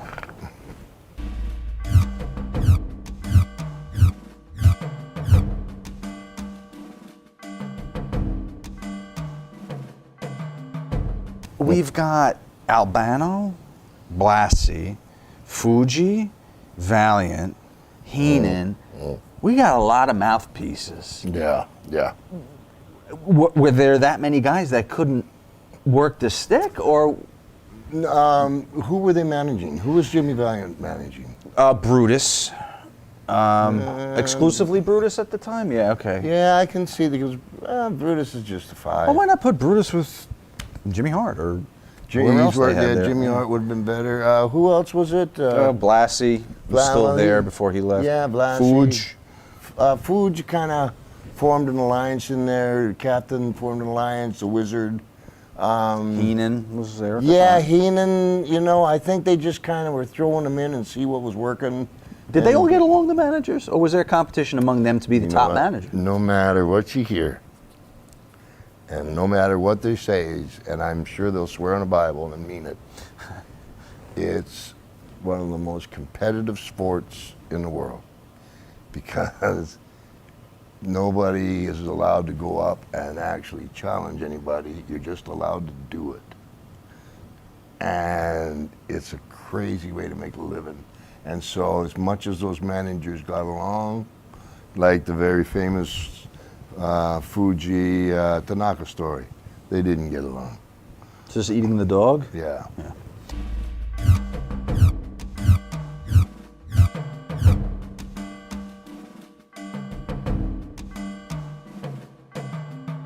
George Scott was a big, long-time supporter of Valentine's, and I think it was even Greg that told us that it was he that went to Vince and fought to get him the strap. A worthy strap holder, Greg? Absolutely. Greg's dad, in 30 seconds, changed my entire career. I was in Houston with Paul Bosch, and Johnny Valentine, he was on last, and he always went a long time, like 45, 50 minutes. Real hard pull-up, hard hitter, tough guy. And I'm in my street clothes, I'm about 167 pounds, and he's coming back from his match, and he's opening the door to come in the dressing room, and I was kind of trying to get out, and a little bit in his way, and he snatched me by the throat, and he slammed me up against me, he's gurgling me. And he gets really close to me, and this is what he says to me. I can't make you believe wrestling's for real, but I sure in hell can make you believe I am. And he let me go. I based half my career on that. And Greg Valentine, he's a world champion.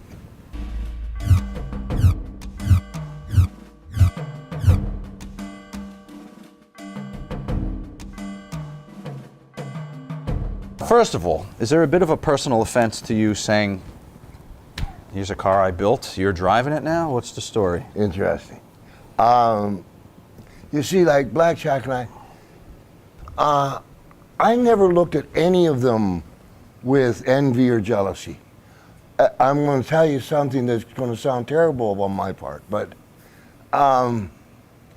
just Jesse Ventura's Body Shop, the Blackjack's Barbecue, Jake the Snake Pit, the Flower Shop, Brother Love. Yep. You know what? Because the more they went, the more they proved that they can't touch me. So bring it on. And I wish you all the luck in the world, but I had an extreme amount of confidence.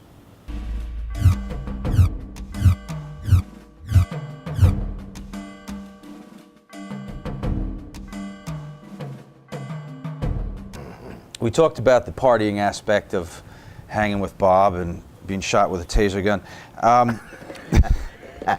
Yes.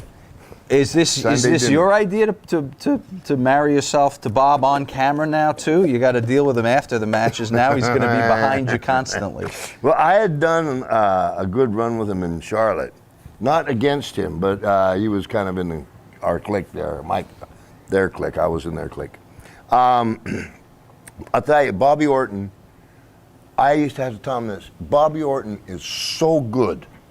I'd say, Bobby, you got to make mistakes sometimes. That way they can tell how good you are. He gets guys in different holds or body or suplexes, and everything is perfect. Because Bobby had incredible odds to overcome. From his dad, holy cow. He's a hell of a man. And he's a tough puppy. So I needed somebody that they said they're going to watch my back. I knew somebody wasn't going to get through. And because we had to take these Piper's Pits out live, and a lot of riots. And he never, you know, a lot of times you'll have a riot and you're going, where'd he go? Bobby was there every time. So that was someone you chose because you knew he could legitimately stand with you if ever anything happened. Yeah, and he's a man's man. You know, and I think Randy is a wonderful example of what a great father Bobby is. Were you ever afraid that it would diminish the legitimacy of the toughness of Roddy Piper to be seen on camera with the bodyguard? Nah, never even crossed my mind. No, because I always had a saying, it's not for my safety, it's for yours. I don't need a bodyguard, you do. But if you want to let me just fly for a while, I'll show you.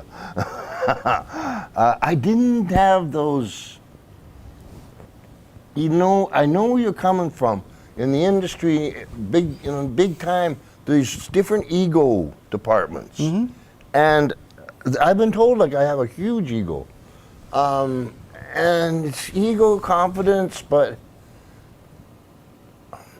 not like for the stuff you're saying. Okay. Like, hey, I really wish you all the luck in the world. The shop, but okay. But I'll tell you, I got called and said from WWE, and this is a little belligerent, but I got a call and said, listen, we're happy to tell you that you won. Won what?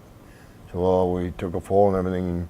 You're now down as the greatest history in professional wrestling, or in WWE. Greatest heel in the now it's in the history of professional wrestling. And of course, is that all? Exactly what I said. What they want you to do? They want me to come to Stanford to do the magazine. Oh, I see. Yeah, well, we'd like you to do a magazine. Oh, can't you come here? Will you the number? Yeah, of course I am. Because you know what? I was so fucking far ahead of everybody. I am. All right. So I suppose that's egotistical. If you, yeah. It's only egotistical if it's not true. But it's a good. I don't like that, but again, it comes with. Because you said if they saw Roddy in a different light, not so tough, or bodyguard. Because of the bodyguard. Yeah. And I think where I'm at right now, I got asked this question: what is it like to go around and people say that that you're a legend or an icon, all that stuff, and said, how do you want to be remembered? I want to be remembered as being like a really good dad. And Well, that should always be first, sure. yeah. But maybe secondarily. I'll tell you what you'll be remembered as later. I have an idea. Okay.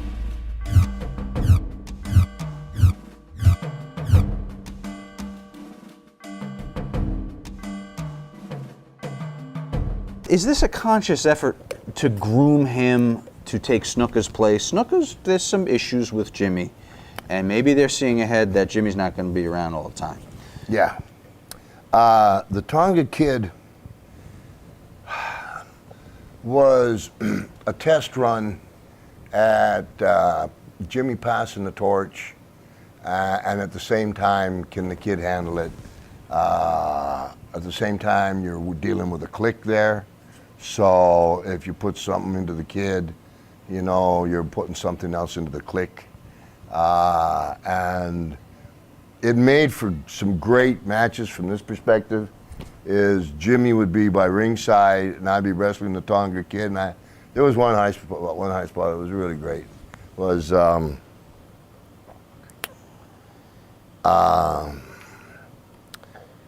Kid had me headlocked, so I threw him off and I leapfrogged him as he was coming, and I stayed the same way, and he's coming back. I leapfrogged him backwards, and I turned to Jimmy because he was hitting the other rope. When I turned back, he had stopped, and boom, chopped my head off. That garden just went, because that's Jimmy's thing, right? Just out of control. But the kid, sweet kid, you know, but they like him to keep his helmet on so he doesn't have to lick the windows on the bus, you know?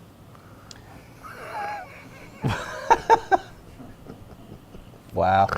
Sweet kid. Got hips on him, like good childbearing hips. Yeah. Yeah. But he wasn't someone who could go the distance. Nah, because I had to babysit him through the whole thing. You know, so to work a program with him, if he didn't have Jimmy by his side there, he carried no credibility.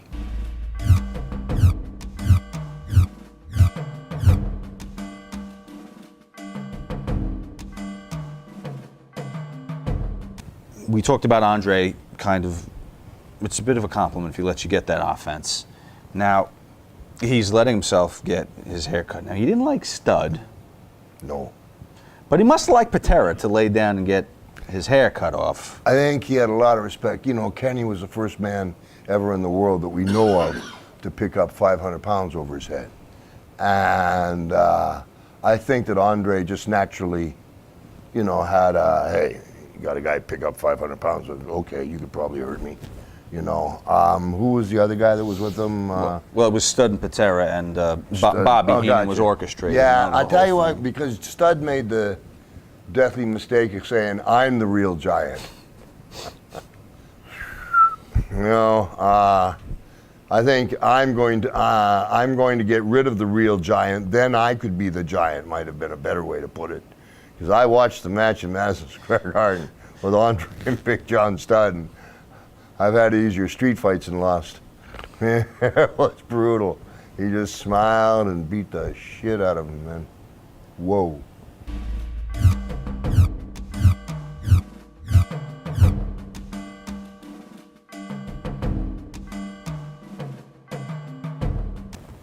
Lou was maybe known to walk around with a large bottle of a clear liquid in the locker room before going to the ring, and was always, from what we hear, a constant source of strained patience for Vince Jr.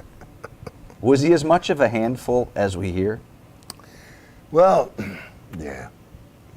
Yeah, you see, when Senior was alive, Senior said to Captain, he said, as long as you're alive, you'll have a job here. Well, Lou carried that on with Junior. And then, you know, and I've done worse than all of them put together, so I'm not throwing no stones at all. But, you know, Cap would, you know, you're in the garden and it's been 3 weeks, you've been mowing your lawn, and you start talking the talk, you know, hey, no, fuck you, hey, fuck you too. And it just, it got old, and there was a lot of different additives back in those days. And you know, when you're, no matter what you say, I don't care how long you've been around. When I'm about time to work, you know, leave me alone. I don't need to hear anybody.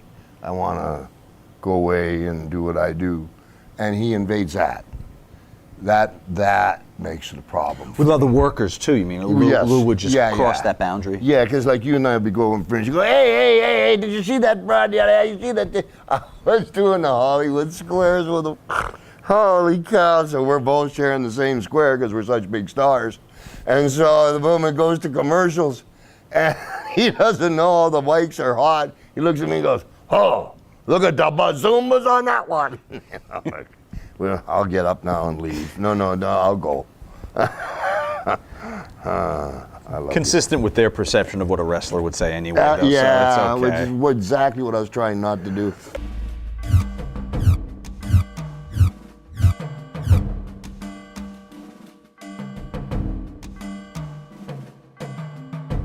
This is to be with Junkyard Dog, but he's injured during a match, and instead it's with Sal Balomo. But you push him down, he does the roll over. But before this, you call some people from the audience to be guests, and you mess with them a little bit. And jokes about New Jersey and the Turnpike. Meanwhile, you're living in Woodbridge, nobody knows that, but whatever. Who are the fans? What are they told beforehand that they're in for when they come up to be in the pit? Nothing. I didn't. And why would they do it? That's a good question. You know, I didn't. Sometimes I'd hear something. Come on. I never. They weren't plants. It's just. You know, it's like you're not going to be able to fool me. You know, go bring it on. Right. And then once they get in there, like I had one, you know, so my grammar was wrong.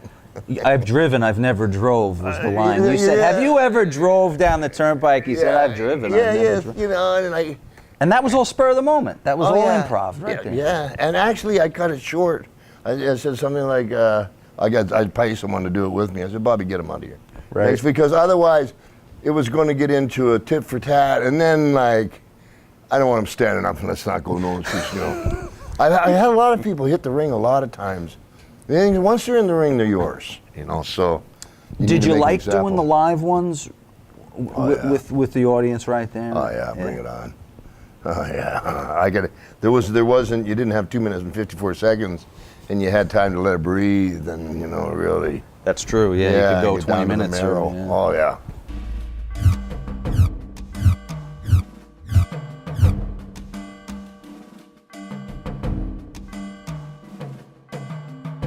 First of all, was it a shoot wedding? Did you get married? I heard that they actually did get married. Because I know Elmer's was. They did the Elmer thing where you came out on Saturday Night Main Event. And the other one wasn't. One of them was. Yeah, Elmer's, I had to go, excuse me, Arnold Schwarzenegger. Excuse me, Arnold, I got to go disagree with a wedding. It's true. All right, if you're going to pick someone to get married on TV, why Paul Vachon? Oof. I guess, you know, to give everybody else hope.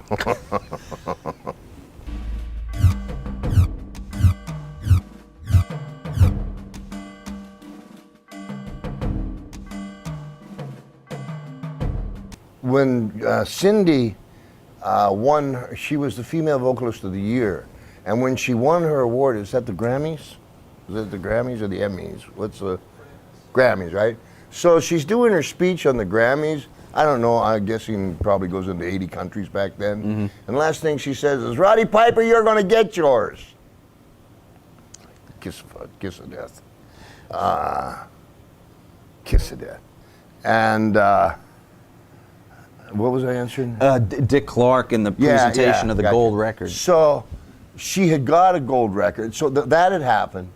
And then I got the gold record for Girls Want to Have Fun that she wanted to present to Captain. So boom. But I think, if I'm not mistaken, that's when I kicked her. Yeah, I mean, this creates a big melee here. You body slammed Dave Wolf. Did you enjoy that at least? He's ass heavy. Yeah, but yeah, I did. But what happened was, there's an expression in our business called red heat and white heat. And you don't want white heat. And we were really, really close to, I actually did a couple of things to tone it down a bit while we were doing it.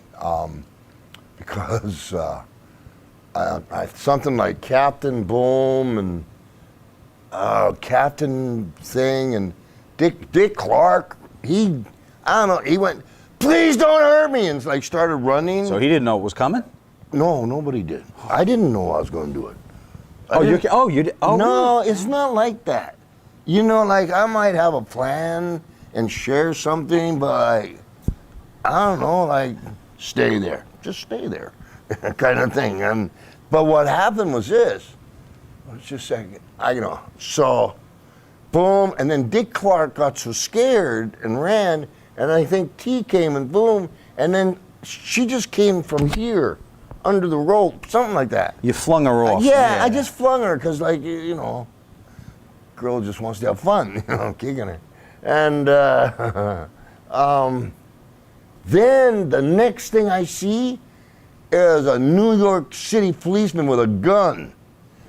And he's all of a sudden, if I remember, everybody's out of the ring or on aprons, and there's me and this guy, and now he's like a deer in the headlights. He's in the middle of the ring, and here comes his buddies. Well, we got white heat now. Yeah, but a compliment in some bizarre way to the angle. For the cop he just lost it. He was right like at ringside, and he and then buddies, and then of course the WWE suits and stuff. That was all. They come into the schmaz. Yeah. But to have a uniformed city policeman, that set the tone for it, and then it got nuts. This is the precursor to not just the Water Settle Score, but WrestleMania, really. Yeah. Are you planned that far out for the following March? Am I planned for something called WrestleMania? Roddy, you're going to be doing this big thing we have at the Garden in 3 months. No, they're not that far ahead. Okay. They were trying to figure out, what do we got? What are we doing? What's going on here? Who's doing what, when, where? And we've got something here, and they're more in that phase of it. That's working. What? More of we're building. More excitement than. So they're still were just right seeing off how it. far they can go with it. Yeah, they're still testing because it's never been, nothing like this has never been tried, and so they're still trying to find out just what do we got here, And then WrestleMania. I can't remember how the name came about. I was told not too long ago. Well, who takes credit for it? We've heard a few things. I think Schultz actually tried to take credit for it. Yeah, maybe that's what I'd heard too. I think Dave says that he said it in a car ride, and then suddenly it was called that. Dave Schultz kept saying that I stole his angle with T, and so whatever. I didn't realize he was hosting the pit, drawing all those audiences all that time. So he were in L.A., and Schultz is in L.A., and T's in L.A., and Schultz is playing tough guy, and there's those LA cops. They're all 104. They just doing it for the the extra whatever. And Chief Jay Strongbow found out that Schultz was going to try to do something with T, so he gave the head cop a heads up and nothing, And all of a sudden Schultz took off for the ring. He was going to deck T, and these 103-year-old men, I don't know. Like this, boom, down, hog-tied feet, legs, hands, and carrying him out like a pig, Yeah, just like that. For that. I remember that. Yeah, just like that. Boom. They. Was that the Forum? It was a house show, right? It wasn't a taping. No, it was either the Sports Arena or the. Oh, the Forum. Sports Arena. It was the Sports Arena. Sports Arena. Yeah.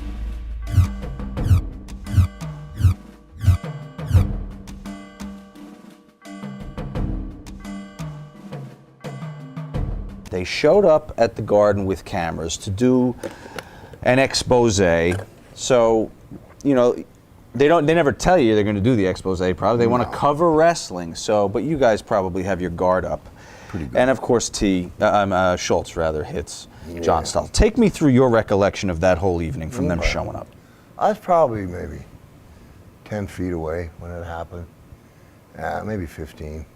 Then I remember Schultz and Stossel and in the hallway close to the entrance to the seats. And this is how it happened. It wasn't Schultz. Stossel's sitting down, he's got one of his cronies, he's got the camera and the microphone, and he's interviewing Schultz, and he's trying to, have some kind of class too. Oh, is it a sport? And Schultz is burying him, boom, boom. And Stossel says, break it down. Give this thing to me. Can you hear me? Can you hear me? Wrestling fake? Pow! How's that? Pow! And he says, I hear trains. Yeah, and he just crawled and whimpered like a little So dog. Schultz was watching the interviews and said, yeah, like I want an opportunity. No, it's like this. So Schultz, we're in the hallway. I'm over here off camera, and like Stossel's sitting there, and here's the cameraman, and here's Schultz, and there's the interviewer, and the interviewer's going, so it's entertainment, is that right? Well, what do you mean entertainment? So, like when you guys, what do you mean? Stossel, shut it down. Stossel comes up and he takes the microphone. Turn on. Is this thing on? Yeah? It's all fake, isn't it? Bomb. Oh, so there was another reporter that was originally doing it that Stossel thought was being too soft. He was trying to be a gentleman, soft, and then, I'm going to play big shot, and Schultz just, two good cuffs, too. Did everybody in that hallway agree with what had just happened? We popped, but at the same time, we knew it was probably a really bad thing for business. Was Vince in the vicinity? He was close enough to monitor it. Did Vince maybe say something to Dave like, quote, go out there and blast them, end quote? Well, if Vince had told me that, I would have done a better job. Would have cost you more, though. Would have cost you more, yeah. But the guy deserved it, man. The guy deserved it. Did that expose on 2020 damage your business? No. Because, like Eddie Mansfield, he's always been a piece of shit. And, it's the... What are you telling them? Like, is wrestling fake? You really fucking asked me that in 213. It's almost. Can we get past that question now, and get into the art? And back then, when they were doing it, and there was all the huff to luff, I think it made people come even more to see if they could catch us. Interesting. Maybe bleeding or whatever all this hubbub is about. As long as you spell your name right, any press is good press kind of thing. Some of the guys have hurt the business of their conduct and such. I think I might be guilty.